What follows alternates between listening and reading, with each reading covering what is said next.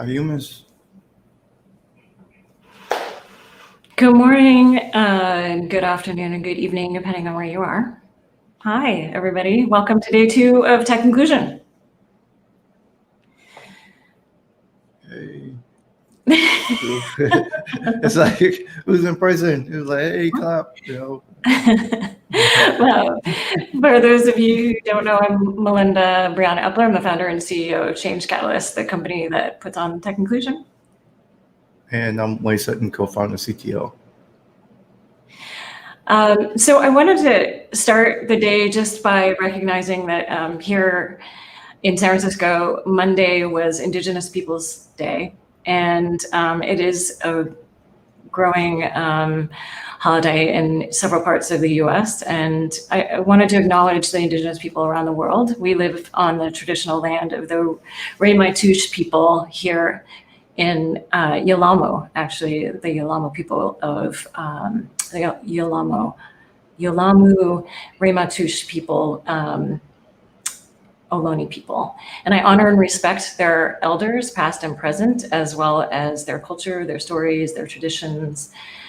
Please make sure that when you are doing diversity and inclusion work, that your inclusion programs include Native people. Representation and leadership matters. So, welcome to day 2. As many of you know, Change Catalyst, this is brought to you by Change Catalyst, our company, a small team that works to create change around the world around inclusive innovation. And this is the next wave of leadership, Tech Inclusion 2020. And here, I just want to say a few words about 2020. This year has really shined a light on inequities that have lived in our systems and society for hundreds of years, and it has to change. We all have to be there for each other. We all have to be the change. We can all make a difference in each other's eyes, and we can make a difference in the world. And it's the only world we have. It's the only lives we have. So if you're holding back, if you're sitting back, if you're waiting for someone to step in, that someone is you. That someone is us. It is us. We each have a role to play. We're either accepting the way things are and therefore complicit in it, or we're actively working to change it. So I just want to ask you all, which is it for you? And if you're here, chances are you're working to change it or you want to change it. So how are you using your power and your privilege to create change? There's always someone that has less privilege and power than us. So how are you using your power and privilege to create change in other people's lives? And how will you embody a new future in who you are and in what you do? We are the next wave of leadership. So how will you lead? How will you lead? And I want you to start to think about that throughout the day. How will you lead? How will you grow? How will you create change?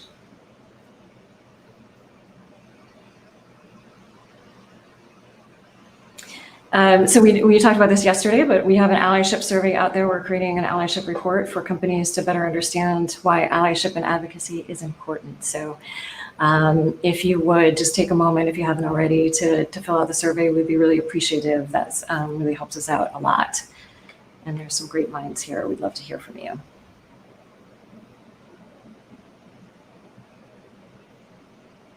And so today's a safe space, I hope it's a safe space in where you are. I got caught up in thinking, well, we're like offline, we're on stage, we're at a conference. Guess what happens when we see this live? You just stand up talking in front of people. So, but it's still a safe and exclusive space. In the chat, we have my team moderating the chat. And then we have a code of conduct which you agreed upon when you register for this event. But open yourself to new ideas, learn, take new actions. Agreed 1,000, whatever Melinda said. Let speakers know you heard them. Use the chat, use the Q&A. We have to ask a question feature at the bottom of your screen. We maybe do some polls throughout the day, some surveys as well. But you can use emojis. But let speakers know that that you value them and that you heard them in the chat. Take care of yourself. Wherever you are, stand up, take a break, keep AirPods on, your earbuds in. Listen throughout the day and have fun.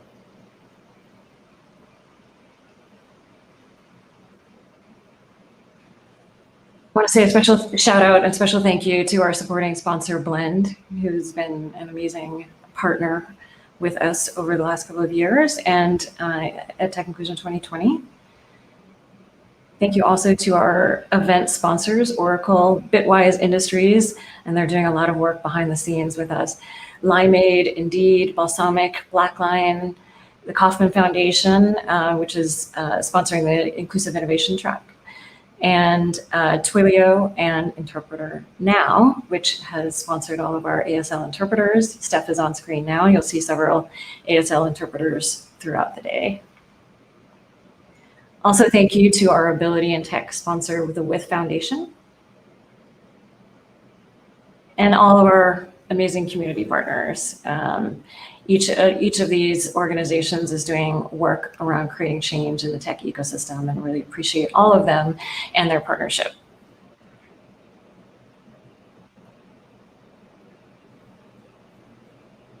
And thank you to our amazing team, Renzo, Antonia, all our volunteers, all the people who have worked with us over the years, who help us get word of the day.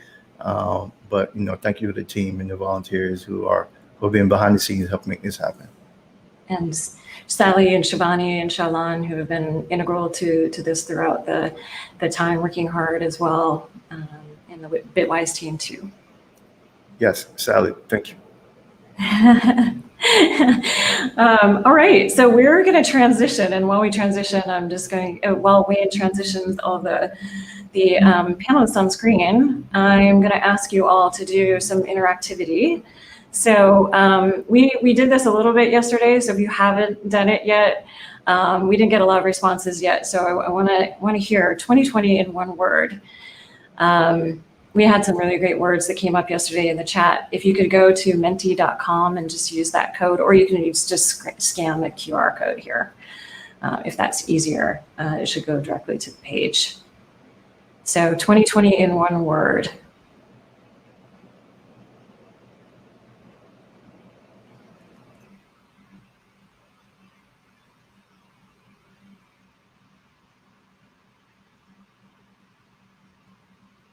And I will revisit that after this session. So just take your time, go to menti.com and give me a shout out in the chat if you've done that. Make sure that it's working on your end, if you wouldn't mind. And in the meantime, awesome, thank you, Timothy. So I want to welcome the next panelists to the stage: Jade, Rathna, Jennifer, and Melissa. And I think Jade, we have, well, slowly coming on. There we go. All right, I'm going to stop sharing my screen as you all come on board. Hey. Hi. There we are. We have our moderator. Awesome. Welcome, Jade. I'm going to take myself off screen so you can go ahead and lead the session. All right. Thanks so much.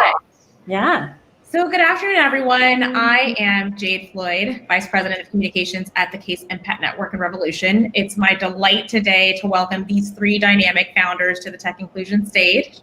As you all know, entrepreneurship and the American dream, they go hand in hand. And each of the founders on the screen today remind us that with grit and tenacity and fearlessness, that startups can really accomplish big, bold breakthroughs and change how millions of consumers interact and experience the world. So much of my time spent working for digital pioneers and investors, Gene and Steve Case, is to ensure that founders from all walks of life can really participate and have equal access into the networks and the capital that can enable their businesses to scale and grow. So that's why I'm so thrilled to have these founders joining us, sharing more on their journeys today.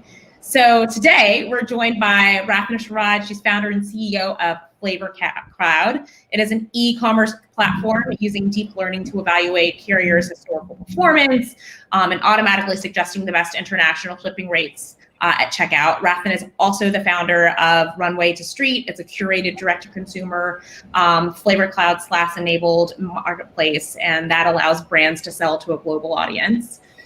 Jennifer Fitzgerald is co-founder and CEO of Policy Genius. It's a company that has helped more than 30 million people across the globe shop for all types of insurance online and via app, and they've placed more than $60 billion in coverage.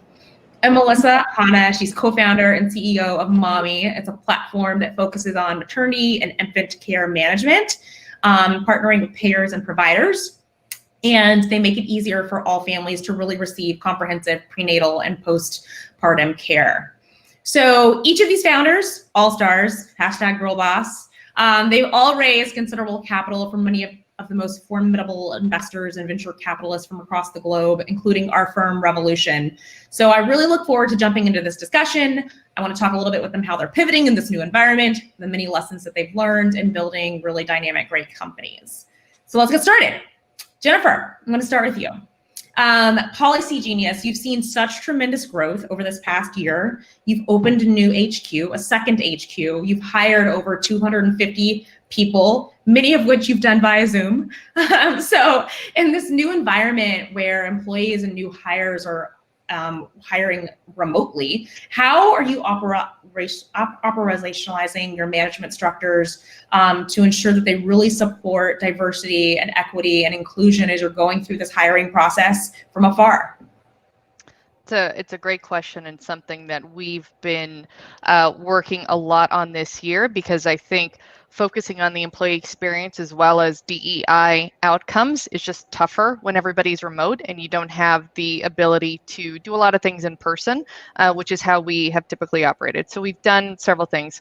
One is we have implemented objectives to increase top of funnel diversity for all of our roles. We're hiring across the board in both markets. We've struck up partnerships with HBCUs. We've thought about increasing talent pools that are diverse to increase top of funnel diversity. Second, for leadership roles, and we define those as director and above at the companies, we are looking to make sure that we've got, again, top of funnel diversity in there. When we work with executive search firms, which we do a lot for executive, like VP and above roles, we talk to them about, what can we expect to see in terms of diversity of candidates? So that's been a big focus for us. Two is, managing and being a good manager when you are fully remote and people are distributed and there's a lot of, anxiety and concern about what's going on in the broader world is tough. And being a manager is tough in normal circumstances. This is making it very tough to be a manager. So we've leaned into providing additional training. Life Labs, for example, has spun out a new course on how to be a good remote manager. So we've invested more in training just so that people feel like they have resources and new tools in their toolbox, because we're asking a lot of our managers and a lot of challenges that quite frankly few of us have faced as managers in a company. I love those suggestions. So Rafna, you started Flavor Cloud with the idea that you could really leverage your experience in customs and supply chain technology to fill some of these gaps that you were seeing with small to mid-sized international sellers. So we're seeing, obviously, with everyone at home buying online, getting things shipped to their door, there's a massive surge in e-commerce amid COVID-19. So talk to us a little bit about some of the challenges that you're seeing and how Flavor Cloud is meeting those. Yeah.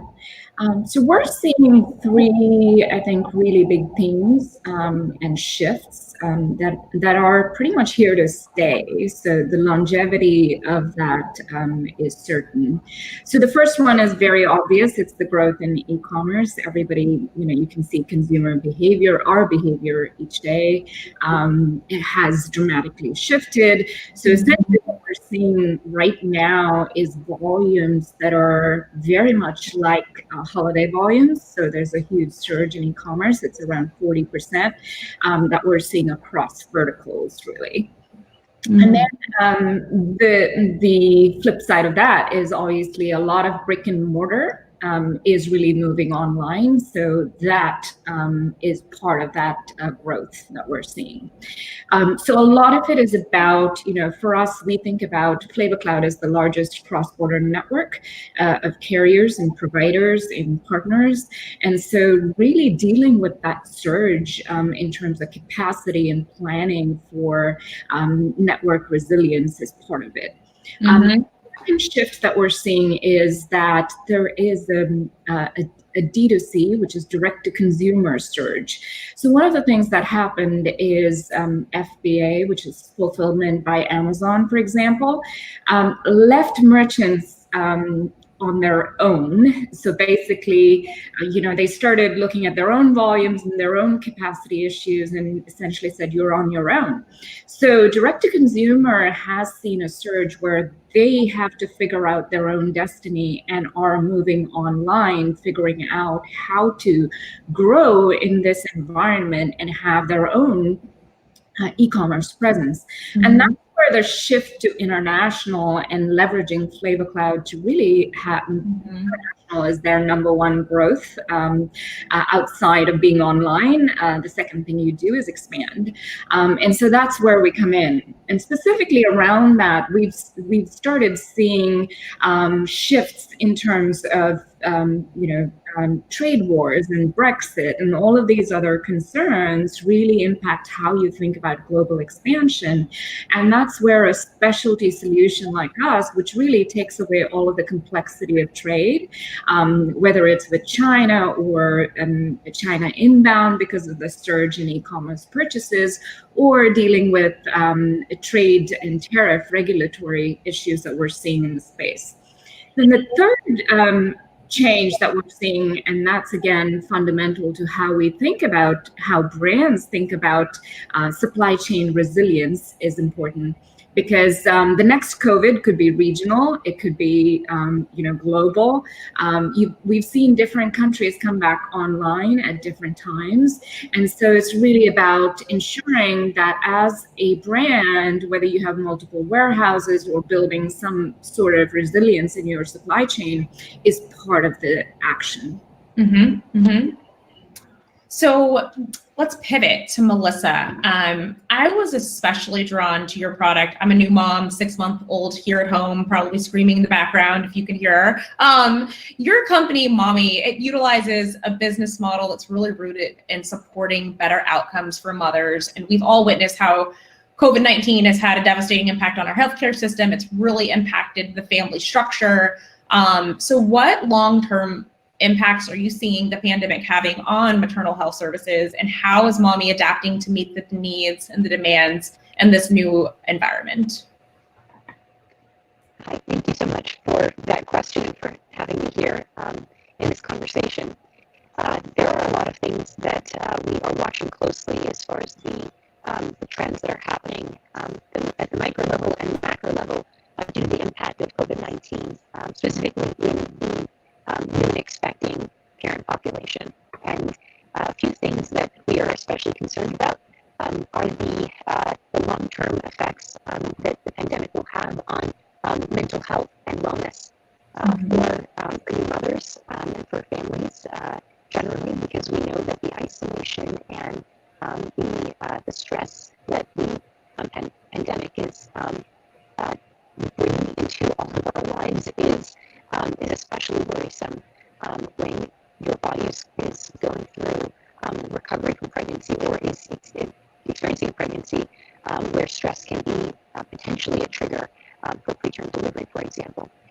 We're also concerned about the disparities in care that existed way before the pandemic hit the United States and will likely persist, and we're concerned about sliding back into metrics that have been not great for the United States for quite a while. The United States spends more than any other developed nation to take care of moms and babies every year. Between public and private insurance plans, we see over $160 billion. Excuse me. Sorry, Melissa. Sorry, super apologize, but your audio is really garbled, and we can't hear you. So okay, it's really hard. So if you can refresh or either try just not using AirPods. So super sorry.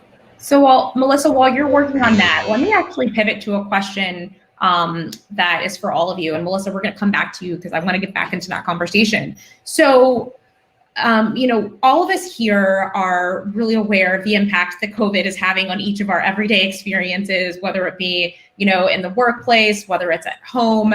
And this global pandemic has really shaken up the world in ways that no one really could have imagined. And the business community has really been no exception. So can you talk about how you as CEOs, as managers, as business leaders are really navigating through this crisis from that perspective?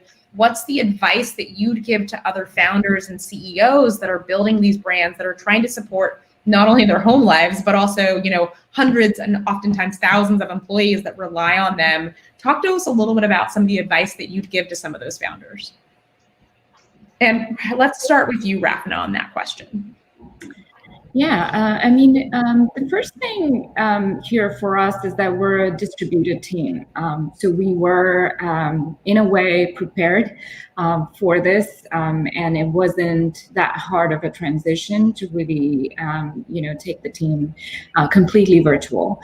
But having said that, the primary thing that we had to change in terms of processes was around, we're no longer going to be visiting customers, and how we do sales calls and how we do onboarding has become completely virtual.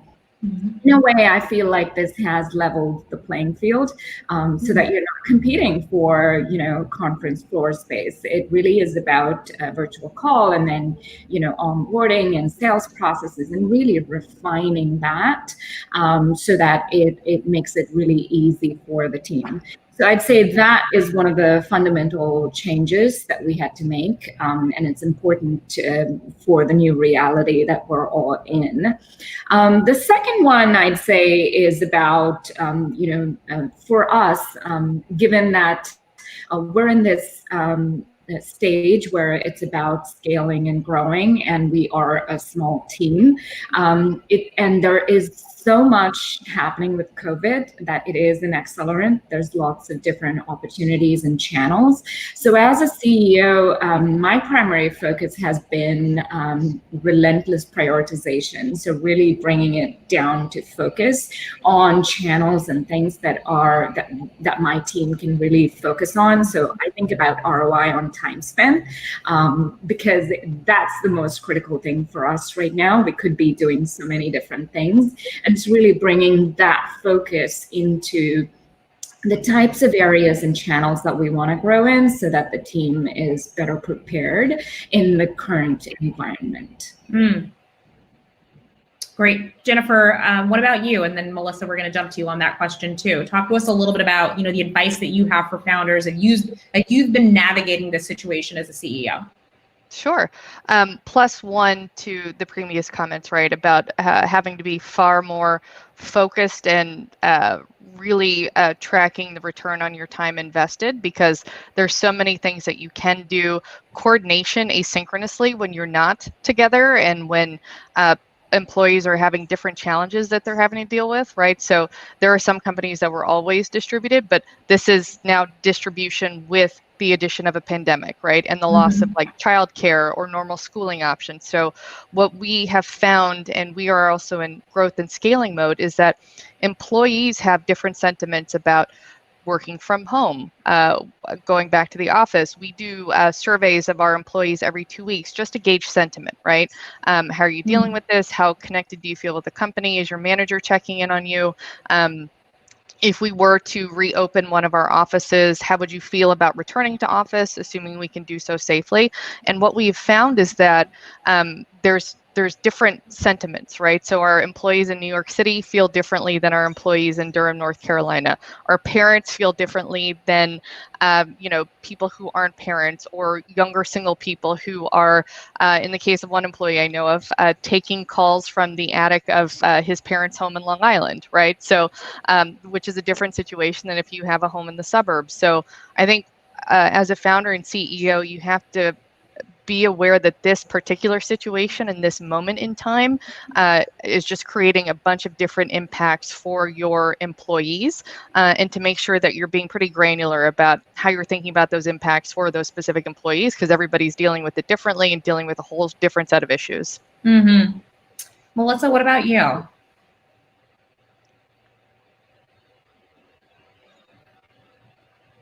All right, don't stress. We will come back. So, my next question, in this startup world, it's so hard, I think, especially as female founders, to talk about failure. But oftentimes, failures can really lead to some of the greatest lessons learned for a company, and they can really bring forth new ideas and ways to pivot. And I want to talk to you a little bit about a moment of failure in your company, and how did that really set you up later for success? And what are some of the lessons that you learned along the way? Let's start with you, Jennifer. Sure. I think as a founder, everything is, you face failures all the time, mistakes that you make all the time. And I think the thing is around being self-aware when you do it. And this has been a learning for me. I think early on, I felt like I had to be perfect and invulnerable and, not admit to failures and mistakes and just keep pushing on being strong. And I thought that I would lose trust of, investors or the board of employees if I admitted to mistakes. And I realized that wasn't the case, that admitting them is a key part of building trust, and showing that you're aware and how you're changing behaviors or how you're going to change your decisions next time has been key for me, and has been probably one of the biggest lessons I've learned. I think as the CEO, ultimately your main job at the end of the day is making sure that you're bringing the right talent and leadership to the company. And anybody who's hired, at any level knows that that's hard to get right, is hiring the right person at the right time and making sure that they're set up for success. And I've made mistakes along the way, as every hiring manager has. And I think for me, the thing is to be reflective about what I could have done better, right? Did I not set this person up for success? Did I not give them the right context to be able to succeed in their role?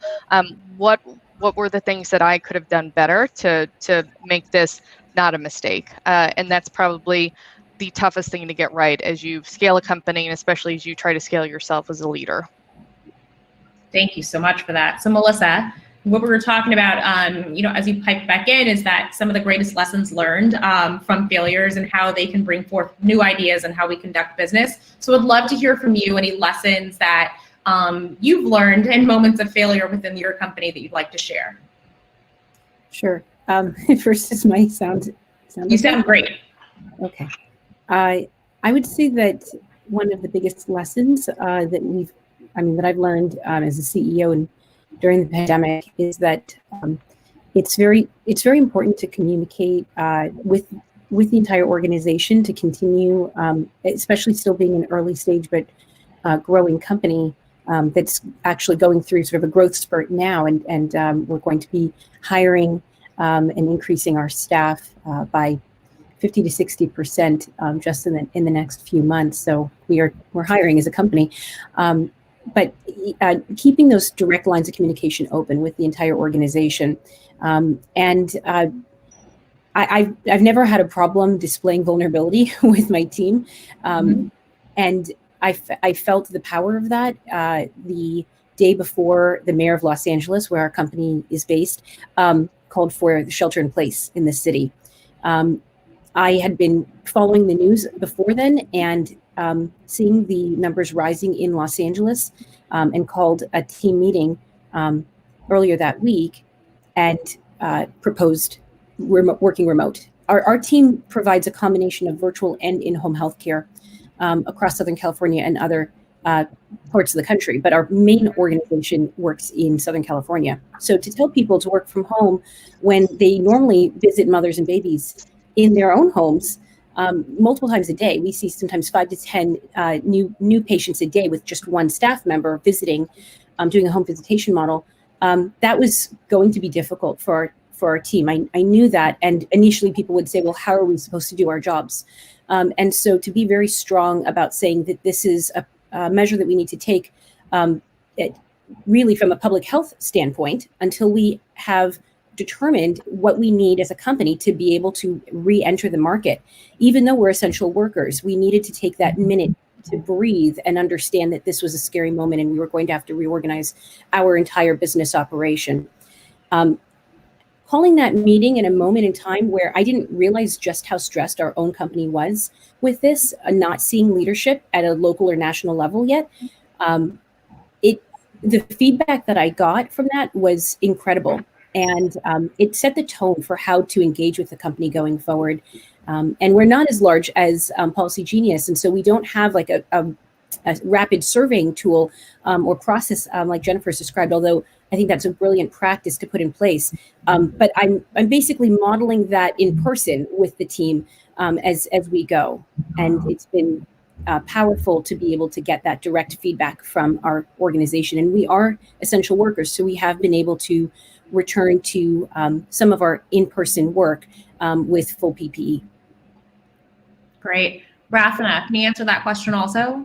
Yeah, so my fundamental belief here is that, if we're not failing, then we're not pushing hard on innovation. And so it's really about being fearless and pushing the boundaries, because a lot of what we do has never been done before. So it's greenfield, and so there is going to be a ton of learning as we, navigate trade and compliance and building the world's premier carrier network that does cross-border anywhere to anywhere. So, we're fundamentally changing the industry and how it works. And so I expect there to be failures, but at the same time, it's about learning from them and not repeating the same thing. Great. So we have about 3 minutes left. I have some lessons that I learned from each of you that I've jotted down. But before we conclude, talk to us really quick. Share one piece of advice you'd have for founders and or aspiring founders who might be tuning into this live stream today as they are starting their company or as they're putting down on paper that bold vision. What's your one word of advice to them? Not one word, but one sentence or so word of advice. Jennifer, let's start with you. Yeah, happy to jump in. My one piece of advice is find good help and advice.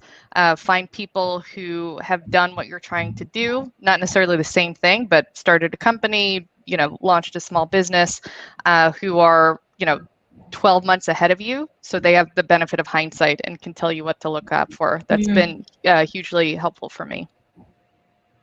Melissa, what about you? I would second that, and I'd add to it that it is really important to heed all of the advice that Jennifer just shared. The 12 to 18 months ahead of you is actually a critical part of that. Early on in building Mommy, I had founder friends who were their companies were much more advanced and had gone through multiple rounds of funding and were telling me sort of the war stories from those stages of company development. And it created a lot more anxiety and pressure than it needed to, because I didn't understand that the advice that they were giving and the things that they were sharing were things that were so far down the path that they weren't necessarily applicable or even relevant to the stage that I was in as a founder, as a CEO, and in building a team. Finding people who are just a little bit farther ahead on the road is critical to being able to then digest that advice and then really be able to immediately start applying it into your business. And if you feel like someone's saying something to you and you're having that sensation of like, well, how could I possibly do this right now? Or how could I put that into practice? There might be some insight in that to just really gut check what stage you're at in building your company.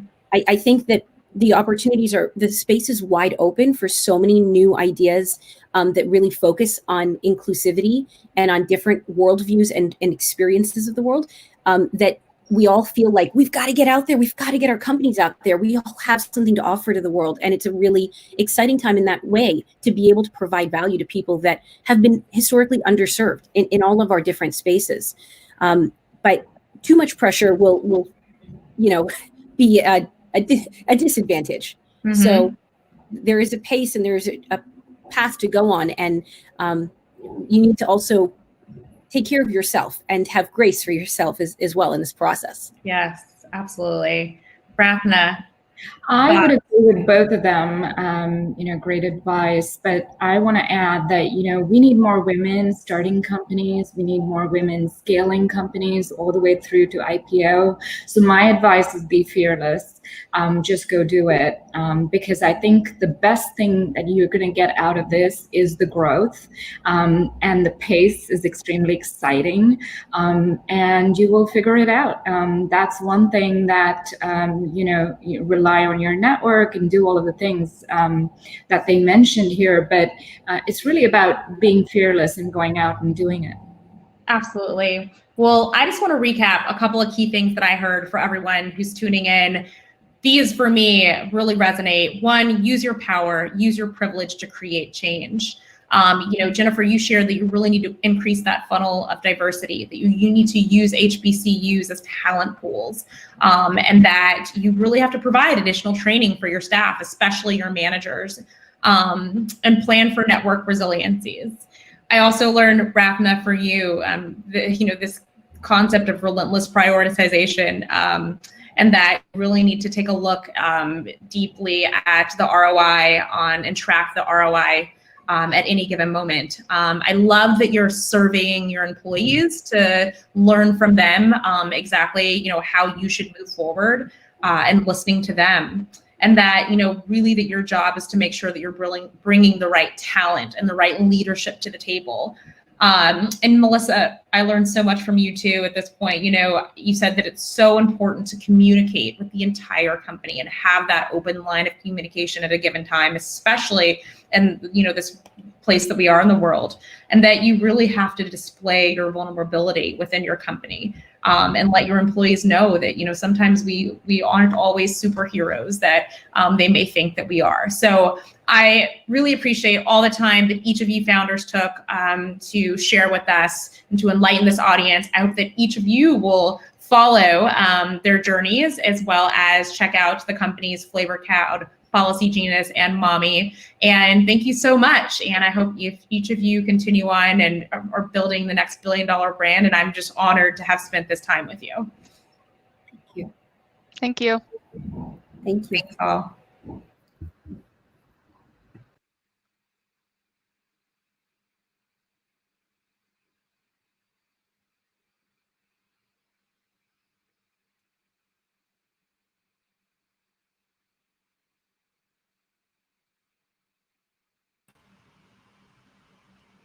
Awesome. All right. Thank you, everybody. I have been asked by the folks in the chat to just share that screen again so everybody knows who is on screen.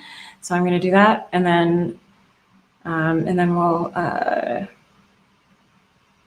yeah. So here are all the panelists there, and you can see all their Twitter handles as well. So feel free to contact them or tweet at them and share the aha moments from the day. And then I'm going to flash the next panel on here as well, so you have that before we go in. So we'll linger on that a little bit too. I didn't realize, y'all, that you couldn't hover over their names. I have this special speaker privilege on my end to be able to do that. So I will linger on these slides a little bit more so you know who's on screen. And then also, of course, you can go to the website, sf20.techinclusion.co, and the agenda is there, so you can see who the speakers are coming up. So in this next panel, Martina Welkoff was going to be moderating, but just went into labor last night. So we're sending her lots of love. I've known Martina for a very long time. She's a very, very amazing human.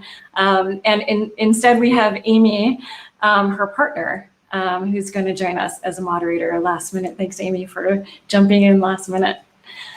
My pleasure. It's an exciting time for sure. Yeah. I'm really happy and excited for her. Slowly we'll be bringing on the panelists, and as we bring them on, I will need to jump off because of the way Crowdcast works. We can only have a certain number of people on screen, so forgive us for the moments in between these panels as I brought back onto the screen by Wayne. So coming on screen, we have Jasmine, Jonathan, Julia, and Morgan. And then Amy, I will just kind of let you take it away so that Wayne can take me down off screen.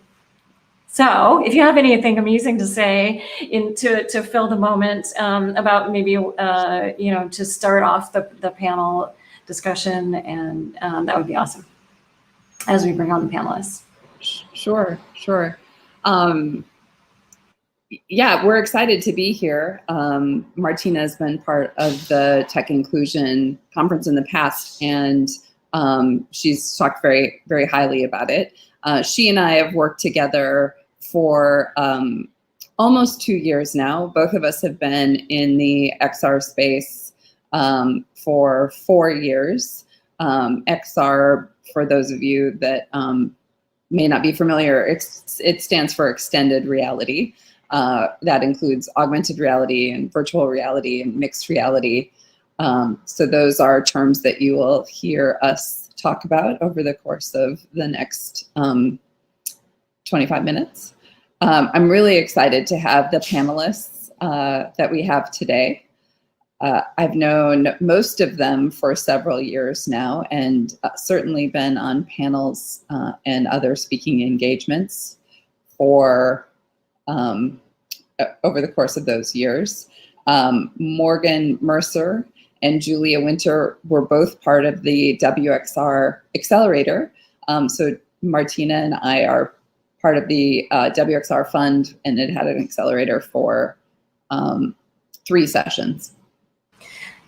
And I'm just going to ask all the panelists, if you're out there in the chat, if you could just say something in the chat so Wayne can find you easily and bring you on screen, that would be very helpful.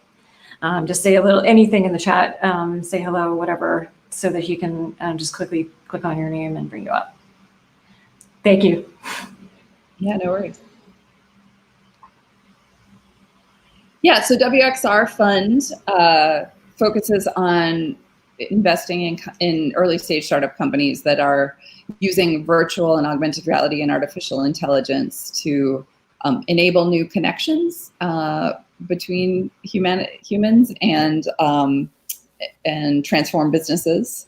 It's certainly a new wave of computing, and we're excited to be able to have some diversity and inclusion as part of this next computing paradigm. Hi, Jasmine and Jonathan and Julia. It's the J panel. Hi, Amy. Hello. It's so good to see you. Nice to see you guys. Yeah, for sure. Looks like maybe Morgan doesn't be able to join us, but maybe she'll jump in later. Let's go right into introductions. Maybe start with you, Julia, if you could just give us what you're doing now and what brought you to this space. Okay, so I'm Julia Winter, CEO and founder of Alchemy, which is a Michigan-based educational technology company. And I came into this company as a 20-year high school teacher and who had some quirky ways of teaching chemistry. And I thought about 5, 6, 7 years ago, that there had to be a way to bring some of these interactive learning tools to more than my school in Michigan. So I started work on building spatial representations of difficult concepts, and bootstrapped for the first couple years, and then got National Science Foundation funding to take it to the next level, and just recently got a Department of Education grant to take our interactives and build augmented reality interactive modules, manipulatives. It's a difficult thing to discuss, but it's a way for blind and low vision students to actually interact with concepts in a way that all students can use. And so it makes science accessible for everyone. That's great. How about Jasmine, if you can introduce yourself and tell us what inspired you to get into the space that you've been in the past and where you're at now. Yeah, so Julia, I love what you're doing, especially with accessibility. I'll be talking a bit about that today. So hi everyone, my name is Jasmine Gano. I'm the accessibility product manager at High Fidelity. And High Fidelity is the creator of virtual world technologies. And what makes us unique is our 3D audio, also known as spatial audio, which is designed to mimic sound in real life. So that means for folks who can hear the audio, things that are close to you in this virtual space sound louder, things that are further away sound quieter, and it's directional too. So if you're in the space, it's just so immersive. It's like real life, but in audio. So it does mimic that sound of real life. Now, we're working on a number of different projects, and one of our projects that I can speak about publicly is a 3D audio online space for lots of people to be together in large groups. It mimics being in a crowd where you can mingle just like in real life. Again, because you can experience that 3D audio knowing if people are over here, maybe behind you. And it's just so cool being immersed in that. And it's really cool being able to work on something like this. So when I first joined the company back in 2016, it was software focused, trying to build the internet of virtual reality. And as we know, VR is growing and we're in the early stages of adoption. So we put the virtual world project on hold, and we decided to take the technology like the 3D audio and make it possible to experience on almost any device. So on a laptop, computer, a phone, it's really cool. We want to build the product to be as accessible as possible. And for myself, immersive technology is something that has interested me for a long time. I started playing video games at a very young age and experiencing the feeling of being in another world that wasn't physically there was just so awesome.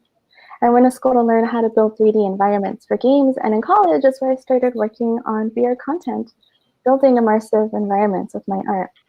And I held various roles while working in virtual reality. And what I learned about myself is that I really love helping people help wherever I can.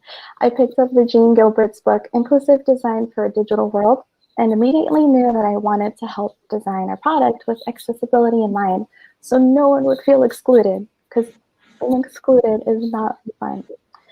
And one of High Fidelity's values is to make the product as accessible as possible.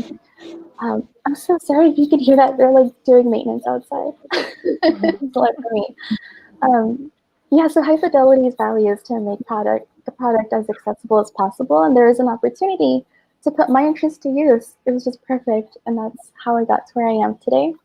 And I know we're doing intros now, but I do want to ask everyone, if accessibility is due to you, please go on YouTube and search for Accessibility 101. Microsoft has a helpful introduction that I think everyone in tech should watch. Thank you. Oh, thanks, Jasmine. That's great to share that resource. Also, I just want to say, you are one of the first people and one of the first women that I saw speak about virtual reality, and that was 4.5 years ago. And you have always been an inspiration. So it's just great to have you. Oh my God, thank you, Amy. Jonathan, can you tell us a little bit about what you're doing now and how you got there?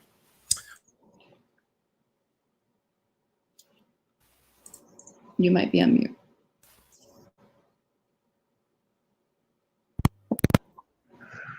Oh, there you go. All right, we back? We good? Mm-hmm. All right, cool. All right, guys, my name is John. Oh, no. It's like automatically muting me. Okay. You guys can hear me though? Yep. Okay. So try it again. I'm Jonathan Williams. I'm the CEO and founder of VRX, which is Virtual Reality Experience. I work as a VR producer, developer, and animator. I got started in VR like 4 years ago. I saw a YouTube. Oh, no. All right, I'm just gonna drop this. Can you hear me still? Yes. Project. Okay. So I saw a YouTube video of Snoop Dogg and YouTube in a laboratory creating 360 videos. Like, obviously, that's not how you make them, but I was really intrigued. So I kind of dived a little bit deeper, found out what 360 was. There was like a little virtual reality movement bubbling. And I was like, this is the future. This is what I'm going to do. From there, I got an internship. I had a business background, so it was pretty wild for me to end up in virtual reality. From that internship, I got into the Oculus Launchpad program and ended up winning that, which made like VR very real for me. And it was just not like, a hobby anymore. It was actually my full-time work. Started VRX, and yeah, here we are. We work in like 360 documentaries primarily, telling diverse stories. And recently, since all the pandemic stuff started, we've been moving into like virtual solutions basically for events, summer camps for kids, real estate, and we just did something with Crux, like to bring a play into VR. We did that in Altspace, so that was pretty cool. Yeah, thanks, Jonathan. Speaking of Altspace, that's the first place you and I met. So this is the first time we've seen each other's real life. Real life. Yeah, before it was just avatars. So that is the world we live in today. Related to that, I want to dig into virtual and augmented reality and spatial audio and talk about what you guys are seeing as some of the unique opportunities to build in inclusivity, and how maybe you see this as different from other more established technologies that we've had in the past. I know you guys touched on it briefly in your intros, but if you could just go into a little bit more detail. Jonathan, let's go other way around. You want to start? Yeah, sure. So I'd say the biggest opportunities in virtual reality is going to be the democratization of like the tools. Like, it's not like film where you need these $10,000 cameras. Like, there are 360 cameras and things like that, but for the most part, Unity, Unreal, they're free. Spark AR, you can hop into all this stuff, look at some YouTube tutorials, and you can pretty much be making AAA stuff. I mean, of course, there's a learning curve, but you don't need to really acquire anything to do those things. It's all just like personal skills. Another thing is, as far as I guess your actors, your assets, however you want to describe it, it's very easy to diversify. Like in this industry in specific, all it is changing some shaders and making your characters from whatever color to whatever color. Like, it's really not hard, so there aren't too many excuses. So I find that to be very easy, like making things inclusive. Yeah, I love that. Jasmine.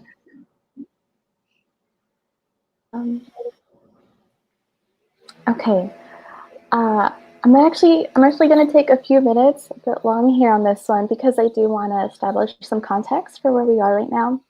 Great. And I want to share my thoughts based on my experience building VR content generally, so I won't be answering this with the lens of my current work at High Fidelity specifically.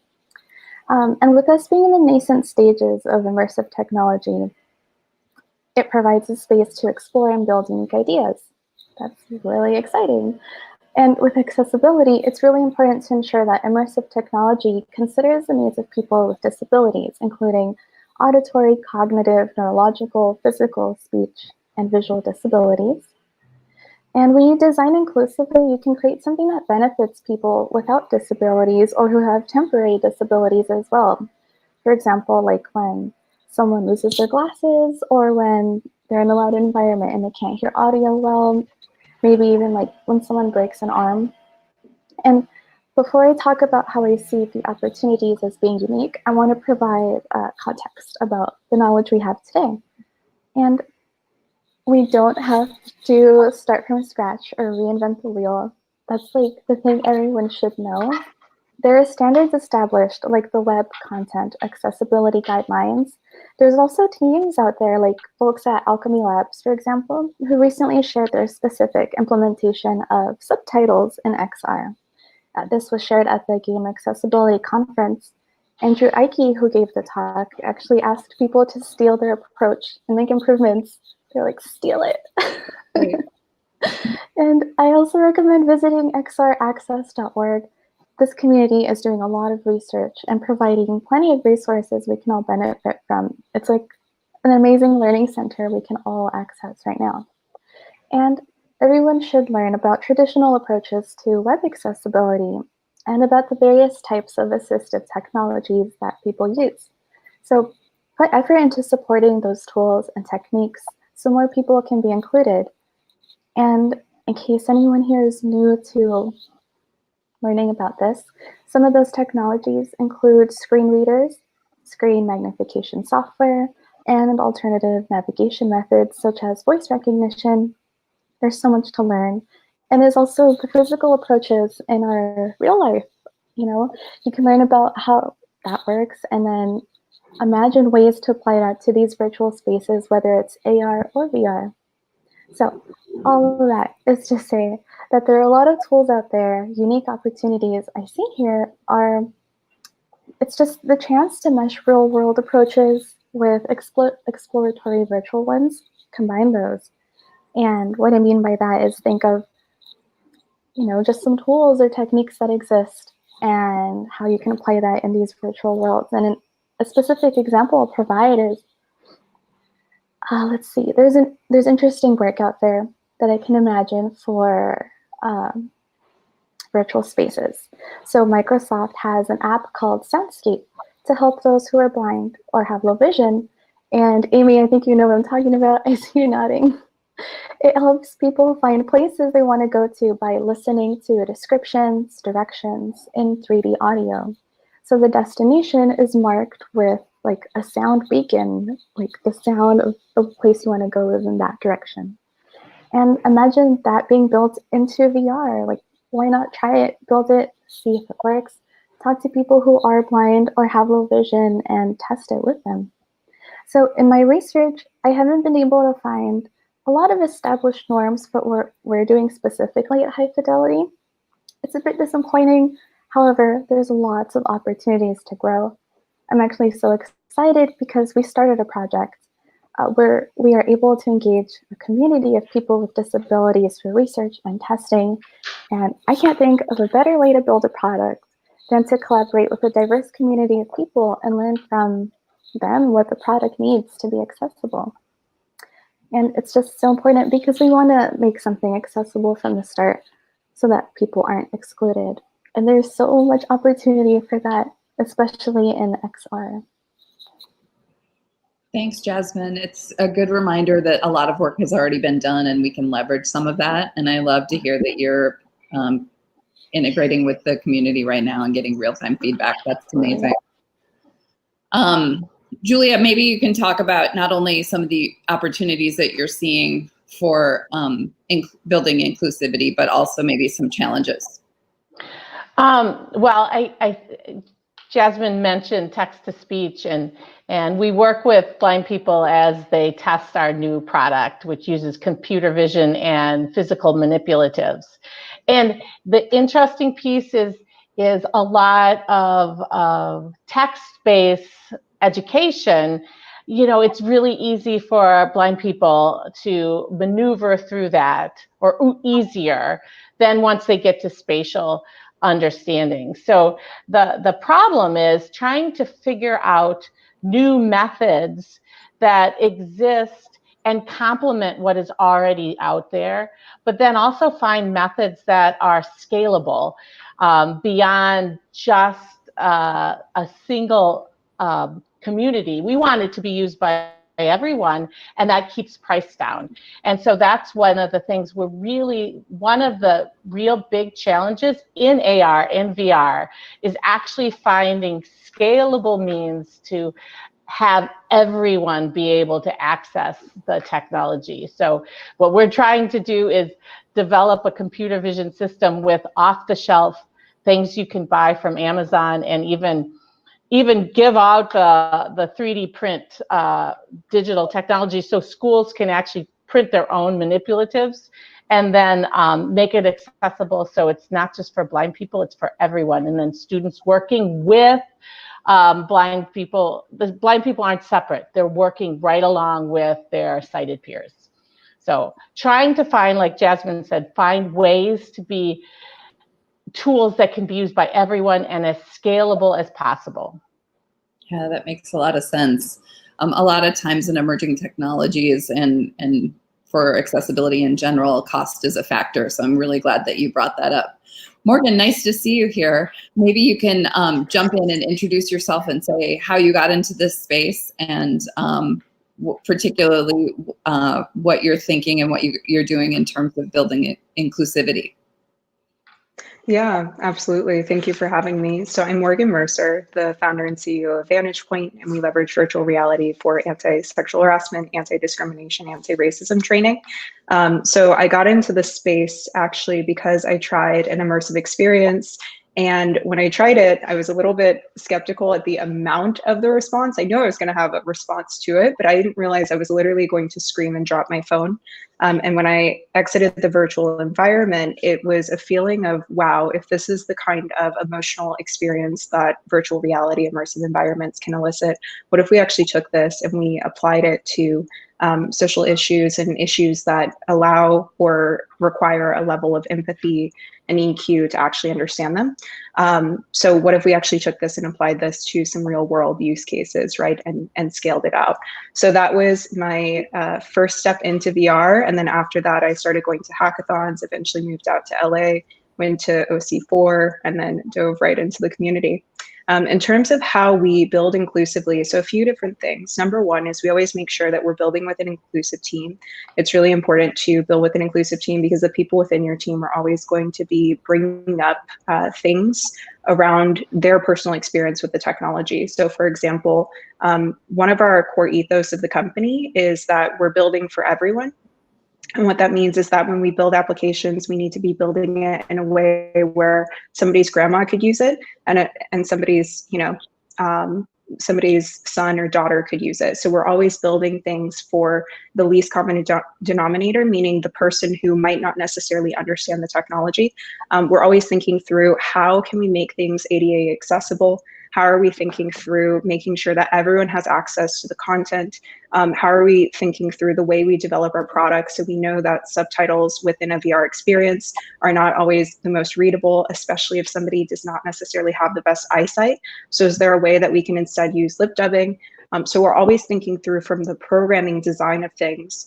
How are we building for the least common denominator? Can anybody, regardless of their disabilities, regardless of the level of accessibility needed, regardless of their level of comfort with the technology, put on a headset or work with our product in some additional format and use the software that we're developing and have a consistently great and easy to navigate user experience.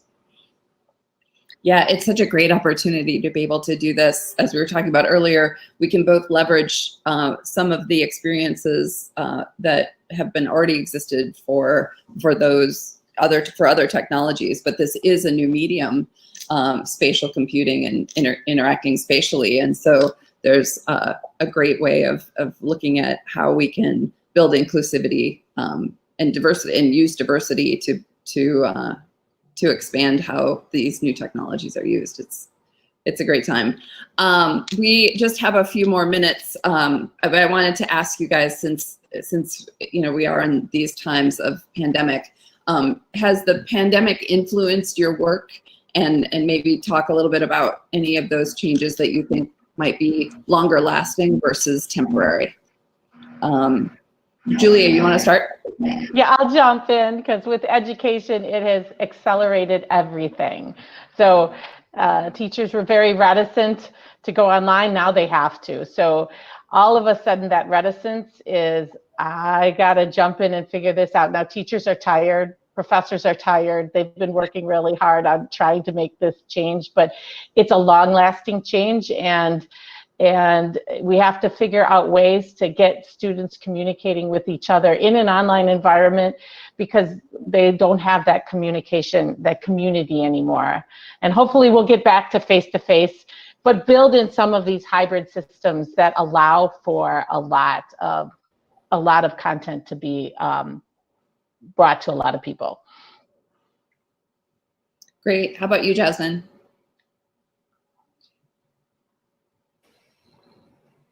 I love hearing what you've seen and experienced, Julia, because when I saw this question, I thought about it and wondered, did the pandemic influence my work? Like, I don't think it did. We had been working remotely for like a year prior to the pandemic, so there wasn't really a change there. So I'll pass the mic to other folks to talk about that. But real quickly, I think working from home, being remote is going to be a long-term change. I called PG&E the other day, and one of the first pre-recorded messages was like, hey, we just want to ask you for your patience. You might hear children in the background or pets. And I thought that was so cool. It's more human. I'm liking it. That's great. Jonathan? I guess yes. work is booming. And I feel like a villain because everybody's suffering and stuff, but VR is kind of doing well during this global pandemic. Yeah, nonprofit schools, they're looking to innovate and trying to find new solutions, especially for the whole like face-to-face thing. So virtual reality has been helping, been able to provide a lot of solutions. Most industries are going digital. If you've never been online, like now's the time. You're making some type of transition. So it's been good for me. Shout out to the pandemic. For sure, we're all used to the word digital if we weren't, or virtual if we weren't used to it before, right? It might not be virtual reality yet, but we certainly all know what virtual is. In time. How about you, Morgan? Yeah, absolutely. So the pandemic definitely changed the way that we deploy. We work with a lot of enterprise clients, a lot of corporate clients. So anything from global public companies to Fortune 500s. What we actually used to do is we would do in-person deployments where we would do 30, 40 people at a time, hundreds of people at a time. What we do now is a few different models. One's actually a distributed deployment model where we send the headset to your door. Another model is where we actually create experience centers within the offices, and then their employees will come to the office depending on if they're located there. One of the things that we've seen is obviously with Black Lives Matter and everything going on, companies now hiring their first chief diversity officers, the first time in history. We're seeing a lot of that across companies. Every single day I'm hearing about another company hiring their first chief diversity officer. Companies are looking for anti-discrimination, anti-racism training. They're building out broader programming. And so one of the things that we're seeing is we're actually seeing a lot of companies coming to us and saying, okay, well, we actually see VR as an effective medium for doing this, because obviously, you know, there's something with the way that we have or have not been doing things before. And so there's a lot of upside to that, because what corporate clients are saying is that when we're in a world and when we're in an environment where we're behind a screen, we're not interacting with others, it's really hard for us to get that level of presence, the level of empathy, of social interaction. And so a virtual environment or an immersive environment actually allows us to have that, and allows us to have that within an educational capacity. And especially for companies such as large Fortune 100s where coaching might not be applicable, or mentorship type of coaching might not be applicable for things like this, VR is actually a very scalable solution to a lot of the problems we're seeing. So we did end up changing our deployment models, which required us to do a lot of messing around, configuring with Zoom, doing Zoom facilitated discussions with breakout rooms, figuring out how to navigate the complexities of all of the logistics. But we're there now, and it's really great because we're seeing a lot of corporate clients who are interested in VR for these different mediums. Well, I'm so glad you're building what you're building, Morgan, and I'm really thankful for all of you for the attention and time that you're given, not only today for this panel, but just in general for diversity and inclusion. So thank you very much. Thank you, panel, and we'll turn it back over for the rest of the day. Bye. Bye, everybody. Thanks, everyone. Bye.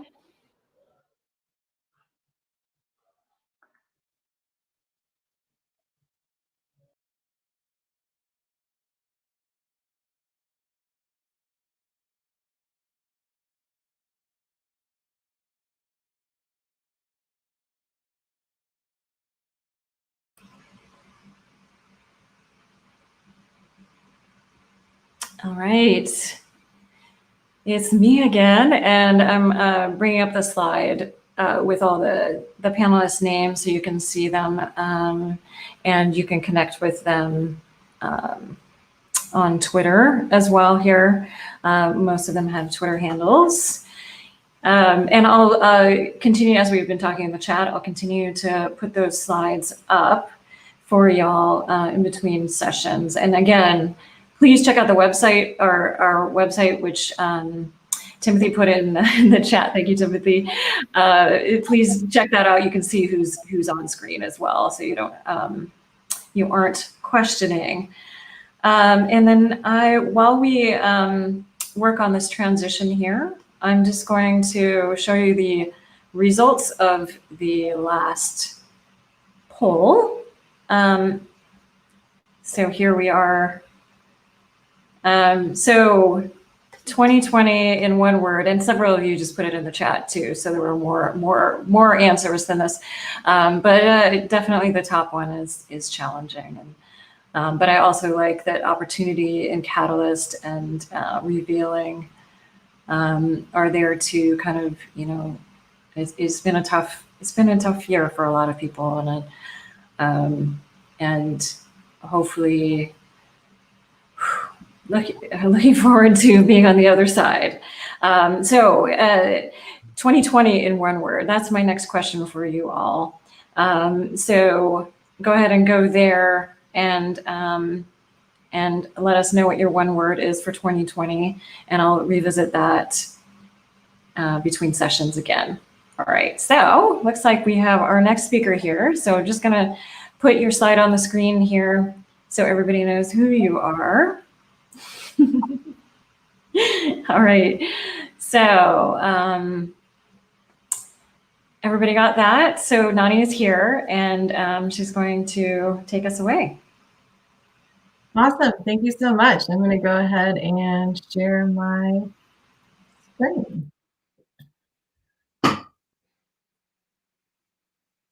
Awesome.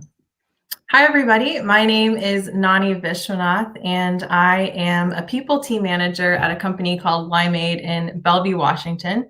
We're an employee experience software company, and I'm really excited to dig into this concept of accountability and anti-racism with you all today.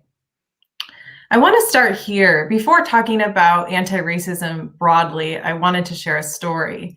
If we think back to a few months ago, this June of 2020, after the murder of George Floyd, the nation and the world was really abuzz with conversation about racism, racial justice, diversity and inclusion, racial anything, right? There was so much conversation, including this real focus on anti-racism. It felt like every person and every company out there was trying to make a statement, or there was something they needed to say in this moment. To me, it felt like a mad scramble almost. We were in the thick of quarantine at the time, and I was spending a lot of time on my phone reading these statements and really trying to understand what people were saying, and truthfully a little dubious of some of them. One of the statements that I came across was from Lululemon. This commitment on their site, which remains on their site today, is really about their commitment to inclusion, diversity, equity, and action. It has lots of different ways that they want to stay engaged in this moment, including hiring, education, adding more folks of color, developing teams, doing anti-racism task forces. They wanted to do and do and do to make change. This was similar to many sites that I saw at the time, and maybe many of you did too. But what does that really mean, right? What does that actually mean when they want to commit to anti-racism? Sort of coincidentally, on that same visit to the site, I came across, oops, hopefully that works. I don't know what I just did. I came across this, here we go. So if you can't see that, what that is a line of underwear that Lululemon was sharing or selling called the Namaste Put underwear. Now, for folks who may not know, Namaste is an ancient Sanskrit term from India, meaning quite literally, I bow to the divine in you. It's a Sanskrit term, it's sacred in nature, and it really is about a respectful greeting from one person to another. I am Indian myself and come from South Asian roots. And so this concept of Namaste, which we often hear in yoga practice, has a personal tie for me. And often in the yoga culture in America, it doesn't really feel like I see myself as an Indian person represented in yoga classes, yoga apparel, yoga stores. So it has a certain tie for me and a certain trigger for me, I would say too. So what does it mean to have this ancient cultural term deeply rooted in race with this? So like any other millennial, I sent them a DM on Instagram. And I asked them, how does this concept of putting an underwear line with this name really commit to diversity, equity, inclusion, or anti-racism at all? You're saying this is your commitment, but this is what you're selling. And I really wasn't expecting a response, but to my surprise, they did respond. I know I wasn't the only person who reached out to them, but we got into a back and forth, and it was respectful and actually quite a great conversation where I really called out what I thought was hypocrisy in this moment and an opportunity for change. So what ended up happening was actually really interesting.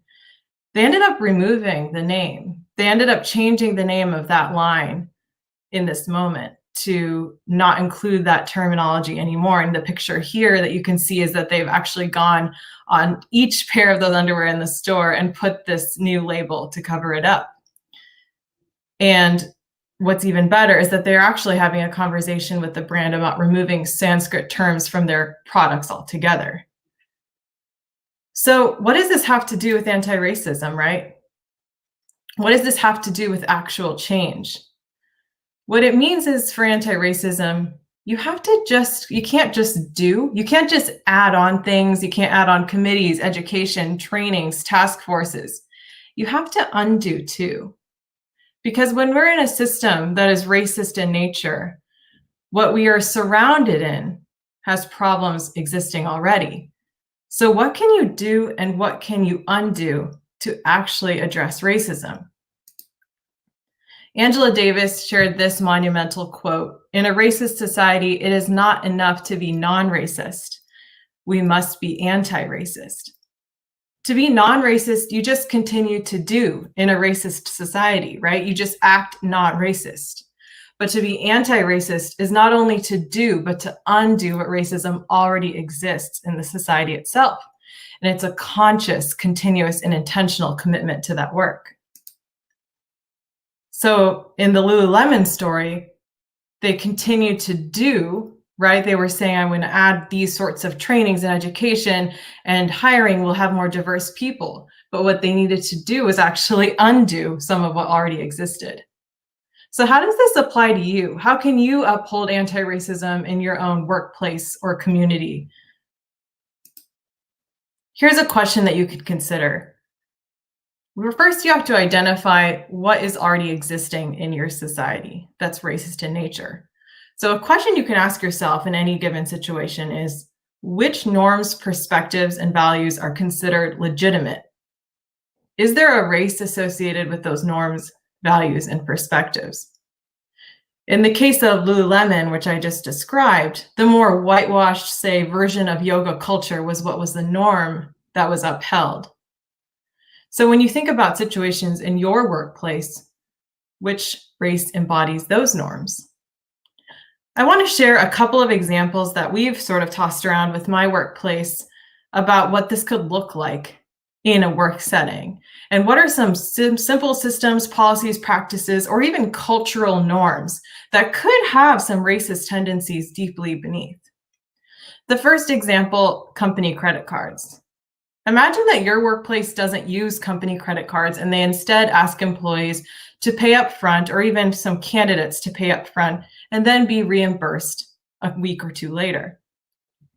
The assumption here is that the norm, right, is that all employees can handle this payment up front.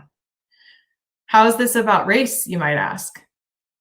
Let's take a look at the median household income of Seattle, where I live, where white families have an average median income of $105,000 a year, and Black families have $42,000 as their median income. So could this simple financial policy at a company negatively impact Black employees over white employees? It absolutely could. So in this situation, what would you do and what would you undo? To do or to not be racist, as Angela Davis said, would be to continue in this existing structure, this way of being and the norms that are at hand. Maybe you would look for a workaround. Maybe you would offer a colleague if you could help pay that for them, existing in what was already in place. But to undo is to change the system altogether. To undo is to engage in deep discussion with your financial leaders about why this is a problem. To undo is to remove this policy and get everybody access to company credit cards. To undo is to make the system more equitable altogether. Here's another situation, a little bit less tangible, more broad, cultural. Let's say at your workplace, there's annual company awards. and you notice that the folks who are getting the awards are loud, confident, maybe they interrupt or speak out of turn, and they're looked at in your company as leaders, trailblazers, models of success. Does that resonate for anybody else? This style of verbal contribution is recognized as success, right? This norm is what's looked at as a leader. So again, let's ask this question: which norms, values, and perspectives are considered legitimate here? Well, is there a connection to race? We know in research that people reward linguistic styles similar to their own. So if you had a largely white leadership team who had a certain way of talking, which might be that loud, confident presence, they may reward folks who have a similar linguistic style to their own. We also know that people of color have different approaches often to speaking up in the workplace. Some Asian cultures like my own, it's very disrespectful to speak up out of turn or to command an entire room when it's not really the right time. Whereas for another culture that might be seen as bold, for my culture it's seen as rude or uncalled for. And we also know that people of color also are afraid to speak up in many situations at work for fear of being stereotyped or pinned as a representative of their race. So when we're rewarding folks who show up a certain way, could that be connected to race? So again, what will you do and what will you undo? To do in this situation, to be not racist, would be to continue in this framework altogether. Maybe you notice that there's a correlation between race and success and you say something offhand to a colleague, or maybe you find a way to recognize your colleagues of color outside of this big annual event. But to undo is to change the system altogether. To undo would be to dismantle what success and leadership looks like at your company. To undo is to really make lasting change. So I really just want to ask you all, as you move forward in your workplace, in your communities, in the society that you're a part of, what will you do and what will you undo to dismantle racism, and what everlasting change will you make? Thank you.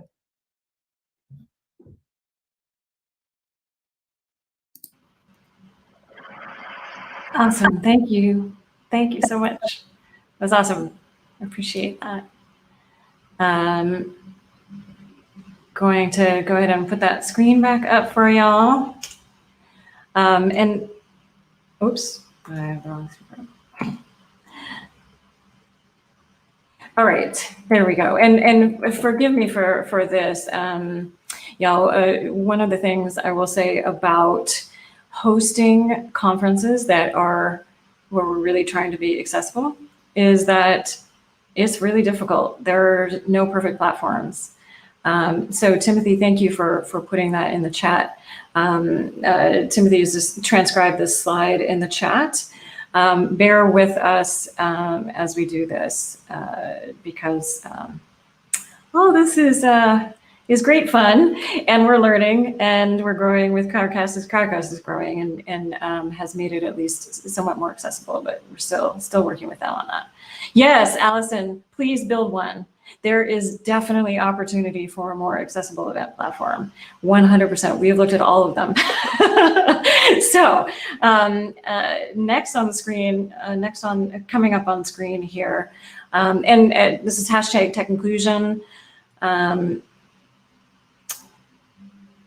So our next speaker coming onto the screen is Jeff Tidwell, who did a talk in 2016, Tech Inclusion 2016. He's a CEO and co-founder at Next for Me. He's going to talk about the next wave of tech workers must include the old wave of tech workers.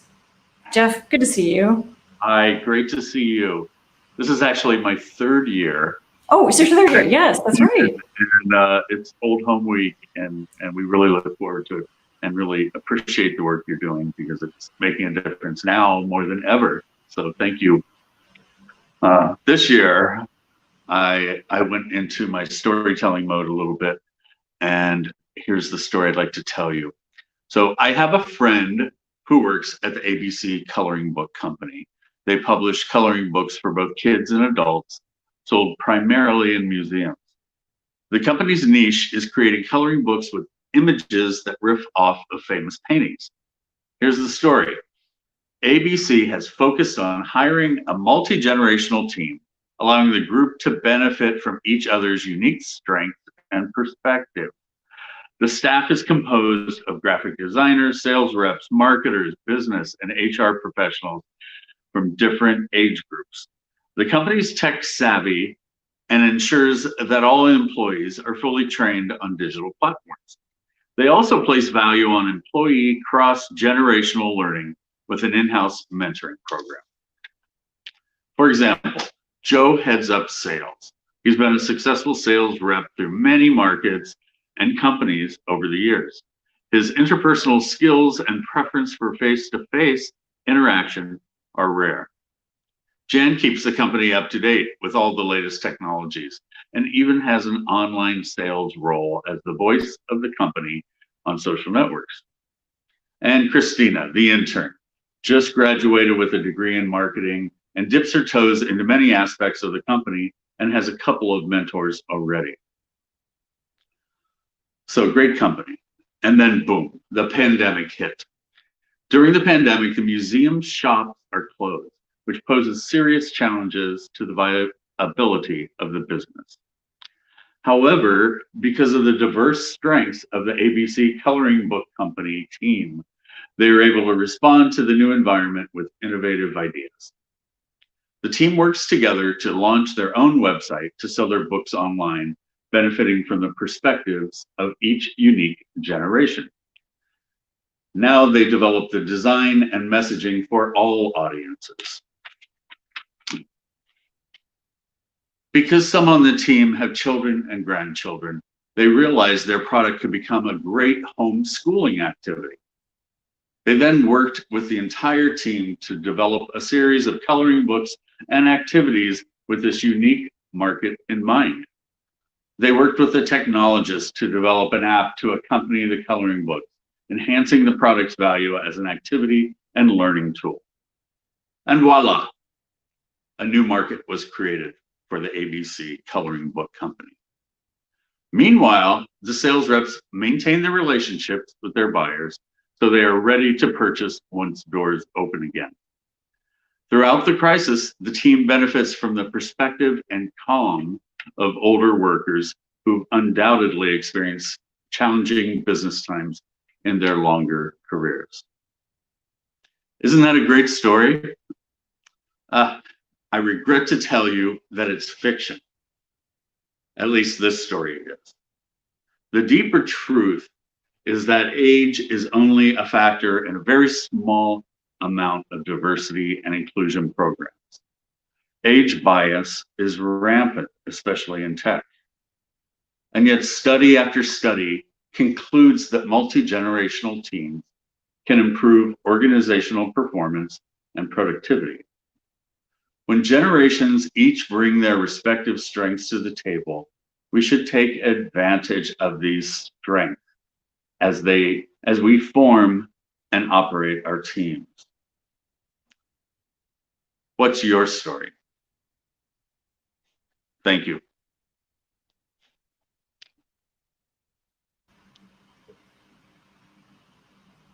Awesome. Thank you, Jeff. Thank you. Great to see you. Great to see you too. All right.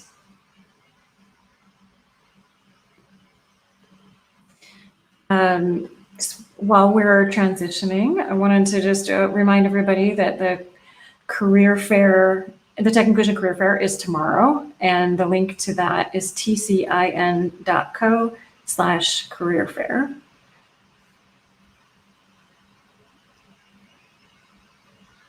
And there on that you can upload your resume, and it will go to 20 companies that are hiring. And then if you'd like to attend sessions tomorrow, we have professional development sessions. We have meeting sessions where you can meet several of the companies in hour-long sessions tomorrow. So lots happening tomorrow. And I see our panelists starting to arrive.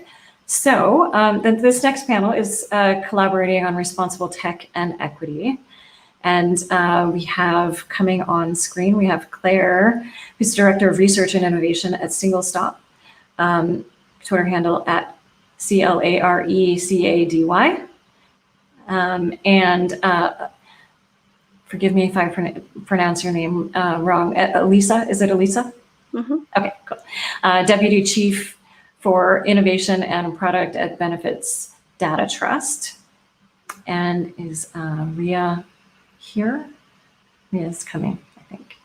Ria is Deputy Chief Strategy and Impact at Illuma. Twitter handle at REA_PANARES. All right. So I am going to go ahead and let's see. Oh, Ria is in the chat, so she's coming up. I'm going to go ahead and give the floor to you all here now, and welcome.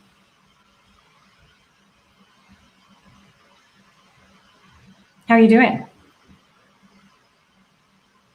Great. How are you? I'm doing all right. I'm doing all right. I'm doing all right. There we go. All right. I'm leaving in your capable hands. Great. Thanks, everyone. Hi, good morning or good afternoon, everyone. Thanks for joining us today. We're excited to come together to lead a discussion about responsible tech, what it means for us in our ecosystems, hear from all of you about what it means for you. We're coming to you today with a bit of humility, sharing our reflections and our examples from our own work. We are by no means the experts, but we're hoping that it'll spark a discussion and a dialogue about the importance of being thoughtful in tech development, acknowledging systemic inequities we see in real life, and thinking critically about how tech can be used as a tool to address those inequities, but also how tech can sometimes exacerbate those inequities. And identifying when tech is in fact the right tool. As we were introduced, I'm Ria Pinares. I'm Deputy Chief of Strategy and Impact at Illuma, a nonprofit social enterprise organization that connects people to services and support through thinking critically about policy and technology. I'm joined by my colleagues, Claire Caddy at SingleStop and Elisa Zygmunt at Benefits Data Trust. We have a few slides for you. I'm not sure if they're coming up. Do we want to start sharing? Oh, you can't see them? No. I can't. So I'm wondering if I'll go ahead and get started as we're trying to pull up our slides. So we represent 3 organizations in the Social Tech Collaborative. They're coming up, great. This is a group that came together earlier this year. We're all nonprofit social enterprise organizations. A common thread in our work is that we're all working to leverage technology to improve the way social services are delivered, primarily through public benefit programs that address basic needs like hunger, healthcare, housing, and financial assistance. And we tend to work with state and local nonprofit agencies, some institutions of higher education, to really adopt best practices that are common in the commercial sector, but are also appropriate for the public sector, but might not be readily adopted. So if you can go to the logo slide. The other organizations in the collaborative are Sevilla, Code for America, M-Relief, and One Degree. And we've really coined the term social tech to highlight that our work focuses on improving social services delivery and addressing some of the structural inequities and barriers and challenges that people face that are inherent in social services delivery. We are related to, I think, the more familiar fields of GovTech and Civic Tech, but with a slightly distinct and different focus. And we came together, interestingly enough, at the beginning of Shelter in Place. I think it was like the first week of Shelter in Place for many of us.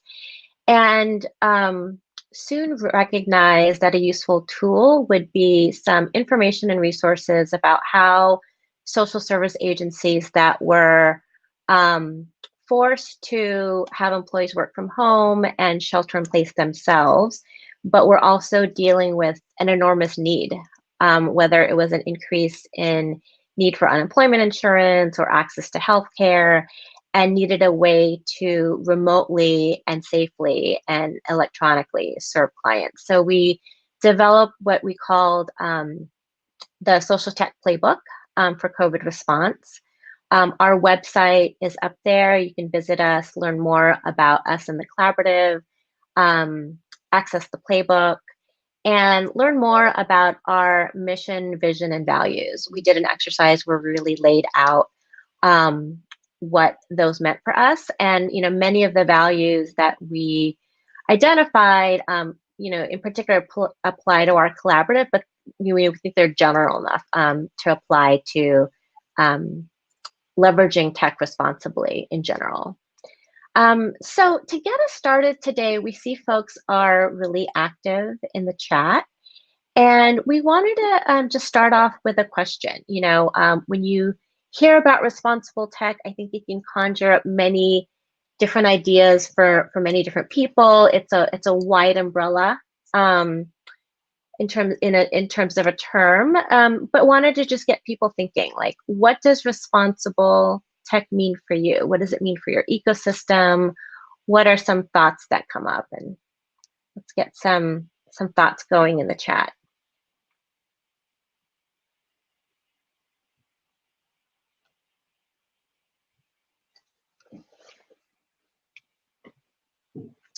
So I think it's safe to say that, all of our lives have been transformed by technology in some way, probably even more so in this pandemic. Like I order groceries from my phone, so I don't have to always mask up and go to the grocery store. I'm on way too many Zoom calls. But, technology isn't available to everyone. So I see inclusive and open source. Open source is actually one of our values. I see thoughtful, intentional tech that is designed to reduce harm and not exacerbate either inequities that we see. Social responsibility, seeing a +1 for thoughtful and intentional. Great, these are all great. Inclusive tech that creates a nurturing ethos. I like that. User-friendly, secure, and quality. Yep, these are all important things. Equitable. Yeah, and so, technology is a wonderful tool when it's accessible and usable, but it also isn't available to everyone. And in certain sectors, frankly, are just behind in their adoption of tech, and its applications to services to support how it is used to improve the lives of clients.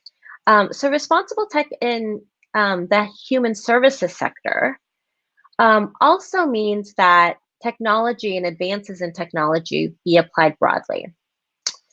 It also recognizes that racism and inequities are embedded in systems. One only need to look at the long lines for voting in Georgia. Some people waiting as long as 12 hours. That is a systemic inequity. And so responsible tech is about helping to address some of those inequities, but also not recreating inequities we see in real life. And it's about, the careful application of technology, thoughtfully about being accessible to everyone, and just seeing other really great phrases in the chat to address some of those inequities. So with that, I want to turn it over to my colleague, Elisa, to share some examples from her work about what responsible tech means for BDT. Thank you. So just to give you a little bit of a sense of what we do, BDT has used data-driven outreach to help unlock benefit dollars for individuals that cover the cost of food, healthcare, and more. And what does that mean using data? So what we're able to do is identify individuals who are getting one benefit, for example, Medicaid or coverage for healthcare, and compare that with individuals who are already getting the SNAP benefit, which covers groceries, and between the two, be able to identify people who are very likely eligible but aren't yet getting that benefit program. And so then what we're able to do is reach out to them proactively and connect them to an individual who can help them through the application process. So while data is really helpful in finding people who need our assistance, we know it's not perfect. And what we find is that because of the fact that data sets can be biased, we're potentially leaving some people out. So one of the things that we do is really try to be guided by a set of questions that helps us know who we're serving. Who might we be missing? For example, how do people who receive our outreach compare to those with people who maybe are eligible but not already getting benefits? Are they comparable? What about looking at underserved populations? Are we able to help any sort of gaps using our approach? Or are we actually primarily serving a certain number of people, but perhaps not others that we were hoping to serve?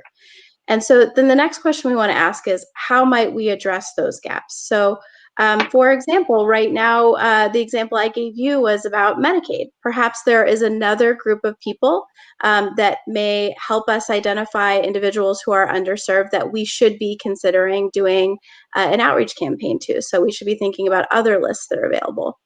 In addition, there are opportunities to connect with partners in our field who are already serving some of those groups, and are there ways that we can connect our assistants so that they are actually able to together collectively provide more comprehensive support for those individuals and families. So the key takeaway here is really responsible tech for BDT means understanding who we're serving, understanding who we're not serving, and making sure that we're taking the right steps to impact the families and individuals who are primarily underserved at the time. So now I'm going to pass it off to Claire, who's going to give another example of responsible tech for Single Stop. Awesome. Thank you so much. I'm just sort of excited at the engagement on the platform and folks sharing some really, I think, important aspects of what makes tech responsible. So at Single Stop, we're very similar to our colleagues at BDT. We are focused on connecting people to benefits and resources that can meet their needs and help them to rise out of poverty. And one of the things that we do is we partner with community-based organizations, community colleges, and government organizations to bring our technology into their spaces. And they use it as a tool to assess people's need and to help to connect them to those resources. And one of the topics that we had gotten really interested in was the notion of libraries as access points for people in the community who are trying to improve their lives. So libraries being public, being open access, and often being a place where people who are experiencing homelessness, or maybe people who can't afford to have a computer in their home, they can go to that space and utilize that to apply for jobs, or maybe take online classes, or do something that's going to help to improve their lives. And so Single Stop decided, well, what if we could engage in a partnership with a library or a system of libraries to bring our technology in and to help people who are already there, who might be in need, access benefits that could help them out. So we partnered with the New York Public Library. They have 39 sites across New York City, and they serve over 17 million people a year. So we were thinking, this is a fantastic partnership. We can reach an awful lot of people. We know not everybody who uses the library is going to be in need, but we also know so many people do go to those spaces to get the types of supports that they can access in a library. Would you move to the, yeah, awesome, thank you. So we worked with them and secured some funding to bring our technology to 5 locations in the highest need areas in New York City.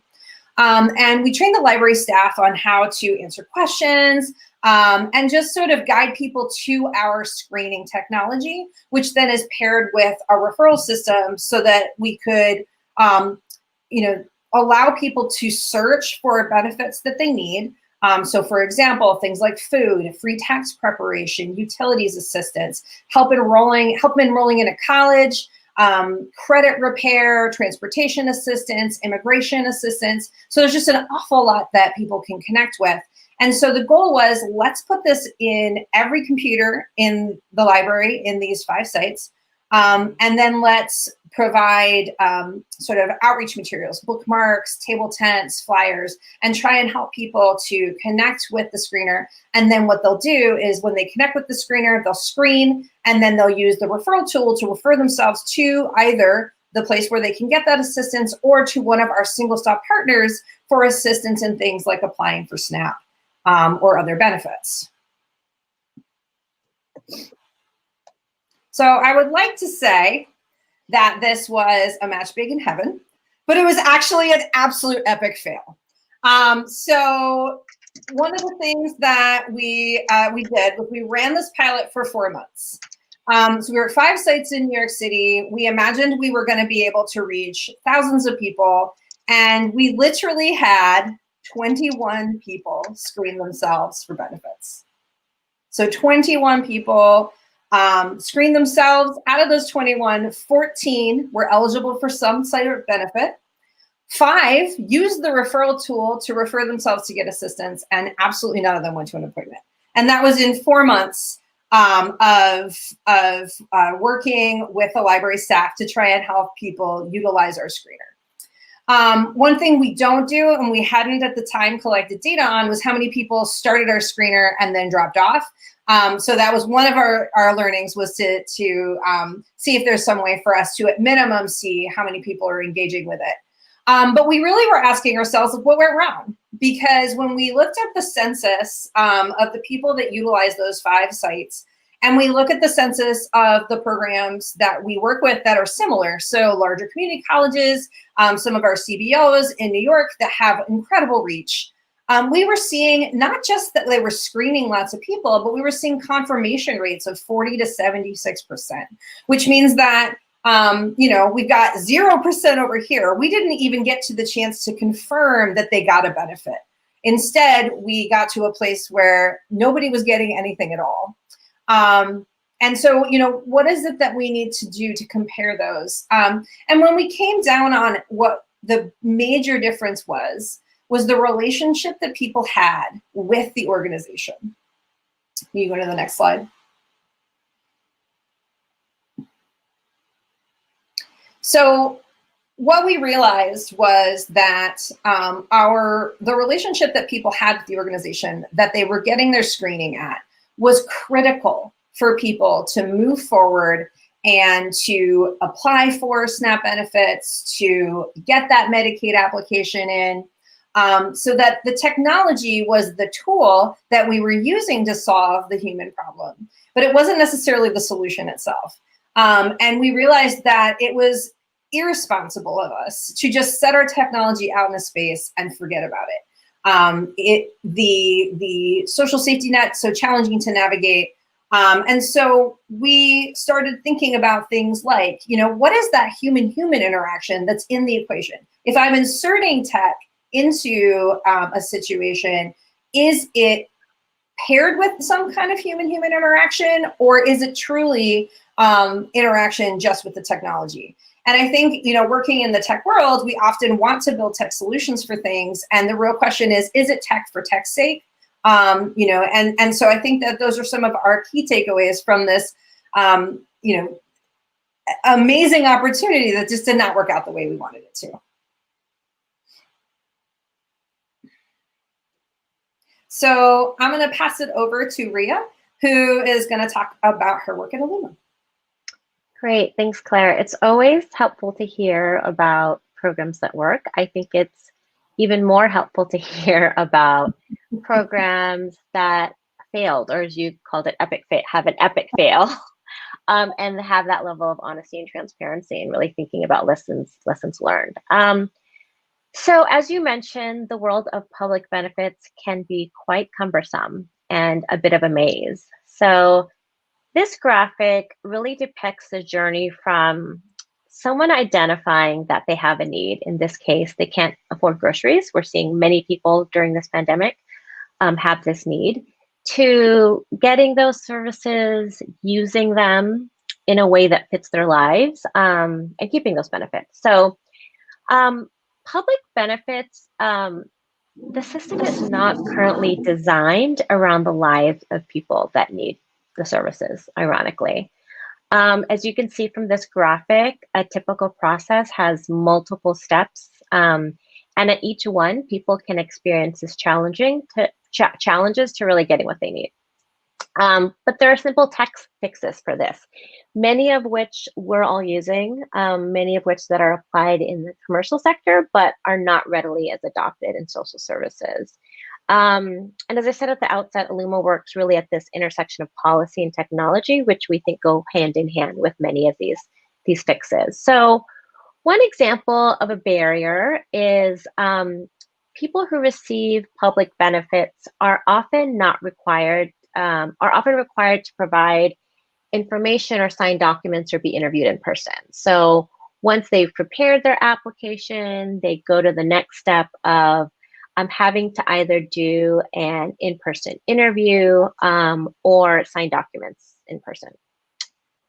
We all know that for folks that are living paycheck to paycheck, it's extremely difficult to take unpaid time off from work or pay for and find childcare or transportation to conduct activities that really could be accomplished virtually or waived if needed.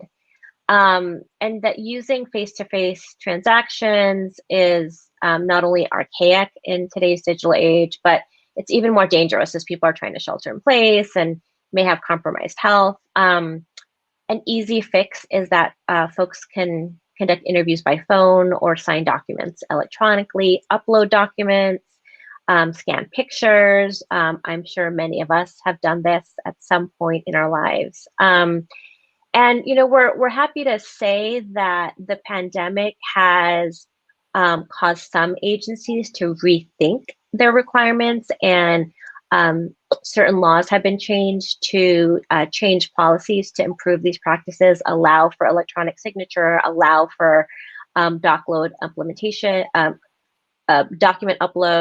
It's one of the silver linings of the pandemic, and we hope it's a practice that stays even post-pandemic. Another barrier that could possibly come up is people are going to the step of, once they've received their benefit, how they actually use their benefits and get access to those services. So in this case, take a mother who is part of the WIC program, Women, Infants, and Children. It's a program for pregnant women and women with newborns to provide nutrition and food assistance. They are not able to use their food vouchers for online food purchases and delivery currently. It's a service that many of us take for granted. I certainly take it for granted the pandemic. I know when I had my daughter, the thought of going to a grocery store was just, I couldn't even think about it physically or mentally. And that, especially during this pandemic, it's a need that many families have, particularly with young children. But the USDA, the agency that administers the program, requires recipients to complete their food purchases in person in front of a cashier. We know that there's easy tech fixes for this, many of which are being applied in the commercial sector. But there also needs to be a policy shift and mindset and change in conjunction with this. Lastly, another barrier that pops up is often when people have their benefits, they need to reapply at certain points in time. Could be every 6 months, could be every year. Oftentimes, they're sent renewal notifications to a physical address. Those who are housing insecure oftentimes don't get that mail or see that mail. It's one example of people being thrown off programs for procedural reasons that not only impacts people's ability to get services and support, but also costs the agencies time and money when it could have just been easier to reach people through electronic means. So an easy fix could be using existing sources of information that agencies have, standard information, name, social security information, to just automatically renew eligibility, or pre-fill out forms that can then be emailed or text messaged. These are, of course, common in the commercial sector that could be easy fixes adopted by the social services sector. So in summary, we feel that, next slide, responsible tech really considers the whole person, the lives people live, who's actually receiving those services, what they experience on a day-to-day basis, and some of the everyday challenges they're struggling with. So with that, I'm going to turn it back over to Claire. And I think we have a few minutes left for a bit of a wrap up. Yeah. So, I mean, I think that for us, you know, we wanted to share some of our experiences. And it's been awesome to see kind of the back channel conversation, or the side channel conversation that's been going on about libraries and about benefits and about success and failure. And so we're just curious, you know, what resonates out of some of these conversations or these ideas about what makes technology responsible. And so for those who maybe have visual impairments, or maybe like my partner are legally blind, how does this show up for you in your work? And how do we move towards a more responsible tech community are the two prompt questions that are on the screen right now.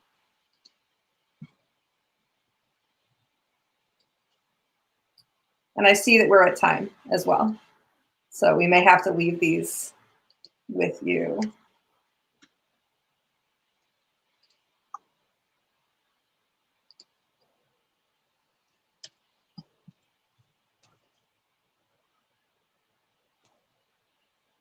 So just putting up our takeaways on the screen, we appreciate the chance to speak with you all today. Thank you so much for your conversation, for your attention, and for the opportunity to speak with you all. Thank you. Thank you, everyone.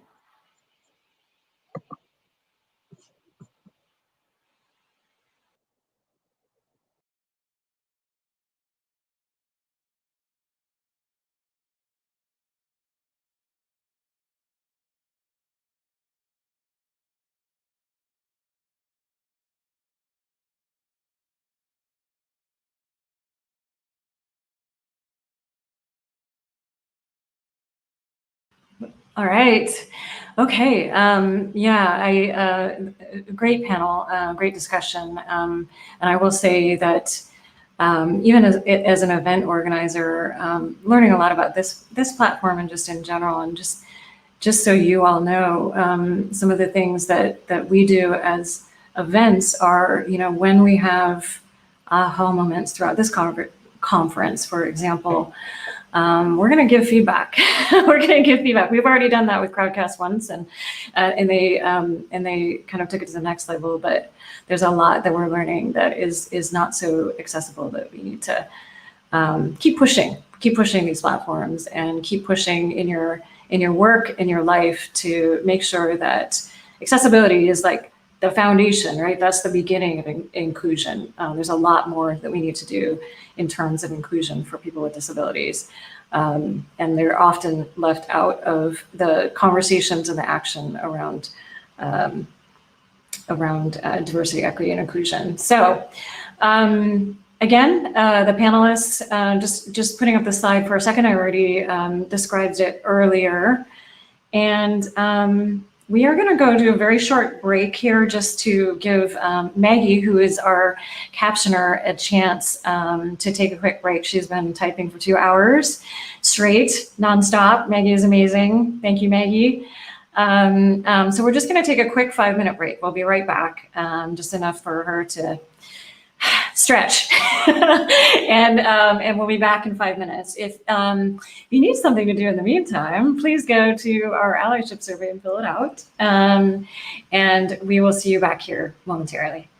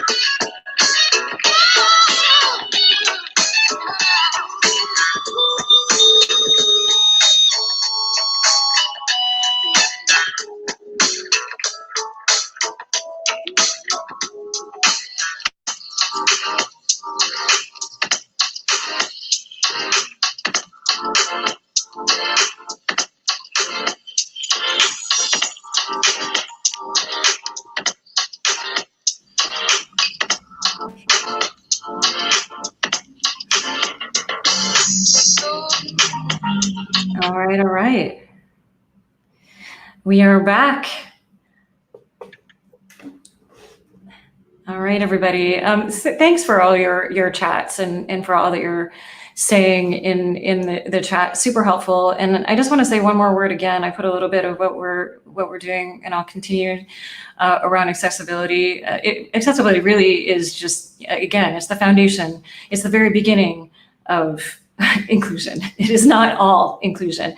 But we have to at least start somewhere. And the idea is that you continue on far beyond accessibility. And so I'll continue to put stuff in there. But if anybody is using the platform and has feedback, I meant it that we're going to give Crowdcast some additional feedback here. So if you have any additional feedback around accessibility, please let me know and I'll add that to it.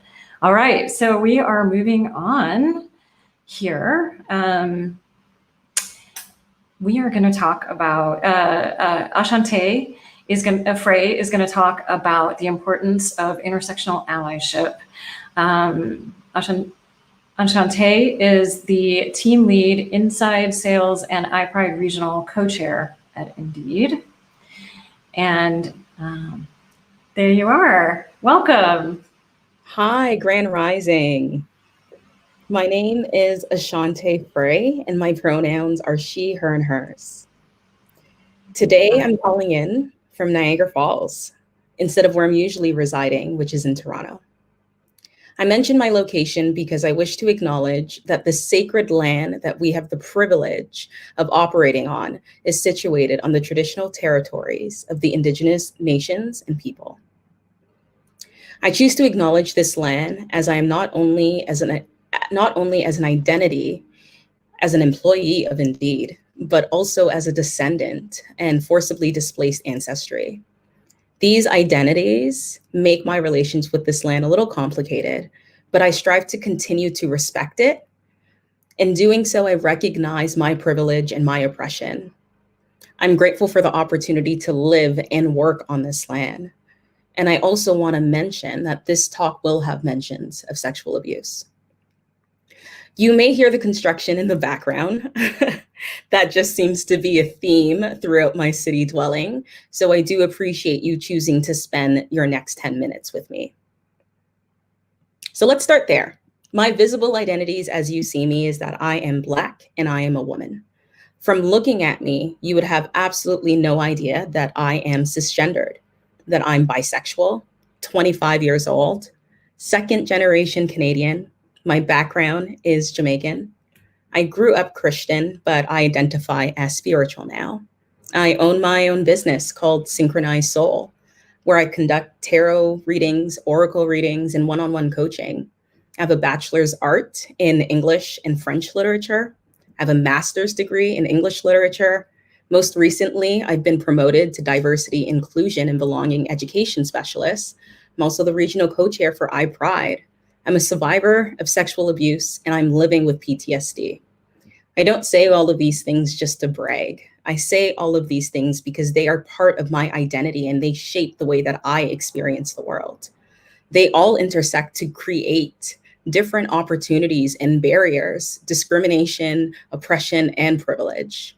We tend to categorize and stereotype because it's easier, right? Easier to process to other. But people are not binary. Humans are complex and complicated. All intersectional identities, all identities are intersectional. We are multifaceted by nature, and no person is one-dimensional. Instead of othering, it means that we must learn to recognize a piece of ourselves in other people, right? Instead of simply reflecting on other people as differences, reflecting back to see how we can help grow or heal those aspects in ourselves. If you strongly react to somebody positively or negatively, that is an indication that there is some healing for you to do. All people in your life are foral characters. Considering my literature degree, I like to bring up Dr. Holmes and Sherlock, right? If anyone has that combination, the ability to contrast or contradict is so that you can figure out, what am I feeling? What is this feeling telling me, and what is it that I need to heal? We have to accept that no person can truly understand your soul. That means that your emotions, your experiences, your motivations are yours and yours alone. Everyone is made up of different experiences that shape up their own lives. For that reason, I choose to leave my life with compassion and empathy. I mentioned my identities earlier as hopes of inspiring connection. You may not know me, but I hope that you might remember what it felt like to be unheard, to be gaslighted, underestimated, to be made to feel small, or to feel like you have to dim your light in certain spaces. And let that feeling be the way that you discover your way forward. Now, y'all may be asking, so what are some actionable steps? What can I actually do as a way forward as an intersectional ally? Well, it's acknowledging that oppression takes place in relation to other people and in relation to other identities, my apologies. And if you acknowledge that, you start to see the web of connections between yourself and other people. I believe that acknowledging your own identities and how they have privilege and oppression in various spaces is how we begin the way forward. I acknowledge my privilege in corporate spaces, that being a Black bisexual female in technical spaces is quite rare.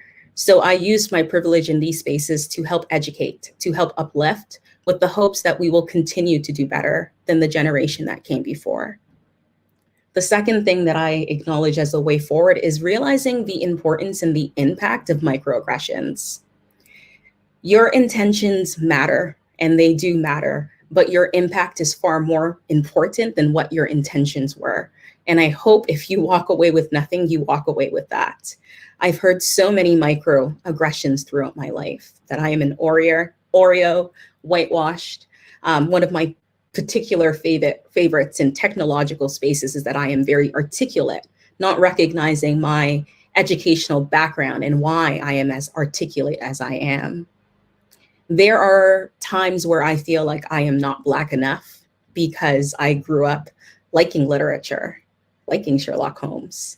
And it didn't even really occur to me that I could be bisexual because I wasn't white and there was no LGBTQIA+ representation within the Black community, much less if we take it a step further and talk about Black female bodies or Black transsexual bodies. For this reason, I believe that it's very important to recognize the power of your words and how much weight your words and the connotation of those words actually have.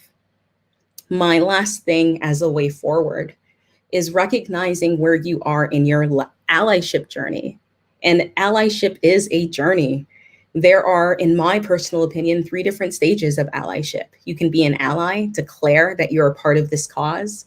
That may be a sticker, that may be a t-shirt to some, but recognizing that in certain spaces, wearing a t-shirt might cost somebody their lives. That doesn't mean that they are any less an ally. It means that they are in a different stage, in a different space for them to show their allyship.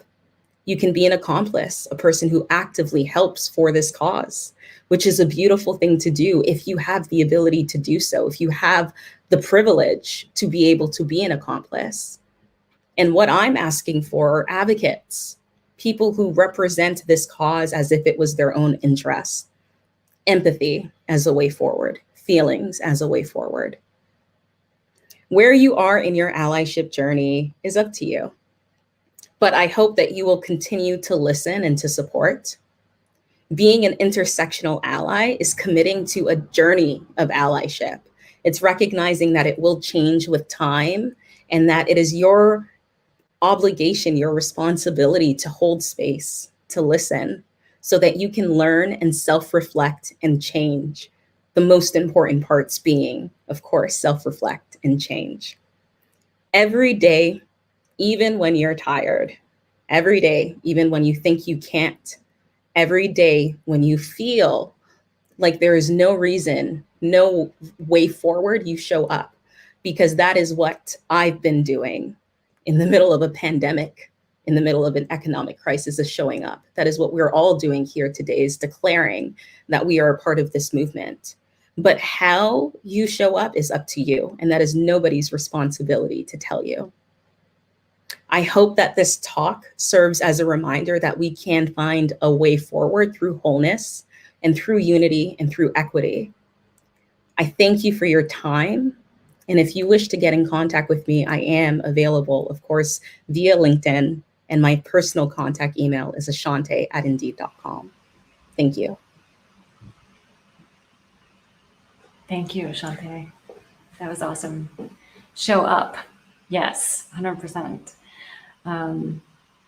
Yeah.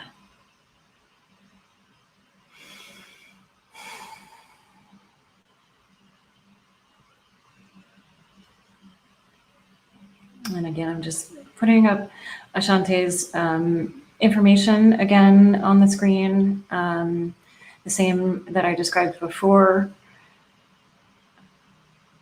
I love that people are sharing their identities, their full identities in the chat. Awesome. And then I am going to, check out the Tech Inclusion job board. It's on, it'll be online for the next month or so. techinclusion.co/jobs. Lots of companies, over 20 companies, have listed their open roles there. And we are ready for the next talk. It's a duo talk. So you just started an employee resource group, now what? And we have Sha Huang. And did I say your name right? Yep. Okay, cool. And Sheena Bryant. Sha is COO at Nava PBC. And the Twitter handle, your Twitter handle is SHASHASHAHA. And Sheena is a software engineer at Nava. So I'm going to go ahead and give you all the floor since you're both here. Welcome.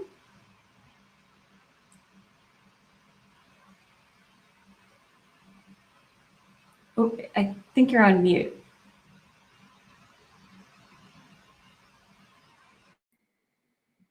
Thank you. Hi, I'm Sheena. My pronouns are she, her. I'm a software engineer at Nava and chair of Earth Tones, Nava's Black Employee Resource Group. You can find me on Twitter sometimes at She's Geek and Chic. And hello, everyone. My name is Shaw, pronouns he, him. I'm the COO, as mentioned, and one of the co-founders of Nava. And I'm the executive sponsor of Earth Tones. As mentioned, my Twitter handle, I'm probably on Twitter maybe too much these days, but is Sha. As a bit about us, Nava is a public benefit corporation. We got our start being brought in to help fix healthcare.gov after its rocky launch several years ago. And as had been made, I think, painfully clear during this administration, when government services are broken, people suffer.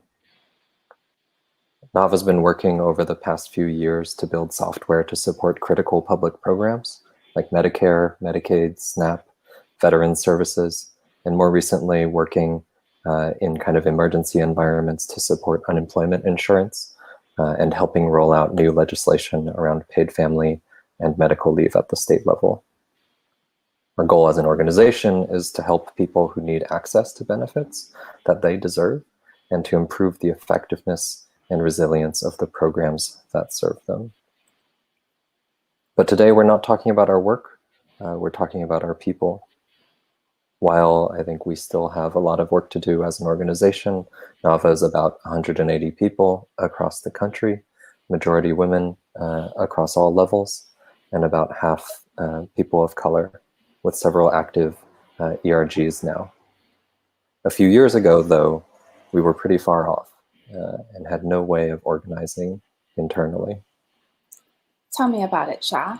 I remember the exact moment of Earth Tones' conception.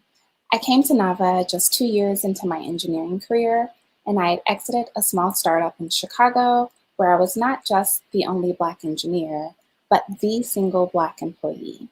A couple of months into my time at Nava, I distinctly recall sitting at my desk and looking up to the glorious sight of 3 Black people who were not me conversing.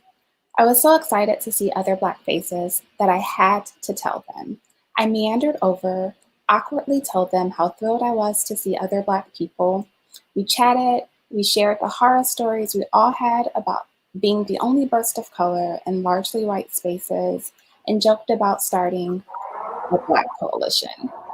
We started an Earth Tone Slack channel that day, started grabbing lunch together, and before long, Nava's first ERG was born. Now, don't get me wrong, I'm not talking about Beyonce levels of Blackness. This is how Nava looked when I started. There were a total of 5 Black people, me included, and 5 dwindled to 2 in a matter of months. But this brings me to an important point. The size of your company, the number of diverse persons your company currently employs, are of little consequence. You can start and build an ERG wherever you are. In fact, it's critically important to build spaces that are welcoming, inclusive, and accessible before the people who need these spaces most ever arrive. Let's think about physical ability for a moment. If you're the VP of engineering at a startup and you've just hired a rockstar engineer who requires the use of a wheelchair to increase their mobility, it would be much better to have planned for this scenario and to have ensured that the spaces in which you work are accessible to all kinds of bodies before those bodies arrive, rather than scrambling to do this important work on the fly after they already have.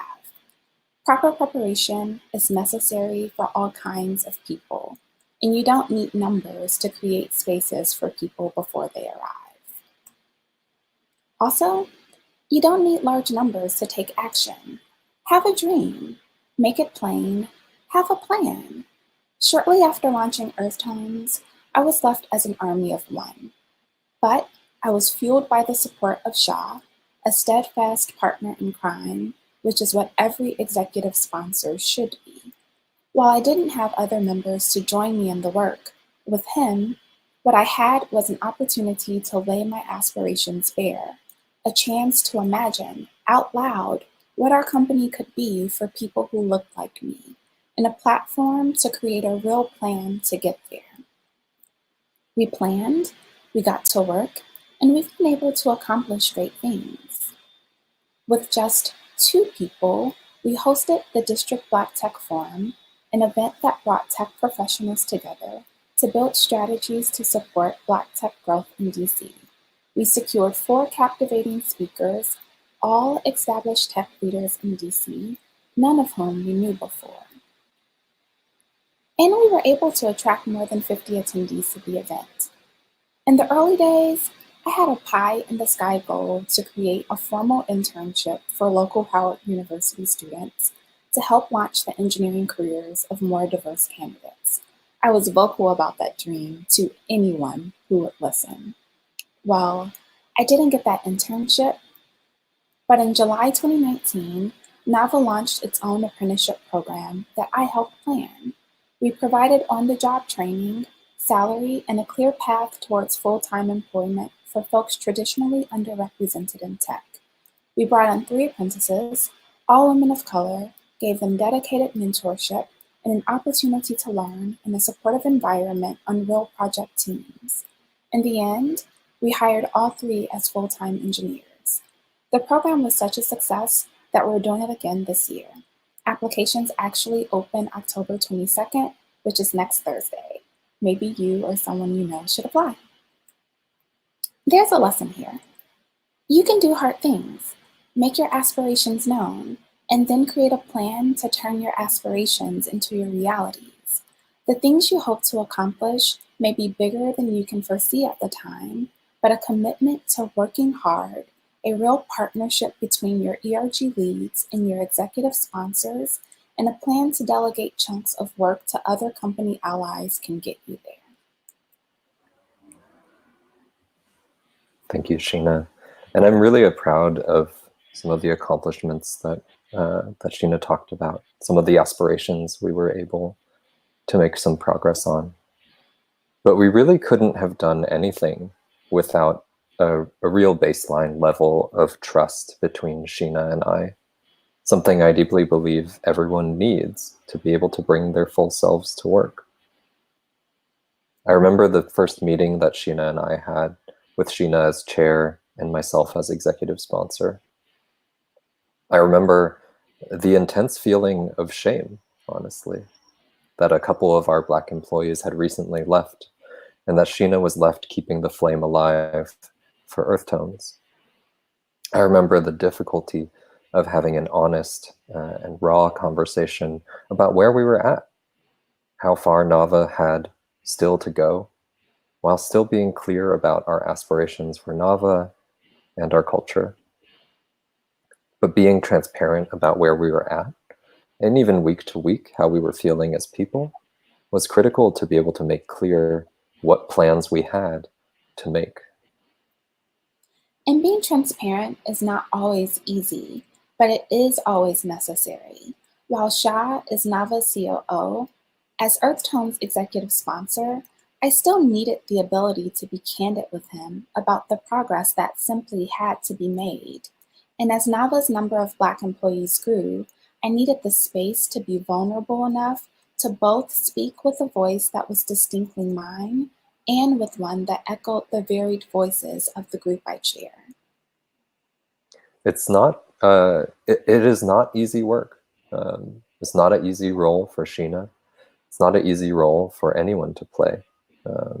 To find this balance between, I think, keeping yourself whole and representing the needs of your group. That type of work requires energy and space. And frankly, some check-ins, we would just call it that the news was too depressing or infuriating to talk about work or talk about the plans that we had. But building that space and fostering the trust in our working relationship meant that Sheena could hopefully safely call out what Earth Tones members were experiencing, and that I could set aside my role as an executive and be present as a sponsor, an advocate, and a sounding board.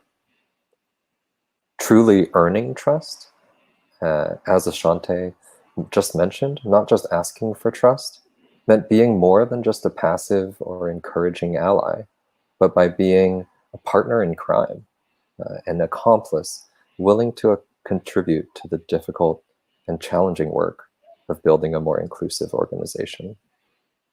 Because an inclusive and more equitable organization isn't just reflected in who arrives at a company, but who stays and who thrives. How and why people get promoted, how seriously code of conduct violations will be addressed.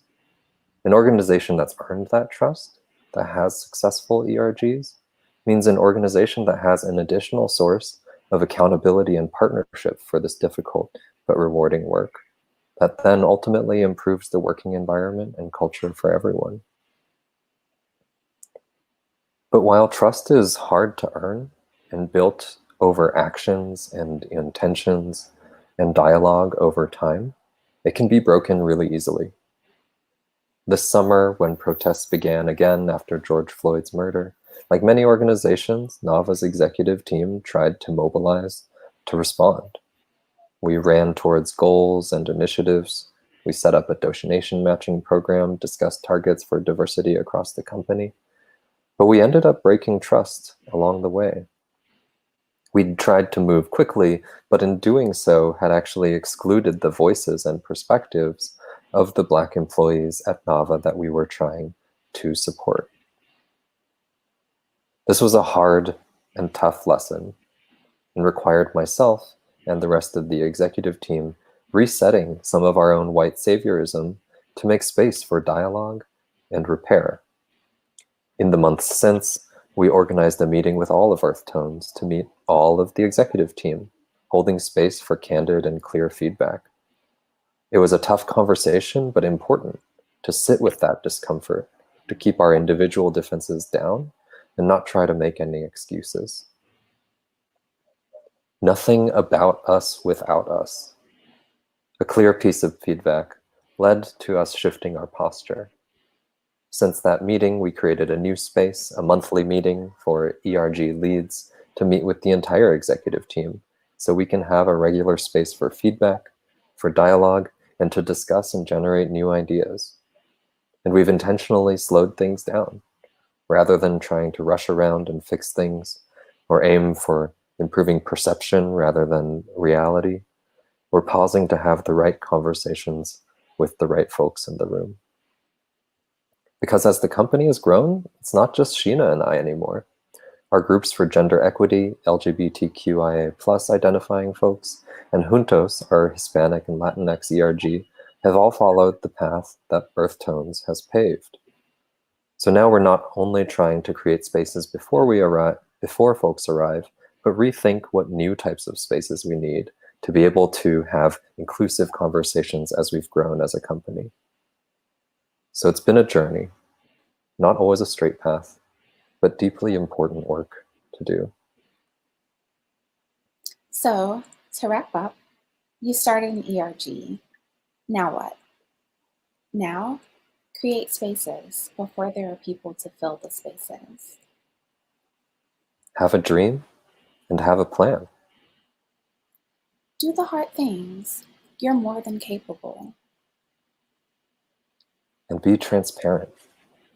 Put in the work to earn trust. When trust is broken, and trust will be broken, rinse and repeat. Be transparent. Earn that trust again. Thank you. And for those of you out there who are part of an employee affinity group, we have started, if you've started your own or have questions for us, we'd love to talk. Thank you for your time. Thank you. Awesome. Thank you both. Great. All right. Do we have Anthony in the house? I am going to share my screen here. Anthony, give a hand raise in the chat if you're there. Really excited to bring Anthony up onto the screen. He was a volunteer at Tech Inclusion for a few years, and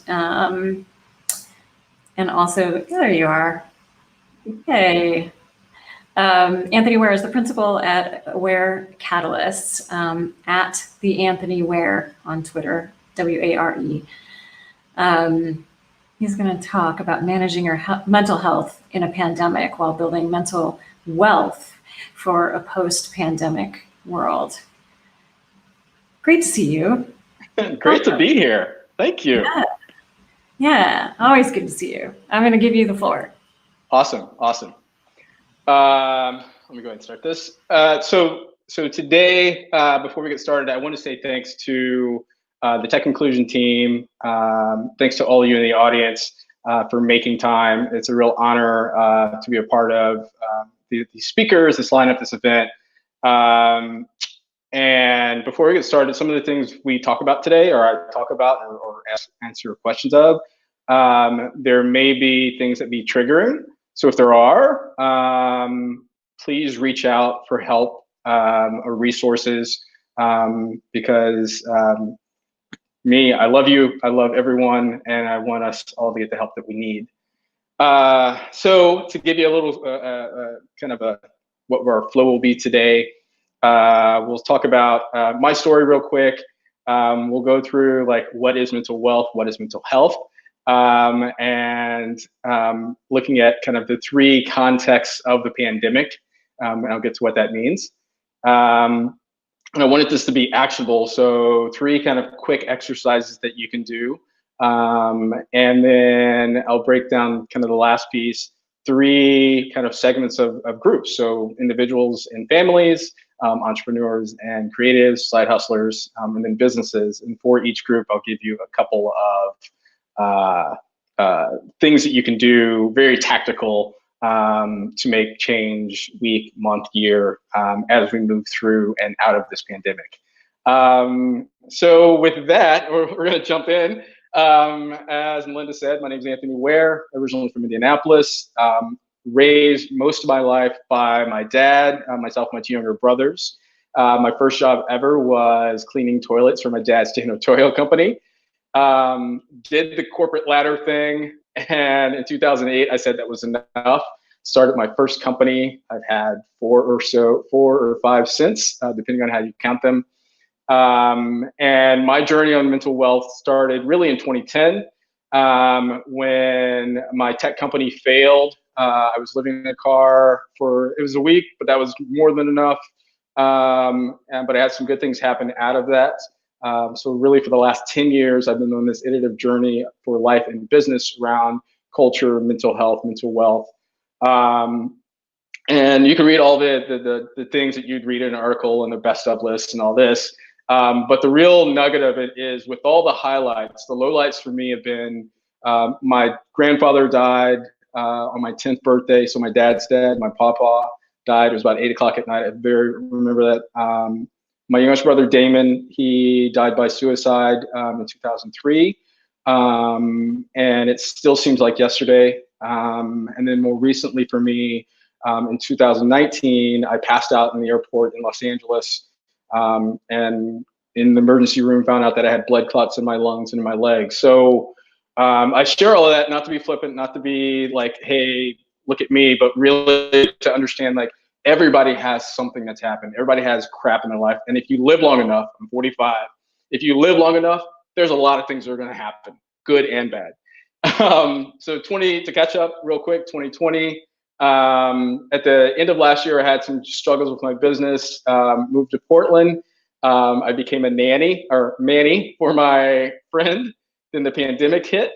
And then the next thing I did, business started to pick up a little. Actually, business is better than this year than last year. But in the summer, I ended up house sitting for a friend for several months. And then middle of the summer, when everything with George Floyd and all the things started to happen, I was fortunate enough to be able to start working with actually kind of Black ERGs with phenomenal companies. And shout out to Aubrey at Culture Amp and Melinda for connecting.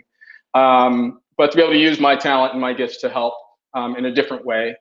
Typically, I work with founders on their mental wealth and then do research around that and publish studies and whatnot. I say all that to give context and to help you understand, yes, being a man is fun.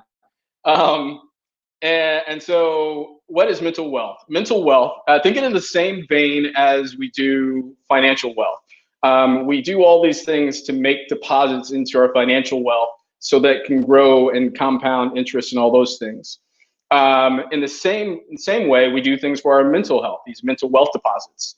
And with these mental wealth deposits, they come in various forms: quality time with friends, Netflix, studying new things to become, move from knowledge to wisdom. And all these good things that we do so that when something like a pandemic hits, or when you have a death in the family, or stressed about finances, all these things that make a negative impact on our mental health come up, your mental wealth is there as the buffer. And so that's the context of that. And when I say mental health, I look at mental health like everybody has mental health from the day you're born to the day you die. We have mental health. And then things like mental illnesses and things are the things that impact it. And so looking at this from the view of a pandemic, it took me lots of chocolate bars from Trader Joe's, some Netflix, some pizza, all this in the spring, some me time, some grace, to come to the conclusion, like, we're living in 3 different contexts. At the beginning, last year we were pre-COVID. Now we're in a pandemic. We're still in it, just FYI. We're getting hope. The hope is we're going to leave a pandemic, right? So thinking in terms of the pre-pandemic, life was, as we thought, quote unquote, normal. But really, in hindsight, it was really a boiling pot that was about to boil over. The pandemic made it happen. If you look at the wave that hit, the wave of the pandemic started, say, in Korea, China, that part of the globe, or the world, if you will. And it was just like a big tidal wave that finally, when it hit in the United States, because the individualistic and all the other things that are have been in the shadows for the United States, it hit and it caused major destruction from a social level, economic level, individual level, to the extent, like you look at some of the data out there where it's, so in the United States, like Kaiser did a study where they said 56% of the people that they interviewed in April said they had an increase in negative impact on their mental health. Over in the UK, they've seen like a 43% increase in emergency visits the medical health doctors have. So things are happening. And then quite frankly, one of the things I've seen, especially living as a Black man in the United States, there are so many parallels to what happened in the 60s to what's happening right now when it comes to race, politics, and all the upheaval that's happening. And so all of this is happening while we're trying to raise families, run a business, get a new job, get that second job. And all these things are happening in the pandemic. And then so when you look at like post-pandemic, what's getting ready to happen is we don't know. I don't know. I'm going to share some things that may be helpful, but to me, for anyone that says, I know what's going to happen, this is what you need to do. They're full of it, I guess, for lack of a better word, because we're all just guessing. But some of the things we do know is that there will be, the trend is looking that there will be a tsunami of kind of this negative impact on mental health across the world. Because like one of the things that kind of the data points I looked at is like post-SARS, people who had recovered from SARS, Hong Kong there was a study in Hong Kong where there's like 40% of the people experienced some increase in PTSD. And this is after, and that was SARS, and that was a small segment. Think about the millions of things that's happening right now. So all of this is the backdrop of everything we do, the pre-COVID pandemic and then post-pandemic. And it's all, it's kind of wild, but that actually helps keep me grounded when I see all the turmoil that's happening in the world. So thinking in terms of like practices you can do, and I'm going to go through this because of the timing, it may be rather quick, but please email me, DM me if you don't want to ask a question, or actually if you want to ask a question, make sure along the way asking a question in the question box, and then upvoting questions. But due to the nature of this topic, if you don't want to make your question public, feel free to reach out to me. Whatever we talk about or my response, totally confidential. And so some of these practices, like the 3 practices that are my go-to for myself, they've worked for my one-on-one clients, they've worked for working with the ERGs, and so I'll say them and then we'll go through them. So 1 is mind your matters, 2 is be the ecologist, and then 3 is nurture your nature. So with mind your matters, it's an exercise that you want to have fun with it. Get creative. Get a couple sheets of paper. Use Post-it notes. Whatever brings you joy to create. And what you want to do is take a look at the timeline of your life and cut it into thirds. So for me, it's 0 to 15, 15 to 30, 30 to 45. And with that, above the timeline, you put all the great things that have happened. Below the timeline, you put the challenges in your life. So the great things that happened for me, I got to study in Sweden when I was in college. Negative things, I've said some of the challenges that have happened in my life. And so as you take the hour or 2 to look along your life, just look, don't judge. Don't judge yourself. Just look and then give it a couple of days rest and then come back to it and then look at the themes that have come up. For example, a theme for me is interacting with people and community, and it's not an extrovert introvert thing. I think as the older sibling, I just have this kind of look out for people thing. And the reason how I found that out is like in 8th grade, I went to like a leadership thing and I hung out in an elevator for 4 hours saying hi to everybody that came in and registered because my dad got me there way early for registration. And similar thing happened in college. And like now I put myself in positions to be in community because I know it's not only brings me joy, it's kind of like my zone of inner genius. And it fills my cup. So take the time to do that. I had a client once, she put like her closet doors, she used Post-its. So get creative, have fun with it. And what we're doing is creating a new lens for you, right? So as I'm wearing these glasses, like I just got new lenses. I can see better. Same thing, we're creating a new lens. So first looking at your life, seeing the themes. The second piece, when I say be the ecologist, I'm not talking about David Attenborough, Planet Earth, all those Lonely Planet, whatever those things are that talk about all the other ecosystems in the world.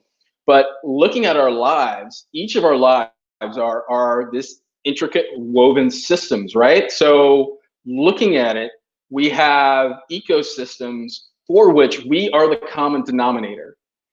Whether it's groups of friends, your community, your peers, your coworkers, your family, the books that you read or the podcasts you consume, the events that you attend, all of these things like come together to be the larger ecosystem. But the goal is to take those and break those down.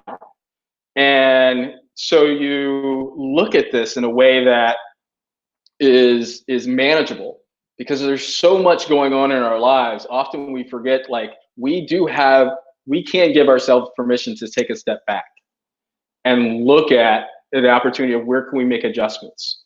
So when you have your ecosystem laid out, and so it's like nodes, you can look at like a brain, the old mind mapping kind of model. And to look at your ecosystem, what you want to do is look at it from the lens of the themes that lit you up. Like, does your ecosystem reflect those themes? So when I look at how I'm interacting with my community, am I doing things to light me up? Because if my cup is full, if your cup is full, then you can give so much more to everyone else. And I know in a pandemic, it's hard. It's not going to happen every day, but it's kind of the thing we try to move toward. So looking at that, so mind your matters is the lifeline. Matters like brain matter, mind your matters. Be the ecologist. And so the third piece is nurture the nature of your life, business, and career. First and foremost, you have a life, we have a life. Everything falls under the umbrella that is our life. From family to pets to plants. I have plants now that I have to take care of. I get to take care of. To the direction of your career. If you want to start a side hustle, going to the bathroom, all of those things.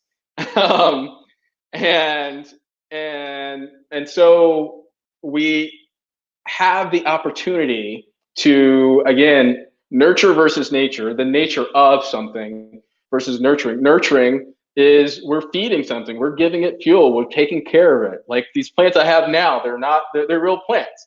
But through the example with the plants for me is I realize, like, I like nature.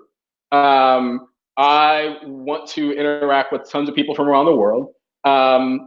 So I may, once this pandemic is gone, I will be traveling. So I made sure to get plants that I don't have to water every day or every week. It's like every 3 to 4 weeks.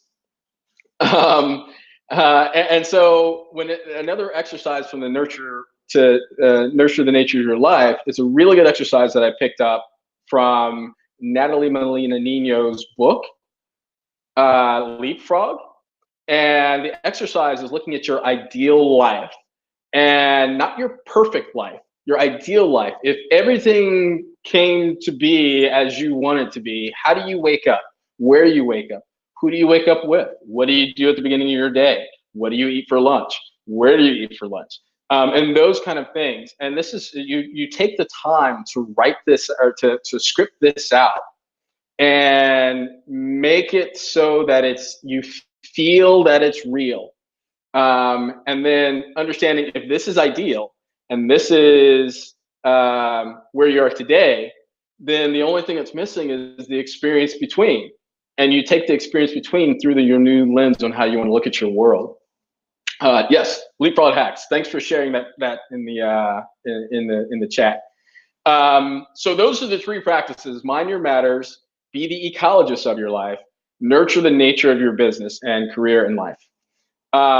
So I wanted to close up with the 3 practical mental wealth deposits that each of those groups can do. So for individuals and families, an easy one or a low-hanging one is to make a playlist that brings you joy, that you want to study to, sleep to, rock out with, whatever floats your boat, or reading list. Therapy is key, and it's starting to be even more accessible. The challenge, if you are looking to find a Black person of color, LGBTQIA therapist, there's starting to be apps to help better filter through. There's so much data, but realizing that it just may take time, and this is a relationship you're building. So don't be too stressed on yourself. A gratitude practice. Beginning of the day, 3 things you're grateful for. End of the day, 3 things you're grateful for. Write it in a journal, do a video journal, do a voice, whatever way that you can get it from inside your brain, outside in the world on something, and you can refer back to.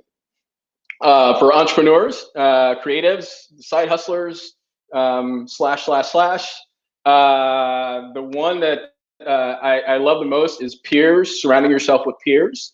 One of the things I did this year was connect with the YSYS, your startup, your YSYS. It's I can't remember the analogy, but it's from the UK, Community of Startup Founders, and find your group to connect with, and even make it smaller. Have a smaller group to connect with.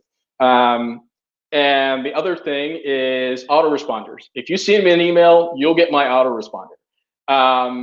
And the autoresponder can be your friend. I've had mine on for 2 years. You teach people how to interact with you.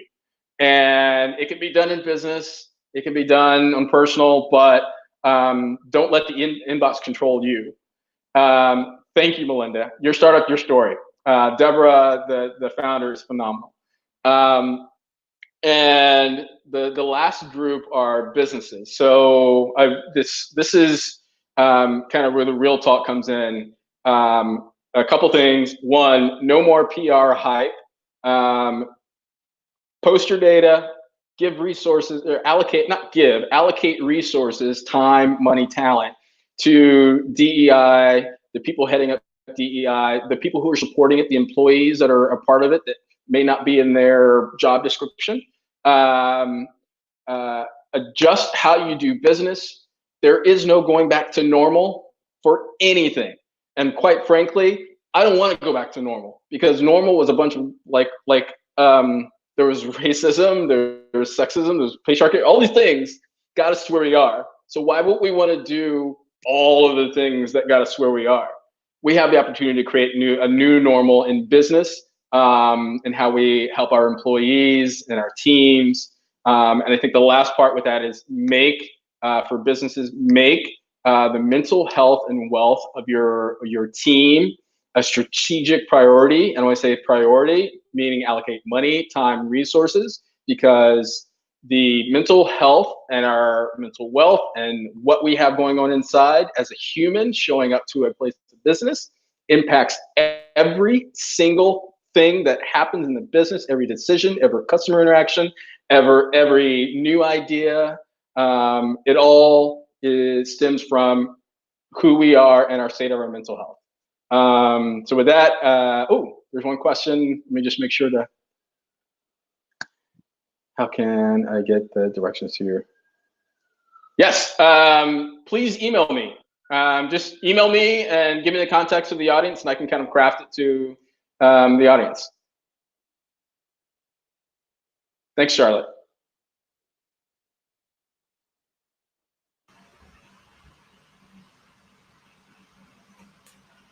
Awesome. Thank you. Thanks for all you do. Thanks for being you. Again, that was Anthony Ware, and share my screen here for a moment.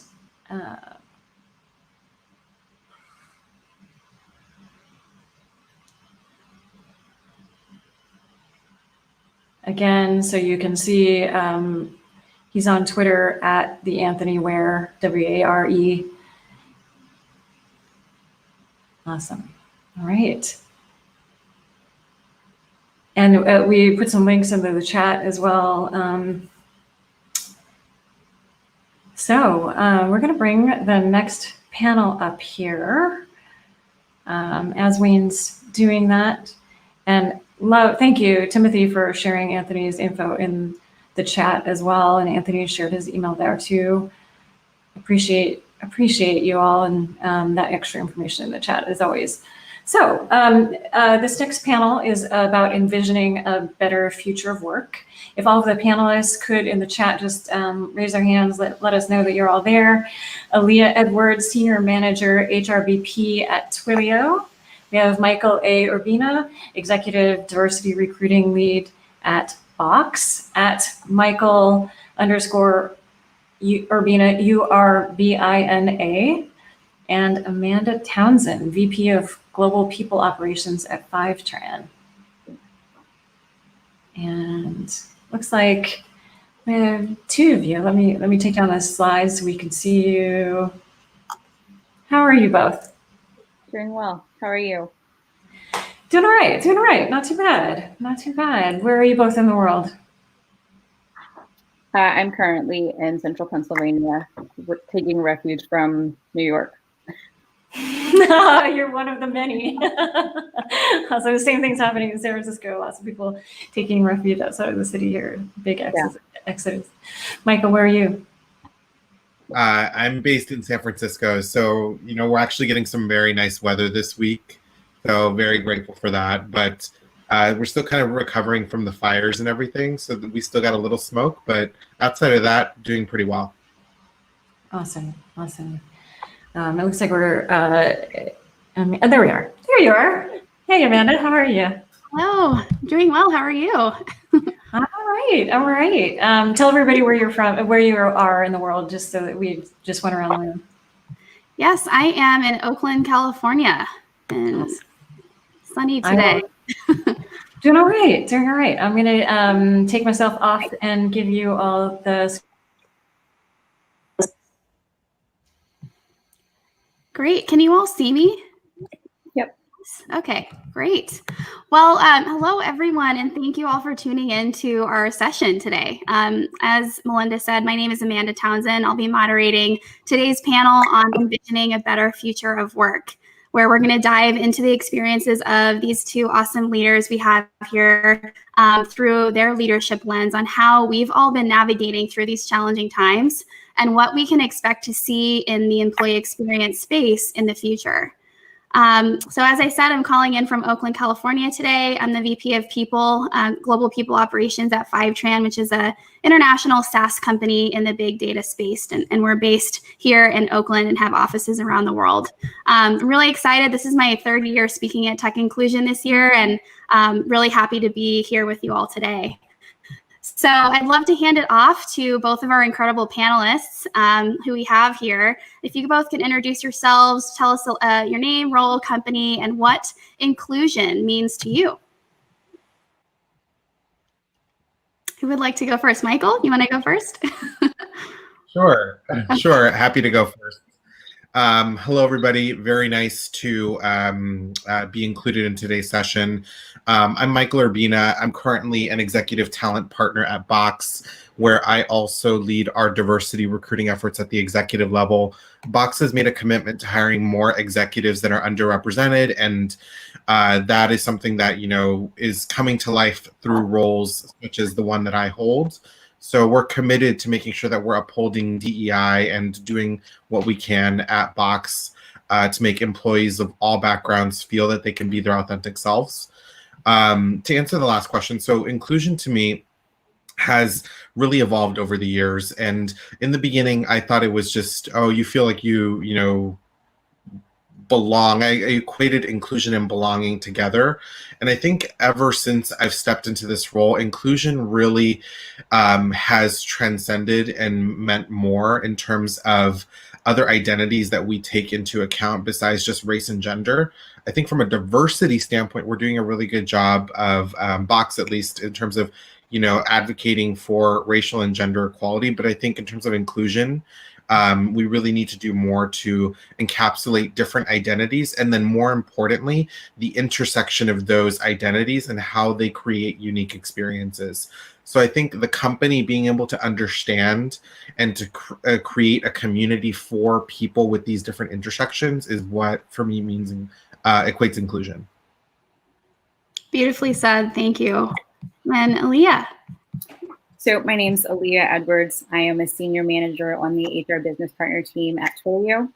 I think that was the majority of the shorter introduction. But inclusion for me, to Michael's point, I think is tied very much to how we show up and how comfortable we feel showing up to the workplace. It is really closely aligned to belonging. The differentiator for me is that the space actually doesn't cause you to second guess what it is that you're bringing.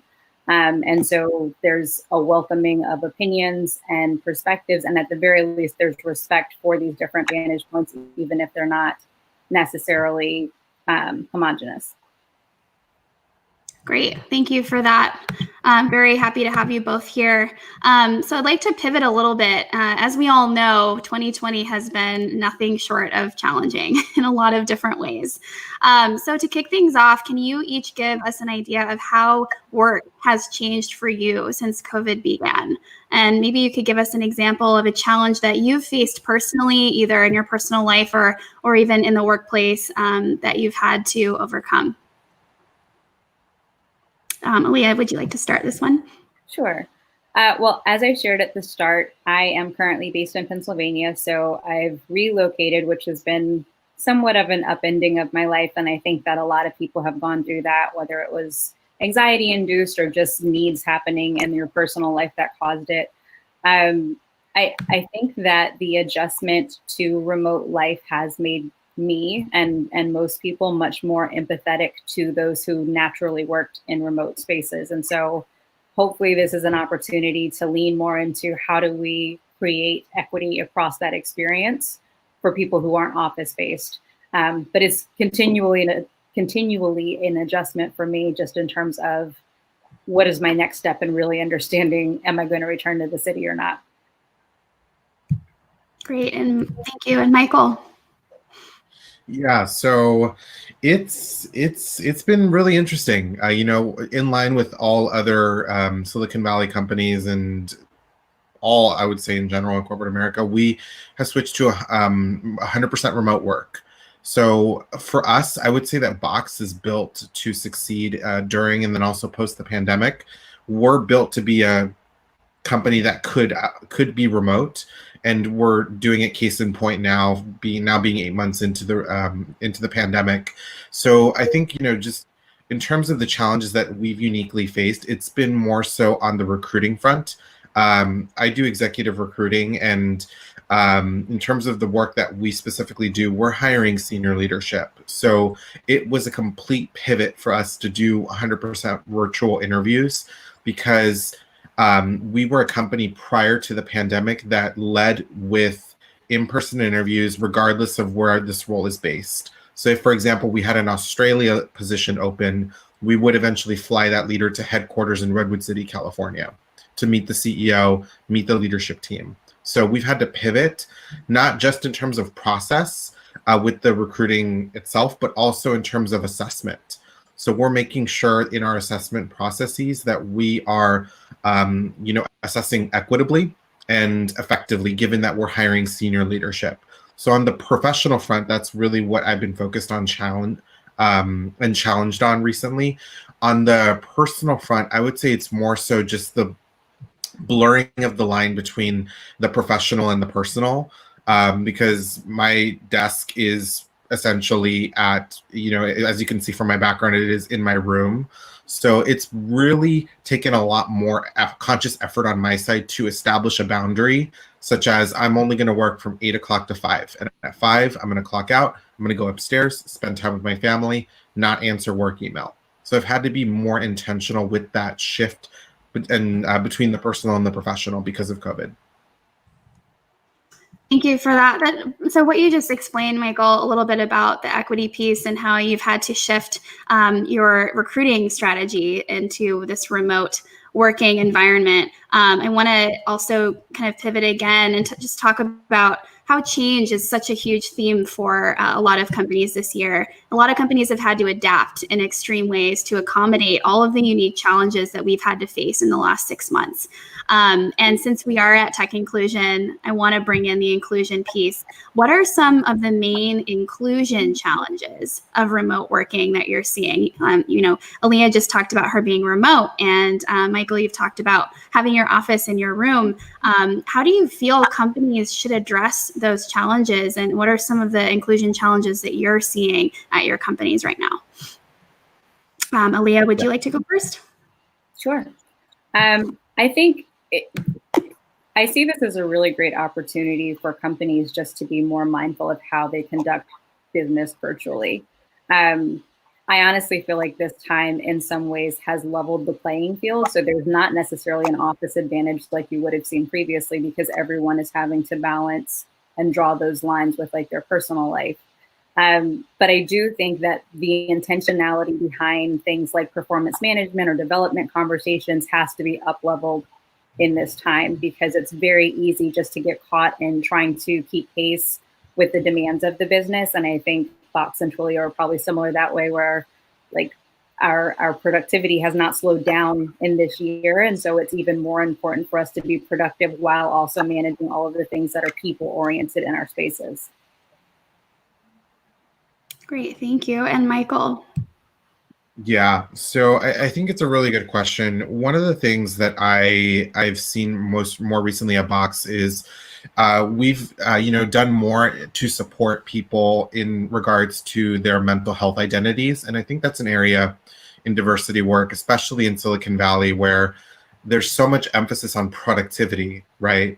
We need to focus more on mental health, and I really do think that that is something that Box is tackling tremendously well in terms of resources that we're giving to people.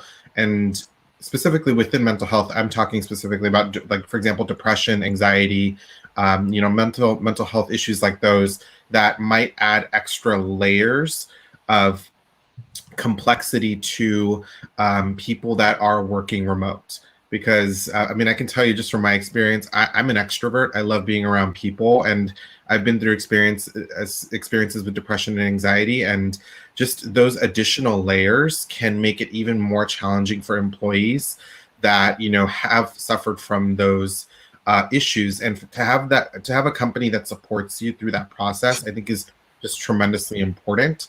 Whether it comes in the form of resources, let's say stipends for you to spruce up your workplace, health benefits, things of those regards. I think it's really important.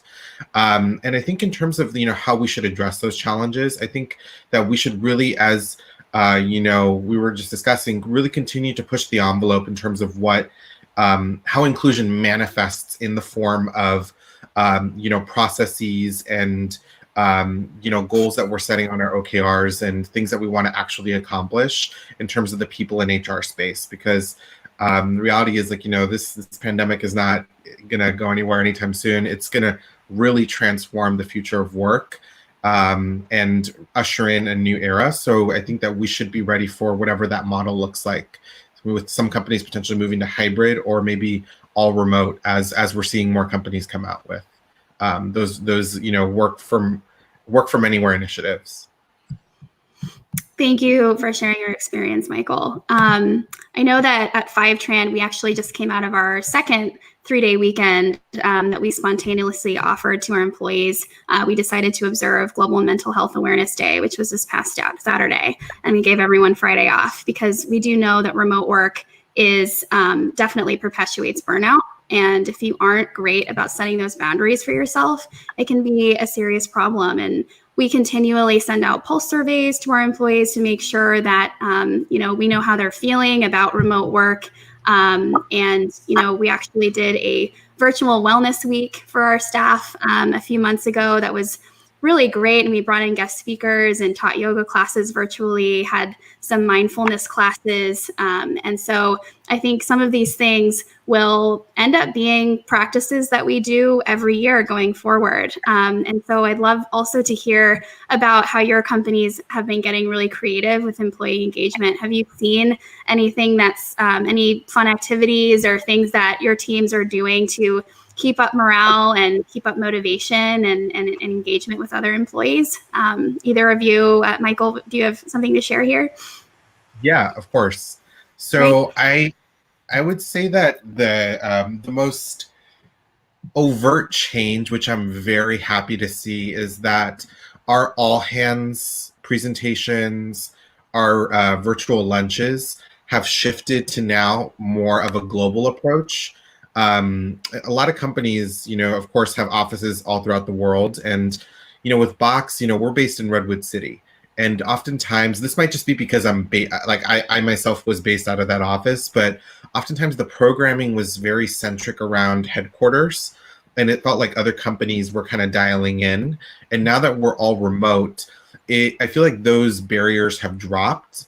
And now, all these other offices, employees that work at Box around the world can, essentially take part and have equal, participation in, these company-wide events. So I'm really happy to see that personally.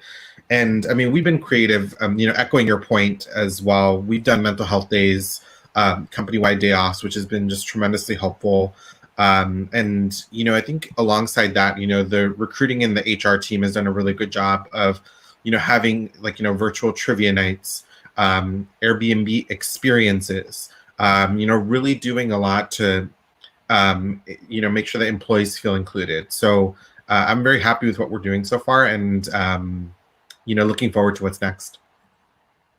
Great. Thank you, Michael. And Aaliyah, what about your company?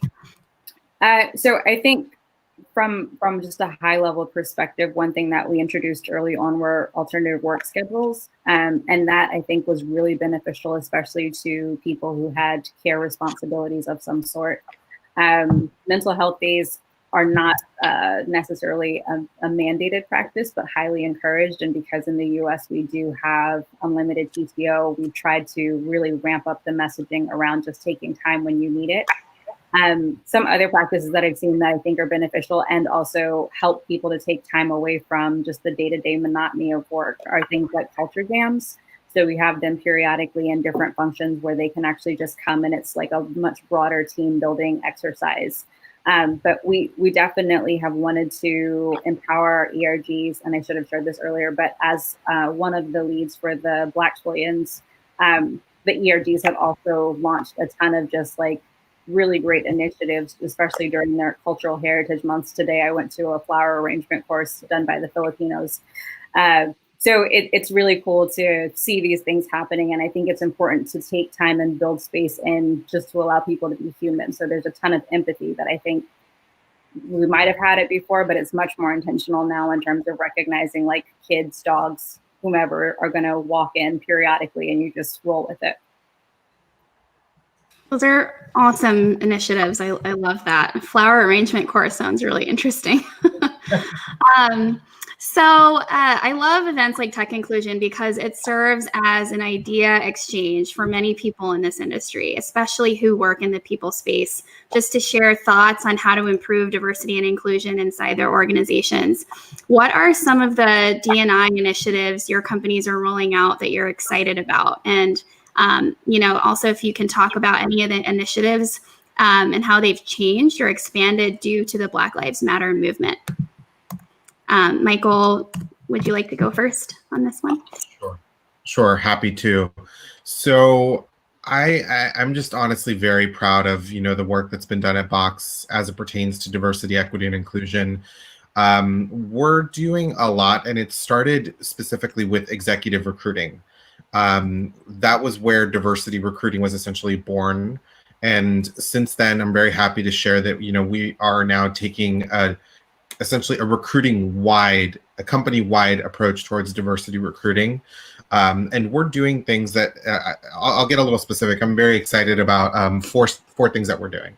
The first thing is that we are making sure that in terms of the pipeline that we're bringing in, that we, are looking in every area that we can and challenging the existing profile of the executive that we're looking for so that we can essentially tap into new markets and find underrepresented talent.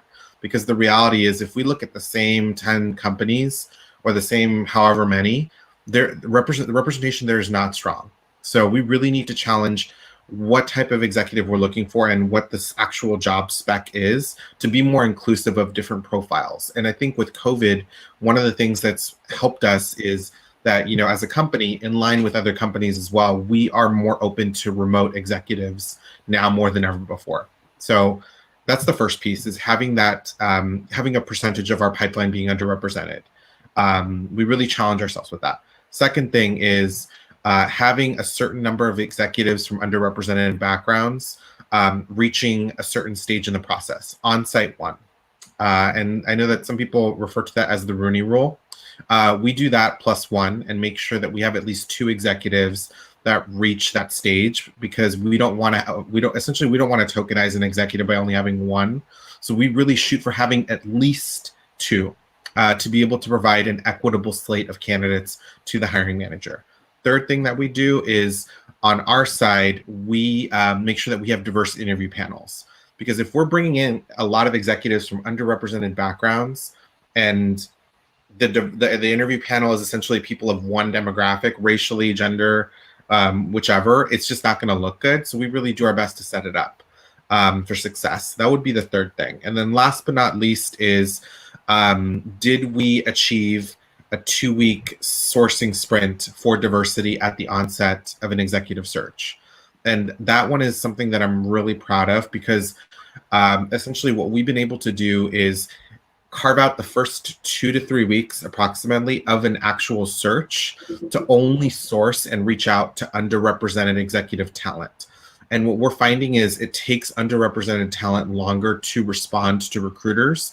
So this actually leads to equity in the process further down the line.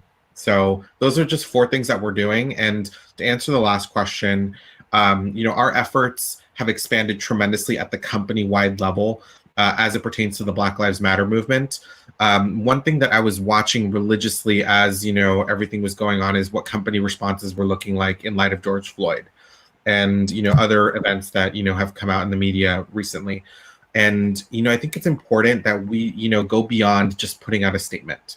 And I'm seeing a lot of companies that are putting their money where their mouth is. They're committing to things. They're donating to organizations. And I'm very happy that Box is one of those organizations that is doing a lot of work through our Box.org arm to work with Black nonprofits and other organizations that are working for racial justice. So very happy that we're doing it, and our efforts have indeed expanded in light of Black Lives Matter. Great. Thank you, Michael. I love what you're doing with executive recruiting. We just implemented about 4 months ago our representation policy that's very similar to what you were describing. And it does make a huge difference, especially when you can get the whole company on the same page about how important representation in the pipeline really is, especially at that final stage of the interview process. So definitely applause to you at the Box team. Aaliyah, if you want to tell us about some of the D&I initiatives at Twilio and what's changed after the Black Lives Matter movement happenings in the recent past. Sure. So Twilio has actually started working with an outside coaching group that is specifically contracted for several different populations, but from a D&I perspective, they're focused on Black and Latinx Twilians. And so it's a 6-month engagement that will continue to iterate for different employees as they join, but really to help with just career development and having a personalized coach that helps you with any of your aspirations, whether they're within Twilio or outside of it. I think related to the ERG work, we've just seen a ton of initiative put in. I can speak to specifically within the Black Twilians group. We've launched our own development initiative, which actually the creation of the plan template was adopted to be implemented company-wide, which is really great. It's not completely tied to the social justice BPM that we rolled out, but related to the Black Lives Matter progress that's happened this year. One of the other initiatives is recognizing that we've needed more representation in higher levels of leadership. There's also an accelerated fellowship program specific to, again, Black and Latinx talent to really help those individuals move into mid-level management roles so that we're able to further cultivate diverse conversations in those spaces. To the question of the Black Lives Matter movement and what's changed, the company, similar to what Michael shared about companies kind of putting their money where their mouth is, has created a racial justice and equity BPM. And there's a ton of things that are included in there. Some is related to just improving our processes and ensuring that we're a just and equitable organization, but also even from our social impact side, really ensuring that we're doing things out in the world to help educate people and also cultivate a more inclusive society. So it's really great to see that. And now with our new Chief Diversity, Inclusion, and Belonging Officer in place, I think that we'll just see continued momentum in both of those spaces. Great, thank you, Aaliyah. So you touched on development, and my last question is around professional development. Tech Inclusion has a lot of people in this audience today who are continually looking for ways to develop their own careers, and also who are looking for strategies to expand professional development programs inside of their organizations. And Aaliyah, you've talked a little bit about this already, but how can leaders and organizations support career development for employees who are finding it difficult to advocate for themselves while working remotely during this time? Michael, do you have anything you'd like to share with this question? Yeah, I'll add one piece that I think is really important, especially for underrepresented talent. I think it's really important for organizations to have a very strong, robust career framework, because if it's built into the organization, as far as sharing with employees, what the career trajectory could look like if they decide to go the manager route, the IC route. Having specific tracks for, engineering, how does the promotion cycle look? I think it's really important to have these things in place and to have it really defined, because if you have this in place, it's something tangible that employees, especially underrepresented employees, can look at and reference in terms of where they're at, and then have really strong conversations with their managers about, what areas of development they need to focus on, what the areas of strength are. Where the growth opportunities are. And I know that personally, I'll just speak to my experience. I think it's really helped to have something in place because, in recruiting, there's a lot of levels, right? You can go from, regular to senior. And, for me, I'm always curious, what happens after senior? And I didn't know that previously. And it wasn't as clearly defined as it is now. And I know a lot of other organizations are doing the same. So I think, to my experience, it's really important to have that framework in place, so that underrepresented talent can know where they're going and, work with the manager. And that leads me to, I guess, an addendum of my first point, which is a really just strong relationship with the manager. I think that now more than ever before, managers need to do more to understand their teams and, keep them on track and make sure that they're doing well amidst the pandemic. And combined with my first point, I think, that manager relationship combined with a really strong framework will set employees up for success. Thank you, Michael. I definitely agree with you that setting those defined career tracks is so crucial for career development and just transparency inside of the organization about growth. Aaliyah, can you explain a little bit about what Twilio is doing as far as career development in addition to what you've already shared? For sure. So I think if I could just add a best practice, building it into the muscle of conversation, I think is really critical to just allowing development conversations to occur. So many times people only have conversations when it's a performance review, and that doesn't actually allow for much traction in between conversations, essentially. But if you have a regular one-on-one and you even have 10 to 15 minutes where you just kind of say this is what I'm thinking about, finding things, and for example, there's the 70-20-10 model where 70% of what you learn is on the job, 20% is mentoring, and 10% is like formal training. Being able to leverage that 70% for the sake of actually finding things that you can do in your day-to-day, so you're not completely overwhelmed by a new stretch assignment or responsibility, I think is really critical and often overlooked. And so I would encourage that on the manager side, but even more so on the employee side. If you hear about something that you want to work on, tell your manager. A lot of times people think that like the only way that they can move up is if their manager promotes them, or if, you know, someone tells them that it's okay. And I think that permission piece often inhibits people, especially people of color, just because there's sometimes that gratitude chip, I want to say, where you feel like I got this job and I don't want to move too quickly and I don't want to come off as ungrateful for where I'm at. And I just think that that's really important for people to know. But within the Twilio space, as I mentioned, we've rolled out the development plan. We have that additional program that's related to development coaching.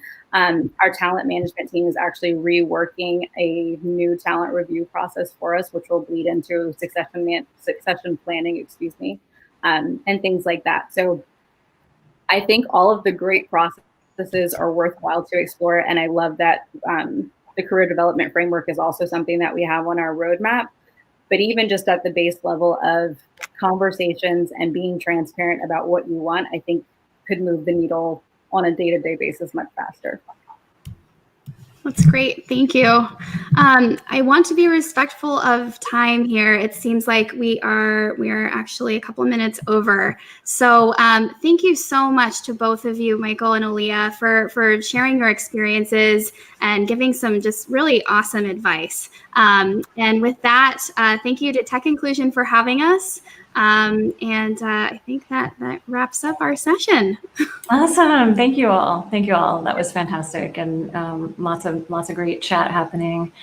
In addition, lots of great engagement. Thanks, everybody. Thanks. Thank you so much.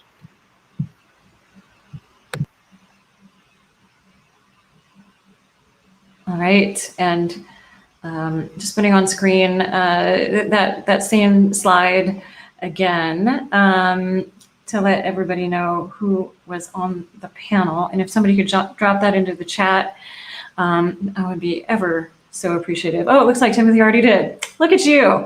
All right, so moving on, and as we bring the next panelists on, I just wanted to ask you all, you know, one of the things about this is a lot of work to put on a conference, a lot of work to put on this event, is that we have a small team, and you know, have brought some amazing speakers and amazing discussions here, and want to be sure that it doesn't stay here, that you know, real action is that everybody here takes some action, some new action as a result of this. So would you please go to menti.com and just use the code, or just scan the QR code here, and just write down one thing that you're going to do, just one. And then I will, after the panel, we'll come back and kind of share what you all have shared, because it's really powerful to see what everybody else is doing too. So please go there and just take a moment. It'll just take a second. Menti.com, and the code is 4997420. And the question is, what's one thing you will do differently after hearing these talks over the last 2 days? All right, so I'm going to advance the slides here as I see y'all coming up.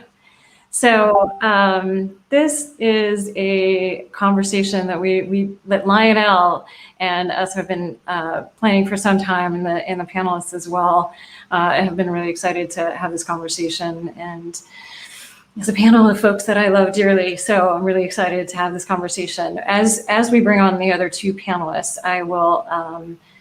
I'm going to take down my slide so that doesn't take up space with the Crowdcast system, and then I'm going to just introduce y'all. So on screen right now, we have Rachel Williams, who is a Bay Area native with more than 20 years of experience in Silicon Valley. She's a dear friend.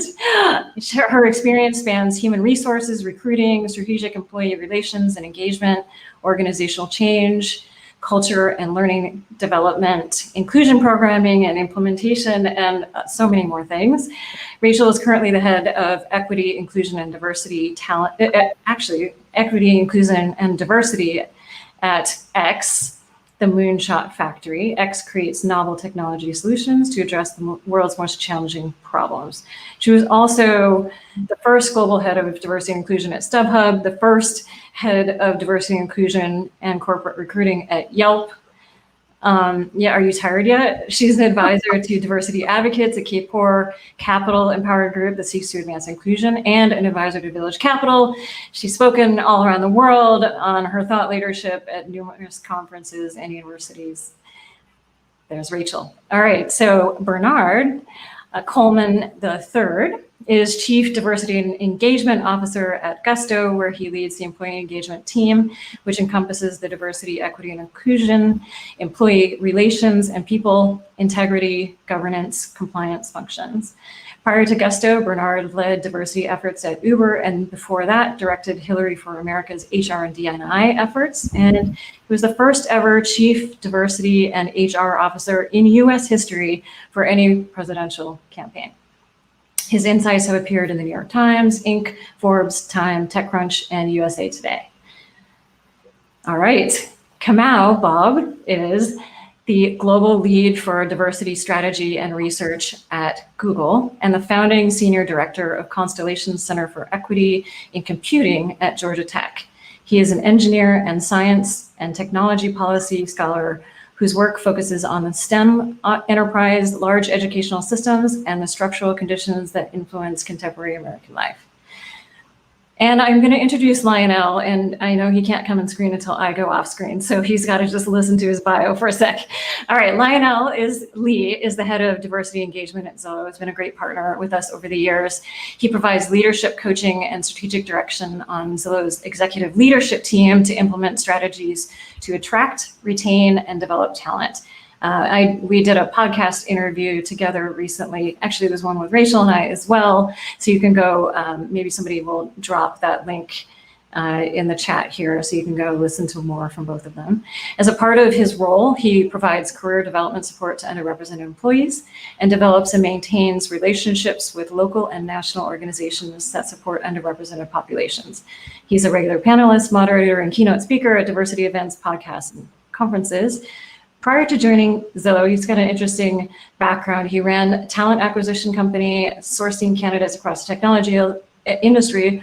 Also helping communities has been a constant throughout his life. He created and developed community groups that promote health and wellness.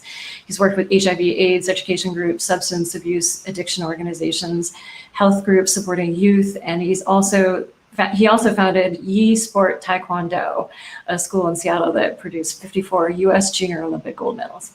Just on the side, you know.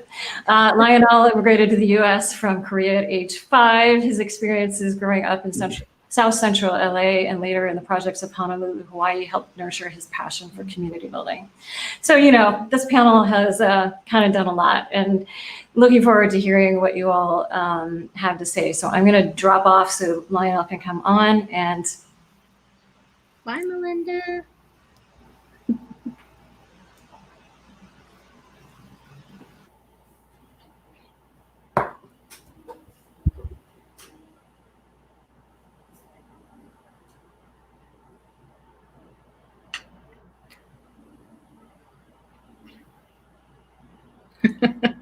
Lionel, how do I get on? Sorry, friend. We let's just do this without him. We don't. Kidding, of course.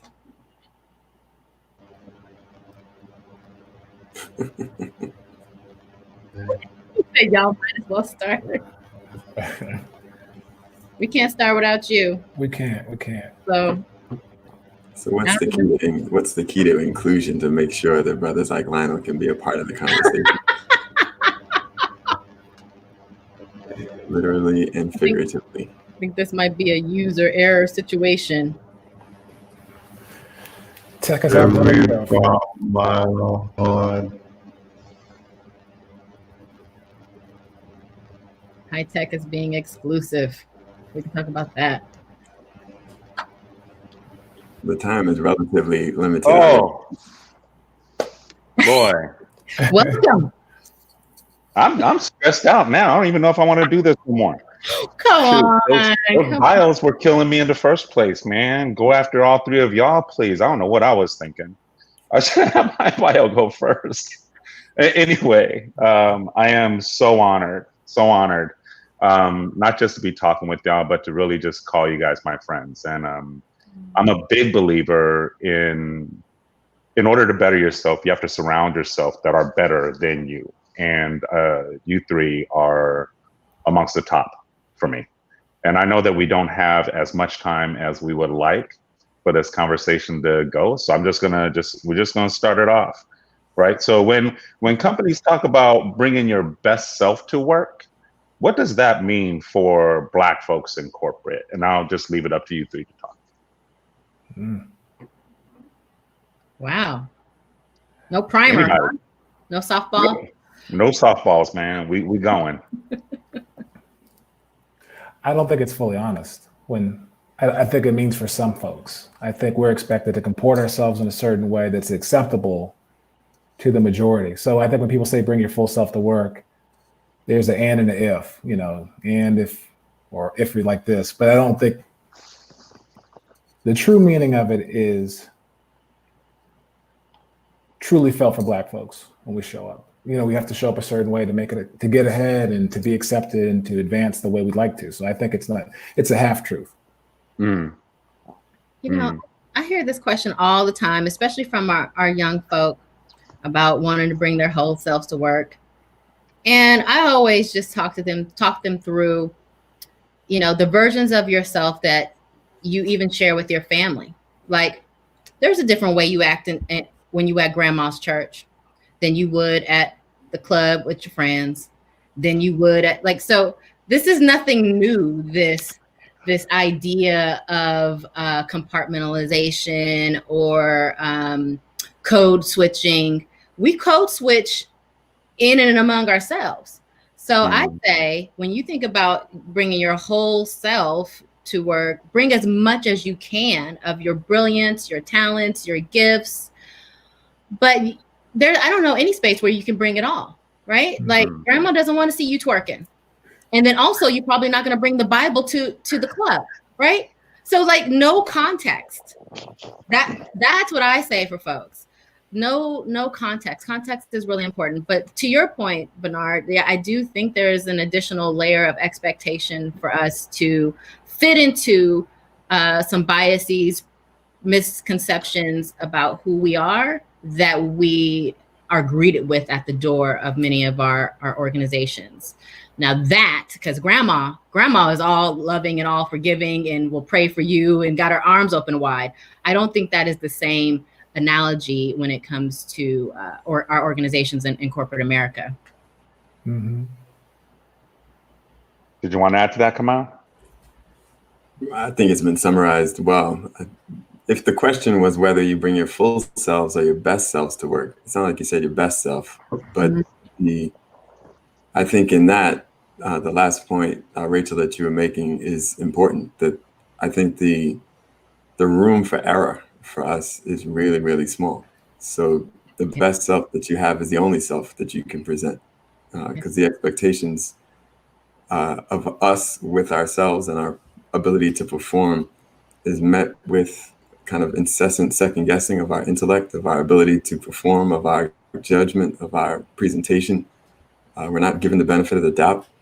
So to that extent, I think the relationship with professional excellence and not having to do kind of pristine work at all times, firing on all cylinders all the time, those expectations, I think, are a bit higher for us. That's true in the academy as it is in a professional setting. Yeah. So to that extent, I think the best self is the only self. And then to the point that Rachel and Bernard were just making, I agree. We don't bring nobody brings your whole self anywhere, anytime. So that expectation to me just doesn't make sense. Agreed.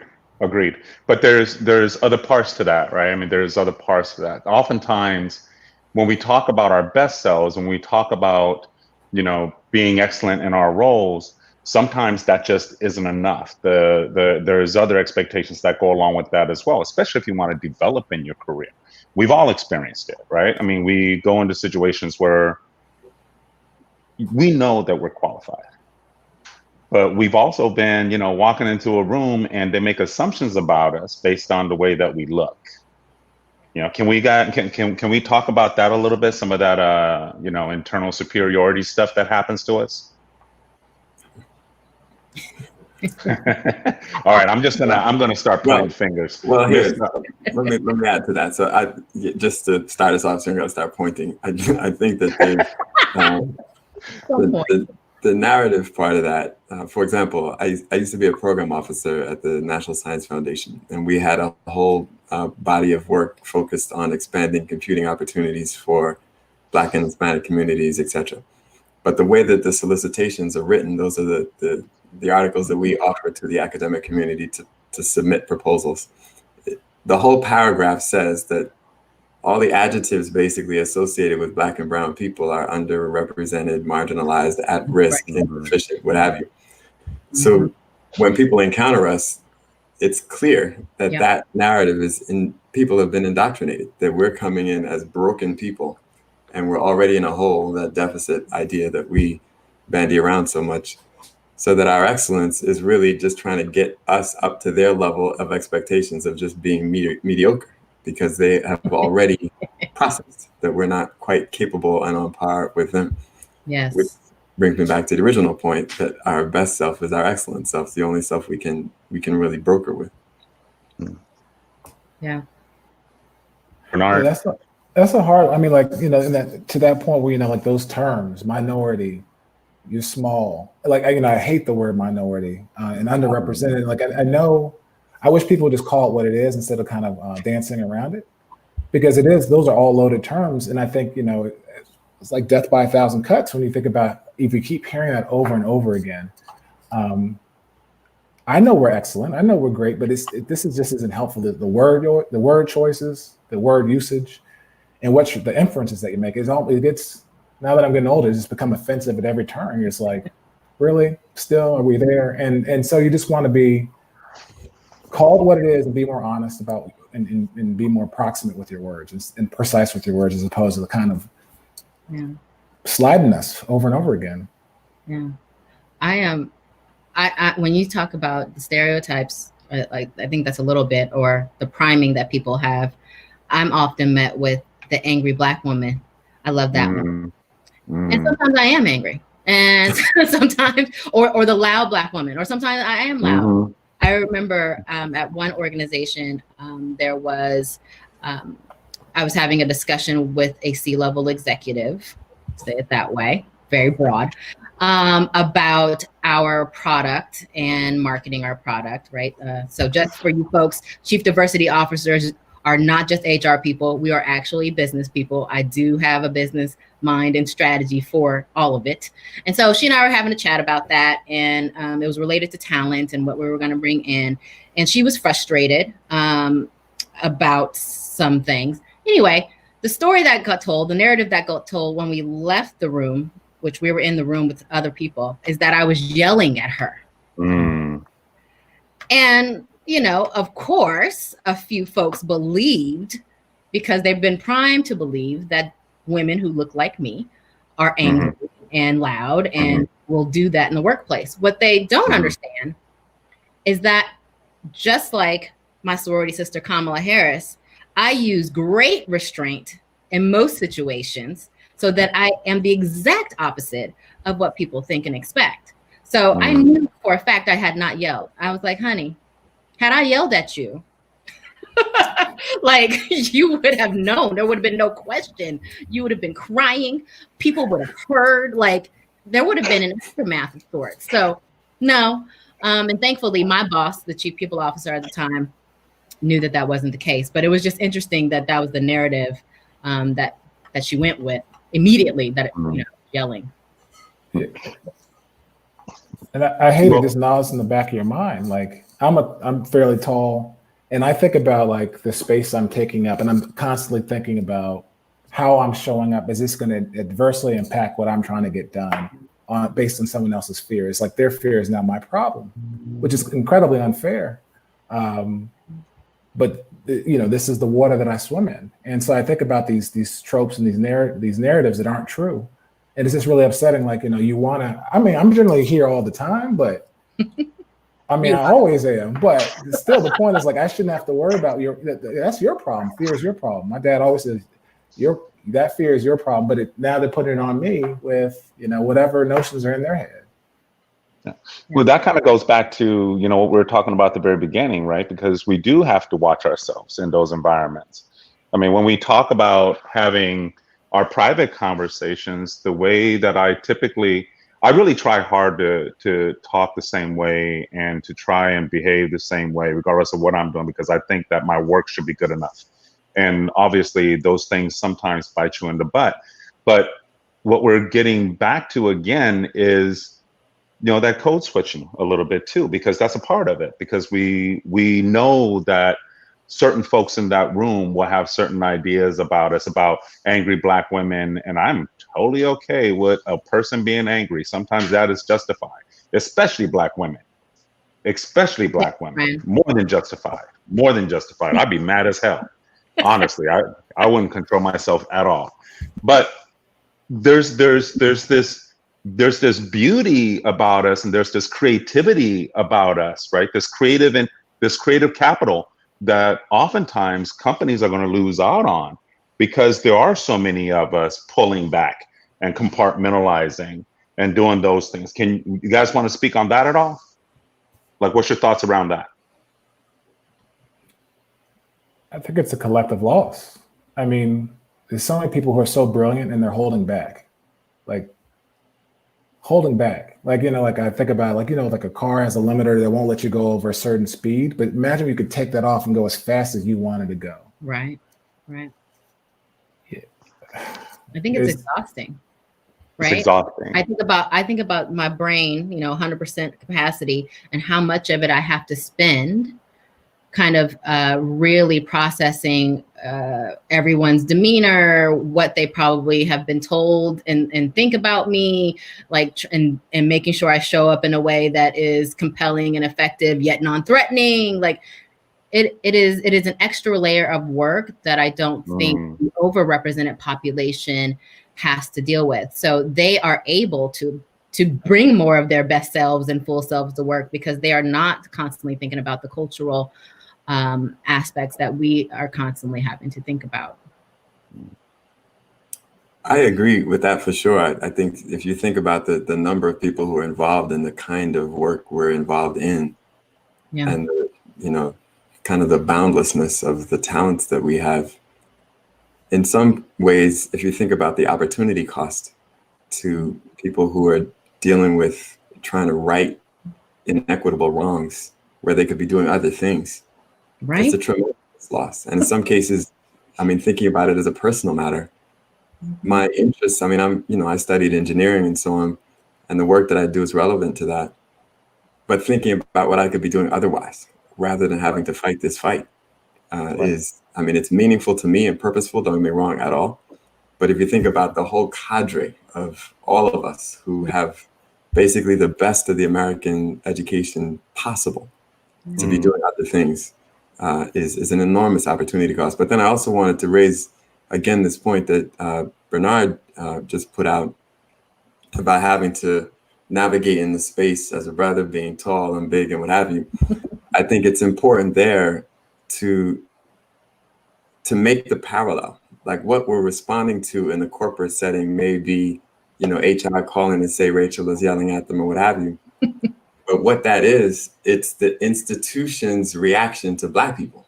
And in the corporate setting, it manifests itself in lack of promotion, length of tenure, last to be hired, first to be fired, HR complaints, all of that. But in the police, it results in you being shot. But the common denominator is the same institutional attitude to Black people, which comes back to the point that I was making at the beginning.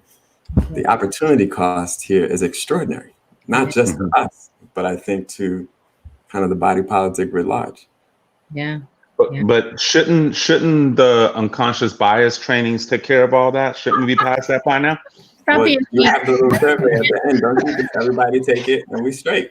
Hey, that's what I was saying. That's what I was saying, right? Shouldn't the unconscious bias trainings that are happening right now I told you, let's go. Like, shouldn't that have taken care of it? Yeah. Shouldn't they know us by now? Like, should Bernard really have to worry about how other people perceive him? I mean, he's a brilliant, brilliant man. You know, why does he have to worry about the space that he takes up? You know, why does Miss Rachel have to be worried about somebody thinking that she's angry?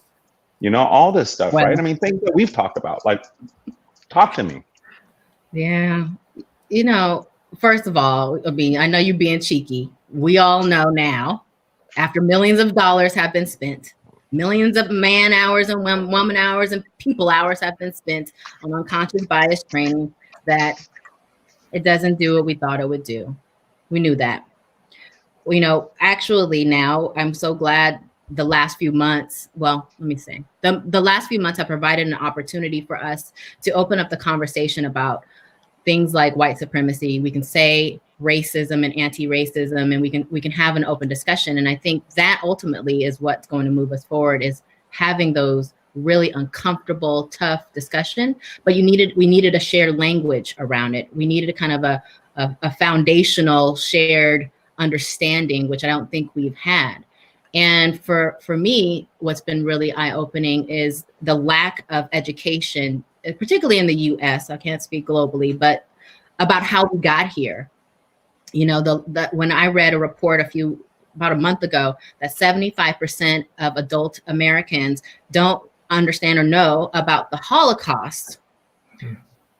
It's troubling because, you know, the Holocaust was a major event. So that leads me down the road of, well, then how many people know about the US Holocaust? The US, you know, chattel segregation, racism, and slavery that happened. Like, I would say that number is probably a little lower. So we have a ton of education to do, I think, around that. And that's where I think our dollars and money should be spent, on how we got here. I've been studying Thomas Jefferson. I've been studying the Constitution. I've been studying House of Burgess and all of the slave codes and the Virginia codes and all the laws that set this up. That's some eye-opening information to have. Well, it gives us a foundation to understand where we are now, right? It gives us a foundation to understand where we are now. And the sad part is that I know many people found out about Tulsa through The Watchmen, and that tripped me out. That tripped me out. Not just white folks, though, it was Black folks too. Yeah, all of it. So that speaks a lot to our education system. But if these anti-bias trainings are not working, and one of the things that I want people to walk away with and be able to go back to their companies with is, you know, real ideas about things that could work. How do we handle this then? How do we go about, you know, doing this better? Come on, I'll leave that one to you for first. Well, I think that the context matters. I think the unbiased training is limited in its efficacy in part because we're essentially a totally segregated society. So I live in Atlanta. Said this innumerable times. Atlanta is one of the most segregated places in America. And so if I were white and I had the same educational path that I currently have, I went to Berkeley and then I went to Georgia Tech and I did all these fancy things. I could do that, have a white wife, white kids, live in a white neighborhood, and I just never have to deal with Black people at all. And then you come and put me into this workspace and you're telling me to do this highly sophisticated psychosocial thing about inclusion and belonging that I don't do in my life. So you're asking me to do in a professional setting something I've never experienced and I don't experience personally. So the intellectual burden that you're putting on me is extraordinary. One. Two, I don't know that I have a particular reason. Like, you're telling me that diversity matters and that my success is incumbent upon this diversity thing, but I'm already successful. So, and I work at $1 trillion company. So what are you telling me? Why do I have to go have Black friends? I just don't get it. Right. So there's that. So I think in the context of what to do, and I'm not trying to be overly cynical there. I'm just laying out what I see as the reality of the incentive structure. So I think rather than just kind of artificially train me to be unbiased, because first I'm going to be defensive and say that I'm not biased. So I'm not even really receptive to what you're telling me. So rather than do that, perhaps the education shouldn't be on accepting your differences, but rather learning about the place. Like Rachel was saying, we need to learn about this place. We don't know enough about the history of it. And if President Trump, for example, goes down the road with this Patriot 1776 Education Act, he's going to strip out all of that other things too. So to me, the educational infrastructure that we need is that, such that we actually learn about the way that the country was formed and the way that we currently manifest in it. Yes. Everybody read. Yeah, Kate. I mean, like to Rachel's point about being a student of history, you know, I think putting my political hat on, you know, you got to go, what's in it for me? A lot of times folks in an individualistic society that we live in, they have to see the benefit. It needs to be presented in a way and what's in it for me, because I can't want it more than you want it, unfortunately. And I think, you know, because there is selective and collective ignorance that's going on in terms of people, like they have all the tools, we have the internet, you can Google anything. We carry around research tools. When I tell high school students that, when I talk to them all the time, they're like, "What I do?" I'm like, "Your phone. It's not just games." So there's no excuse No. other than how can I motivate you to care? How can I motivate you to try to search these things out? Because once you see it, you can't unsee it. Right. So I do think it's just like I personally, this is my this thing I care about. But I wish we could actually go and mandate from a federal level a core curriculum for all schools where you can't say like, you know, I remember after I got off the Hillary campaign, a certain state, Texas, decided to eliminate Hillary Clinton and Helen Keller for whatever reason. You're like, how did you even decide on that? And states have a lot of sway in terms of what they put in books, and you can write history in a way that is absolutely inaccurate. Yeah. And if we all are citizens, we all pay money towards public schools, we should have some say in terms of what's being taught instead of lies, or you know, untruths or whatever you want to call it. But lies. But what you're talking about is a long tail plan, and I agree with you 100%. I agree with you 100% that it needs to start with our educational system.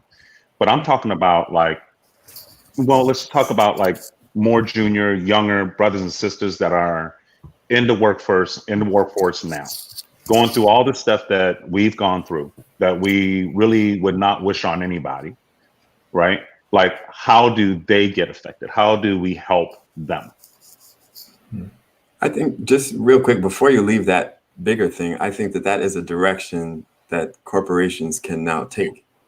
That the influence in the political sphere and the policy sector related to education, especially as cities are courting the presence of these companies for the tax incentives and for the general trickle-down effects of having big tech companies sit in their municipalities, we have to exert more influence and demands on what we want that educational structure to be for our long-term workforce, the well-being of their long-term workforce. But to this last point about younger folks coming through, my personal feeling, and this is let me reveal my own relationship with my own daughter.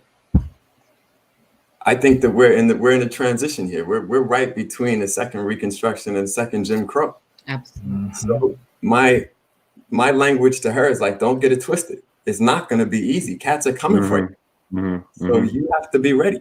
And a lot of these things that we've been doing for 15, 20 years, the argument and the case that we have of their success is limited. Yeah. So when the partition now comes and people are like, well, we've been investing in this for 30 years. What do we really need? And then they start to unfold.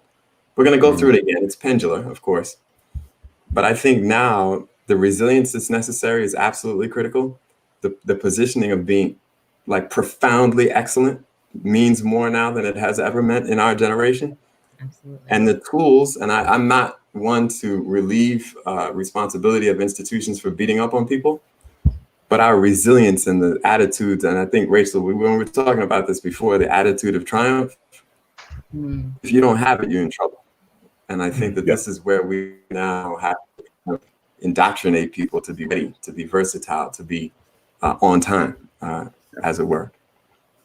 I think I think our young people have proven that they're resilient. I think that they've proven that they've proven over and over again, oftentimes way too much, or if have had to prove way too much, you know, how strong they are, right? I mean, you look at all the things that were happening, you know, with George Floyd, and you look at all these other brothers and sisters that are being killed, and, you know, you look at Breonna Taylor, and you look at all these things that are happening, and then we're still showing up to work. We're still trying to be excellent, right?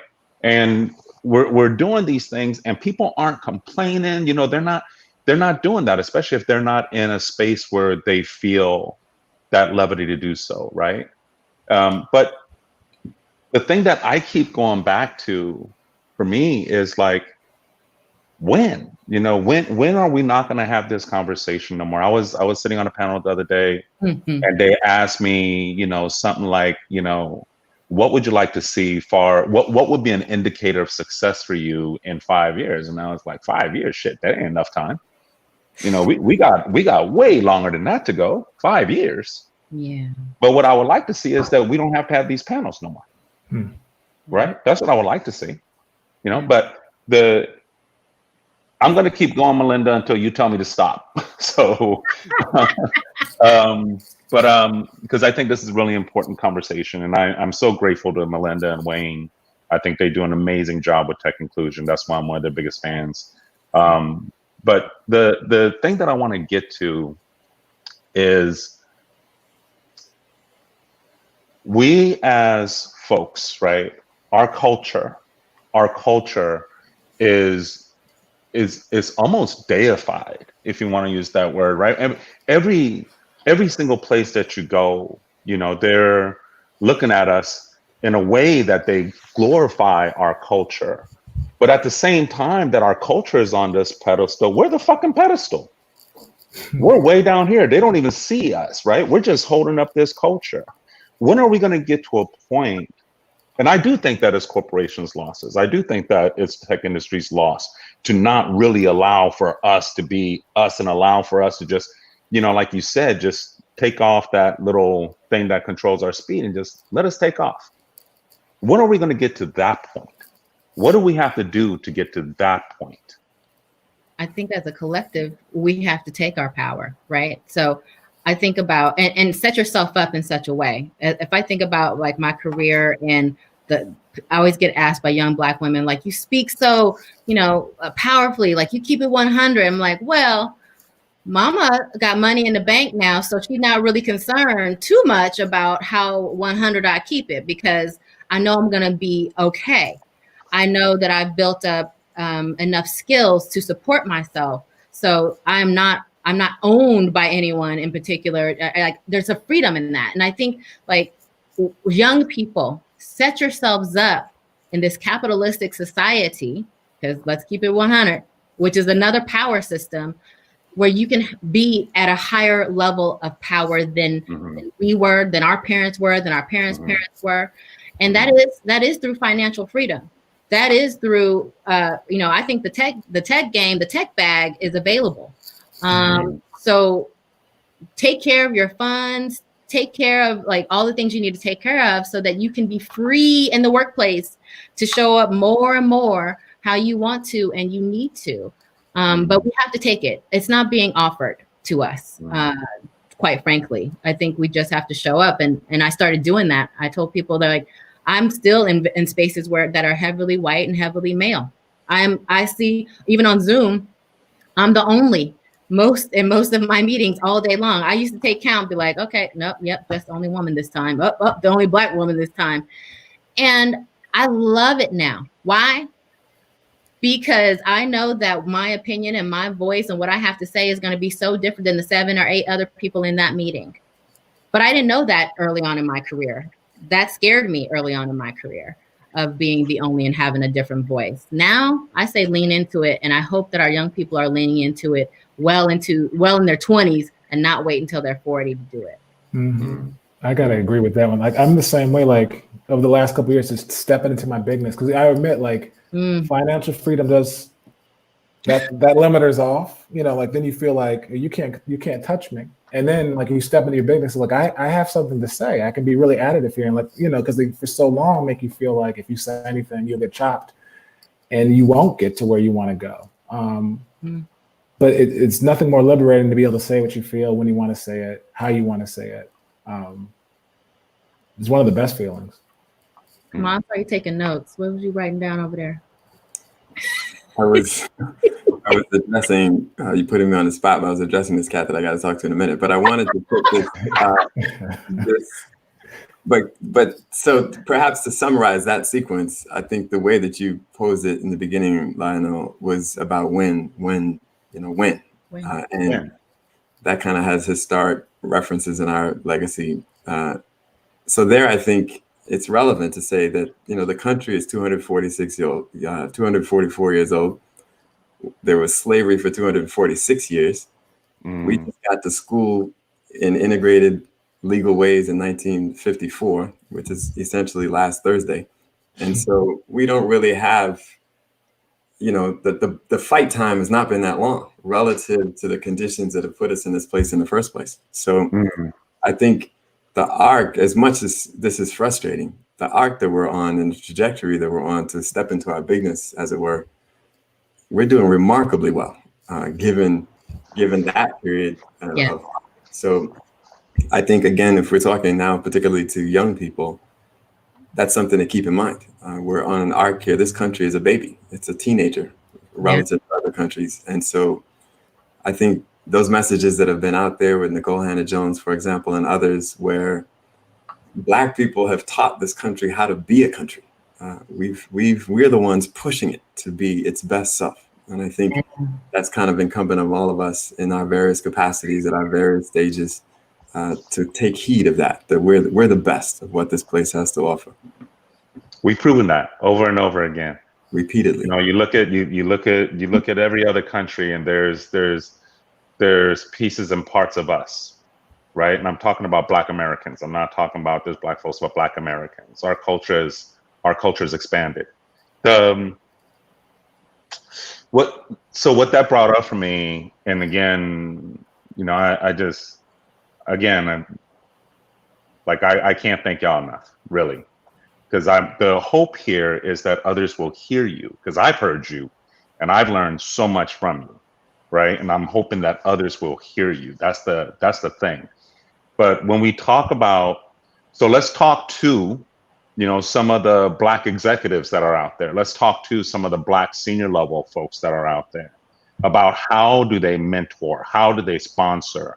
What are those things, and why are those things so important? And if somebody wants to talk about the difference there too, I'd really appreciate that. Bernard, you're a Black exec. I'm a Black exec. That's right. All three of y'all. I think we're all in the same spot. You know what? I think it's just like sharing. I think the most important thing is shared experiences and not feeling alone. Because the thing that Rachel kind of talked to, being the only in the room, can feel fairly isolating. I think the ability to create community and kind of sharing best practices and speed each other up. I found that to be dramatically important in terms of stepping in the tech and then understanding the lay of the land and which way to go and what not to do. Creating that community and talking to other folks who kind of walk there before you, because many of us haven't been here. We talked about, Kamal talked about we haven't been doing this for this long. I mean, 60 years to really get it. And so there isn't a handbook. So I think it's really sharing that and really reaching back and lifting as we climb. This has been the most important thing to me. So that gives me perspective. It allows me to strategize better, allows me not to make mistakes. They didn't have to be made, but really creating that community and making sure that we truly help one another, as opposed to, I'm gonna get mine. And I think I've seen that mentality change. It's not I'm gonna get mine. I'm gonna help mine. And I would just love to see more of that. Yeah. Agreed. Miss Rachel, you got something to say on that? Not really. I mean, I just to add on or build is first of all, there are not that many Black executives, when you think about all industry, all corporations. And so building a collective outside of our corporations is probably going to be helpful. Talking in forums in this way is going to be helpful.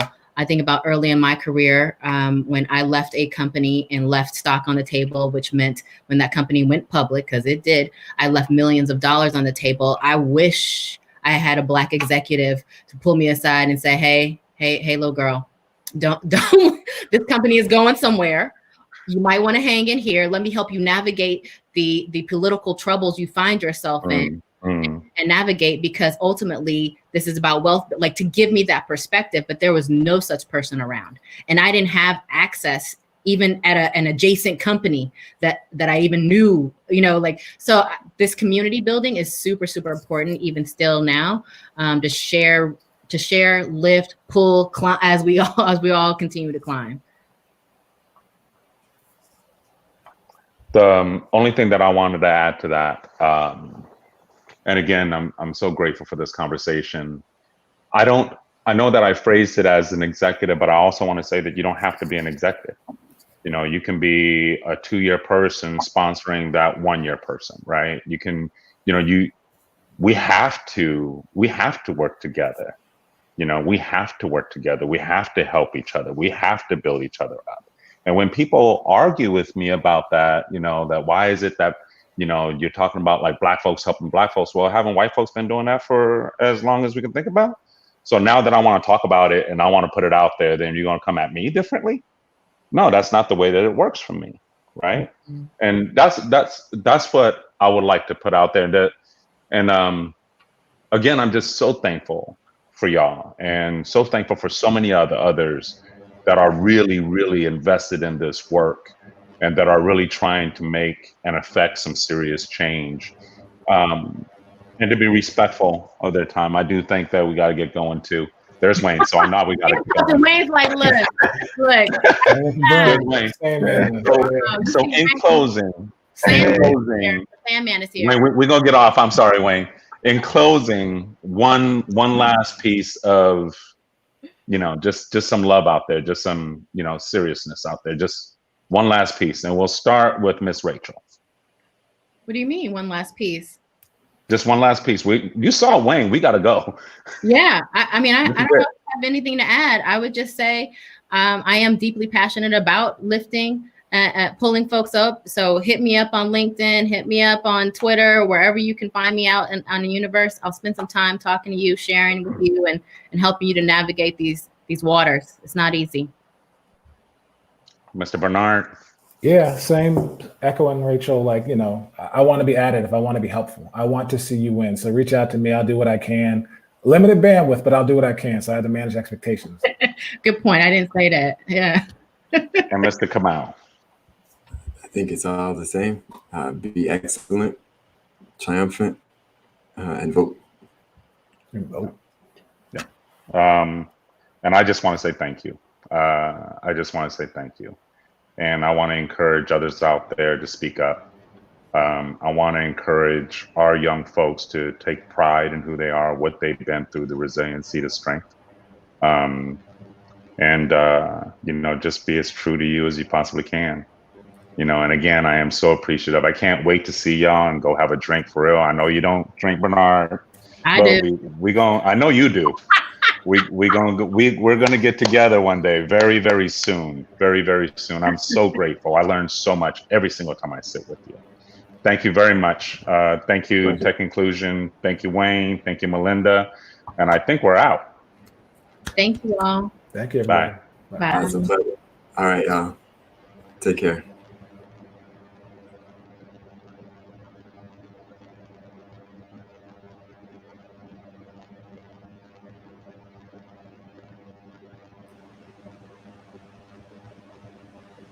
Okay, can we get a virtual round of applause? That was an amazing panel. I'm really glad that happened, and some of those folks are really dear friends to me. So I'm really glad they shared their experiences. Yeah. So oops. We have a little surprise. So before we do that, actually, we do want to know what you're going to do from here, because this is really important. Is what it fuels us as a team. This is why we do what we do, is to create change. So what is one thing that you're going to do differently? And I'm going to bring this up on the side in a minute. You can also put it in the chat if you don't want to use Menti. I actually, you know, it's okay if you want to put in the chat instead, but really want to know, what are you going to do differently? What is your aha moment? What are you taking away from this? And now we're going to just surprise somebody. So can you all see my screen? So yeah, last night we saw this tweet from Annalisa here, and I know she's in the chat because I just saw you. And Wayne is going to ask you if you want to come up on video just for a minute. Surprise! And if you really, you know, we're not going to, if you really don't want to, it's okay. Just let us know in the chat, but we think you should. And while we're waiting for that, again, yeah, let us know what's going on. Let us know what we're doing. Timothy just shared the social media handles from the 3 speakers. And all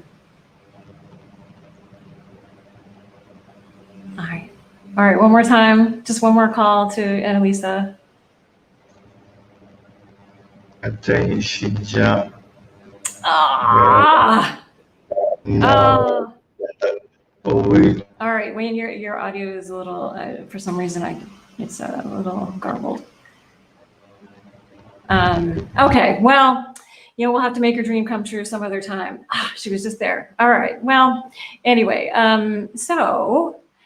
as Wayne is fixing that, let me share my screen and we can talk about it. I'll show you some of the answers coming through. I know. We tried.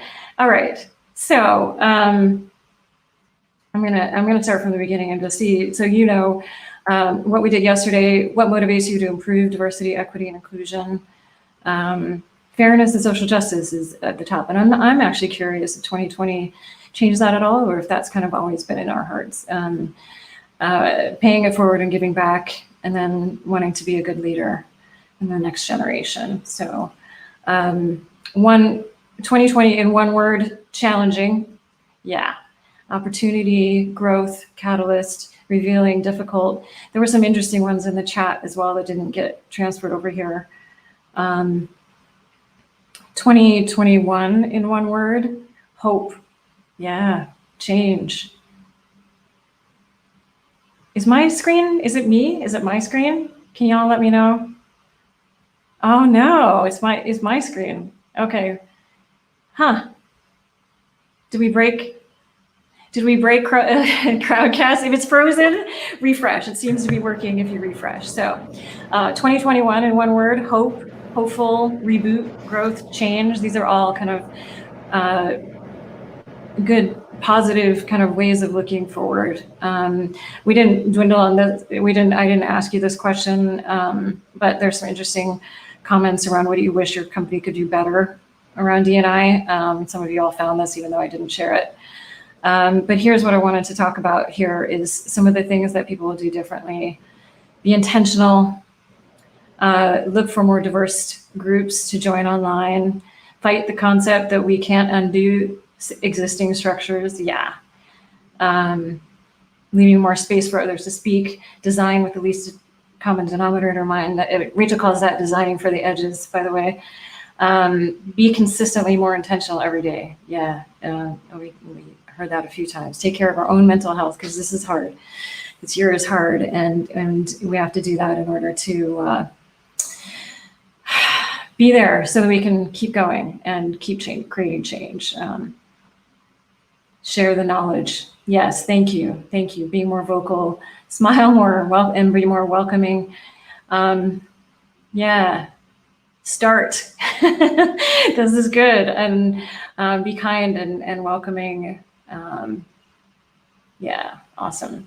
Thank you. Keep sharing those if you would. And that really does fuel our team. And Wayne, how are you doing? I'm here. All right, are you coming on screen with me? Yes. Cool. Okay. And I don't think we need the slides at full, but yeah, so thank you all. Thank you all for being here. Thank you all for your chats and your discussions. Just a few closing words here is, we heard so many great things today, great actions that we can take. I believe that tomorrow will be a better day if we all work to make that happen, to be there for each other. Anthony Ware said, let's define the new normal. Let's define a new normal, a way that's better, that's more inclusive, that's more equitable. That takes all of us working together. And I asked earlier today at the beginning, what will you do to embody a new, better future in who you are and what you do? What are you doing as the next wave of leadership? All of us, the next wave of leadership, how we lead. How we lead. Yeah. So don't stop here, commit to specific action. And really want to thank, tomorrow's our career fair. So in addition to the meeting companies, though, I wanted to share with everyone, because there are some sessions that you might want to attend, even if you're not looking for a job. So these are all the companies that are participating in the career fair in one way or another. You'll be able to meet several of them tomorrow. But also, there's some workshops. Oh, this is small. The workshops are advanced problem solving, secrets for technical interviews, leading ERGs in times of crises. And I know there was a lot of interest around the ERGs, so I wanted to call that out. How we get hired virtually and react to imposter syndrome. I don't know if you all have experienced imposter syndrome, but I have many times, and I continue to work through that pretty much every time I speak. So there's a workshop for that as well tomorrow. So if you want to go to the career fair, it is a different link, a different Crowdcast link. And so Antonio, if you could put this in the chat, I would be appreciative. It's tcin.co/Tech Inclusion 2020 Career Fair. And Antonio, actually, if you could put that link, that is the direct Crowdcast link. For folks who have already registered, tcin.co/Tech Inclusion 2020 Career Fair. All right, so that's what we have up for tomorrow. Wanted to thank our volunteers and team, and really want to thank the many team members that have been working with us throughout the years. We've been really blessed to have so many great people working with us over the last 6 years to put on Tech Inclusion. Lots of folks they've been in the chat, they've been chatting away and also speaking. and again, our core team, Antonia and Renzo, as well as Sally and Shivani, who've been doing tireless work behind the scenes.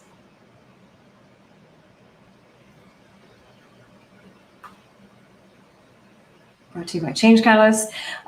We talked to several people said, well, we need a podcast. Hey, guess what? We have a podcast.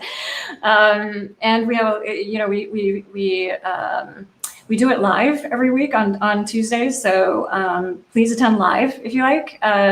Next Tuesday will be KR Liu, who is at Google, and I'm sorry, I didn't write down her title for this, but she's at Google and works on accessibility. She's amazing. She's been a Tech Inclusion speaker before. You should definitely join changecatalyst.co/allyship series. And on the slide, for those who can't see it, leading with empathy and allyship, and it is photos of lots of diverse folks who have been on the podcast, including Lionel and Rachel.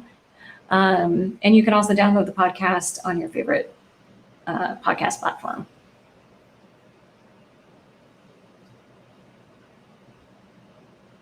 All right, Wayne, turn your again. I want to thank our sponsors, Blend. We had Nima and Ulysses yesterday at a great session. So thank you, Blend, for being the support sponsor this year, especially this year where we just, as you all know, just unexpectedly challenging times, and we appreciate Blend for support.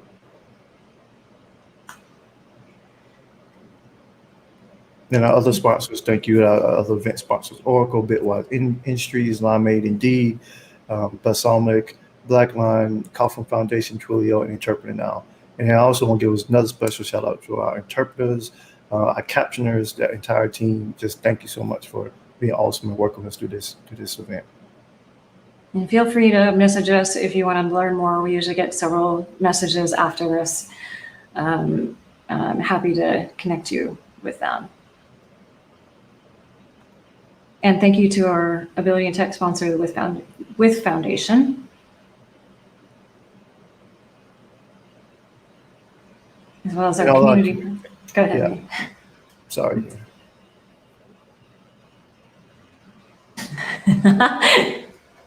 Thank you to our community. They're amazing. Again, check all of these organizations out. They're doing really good work.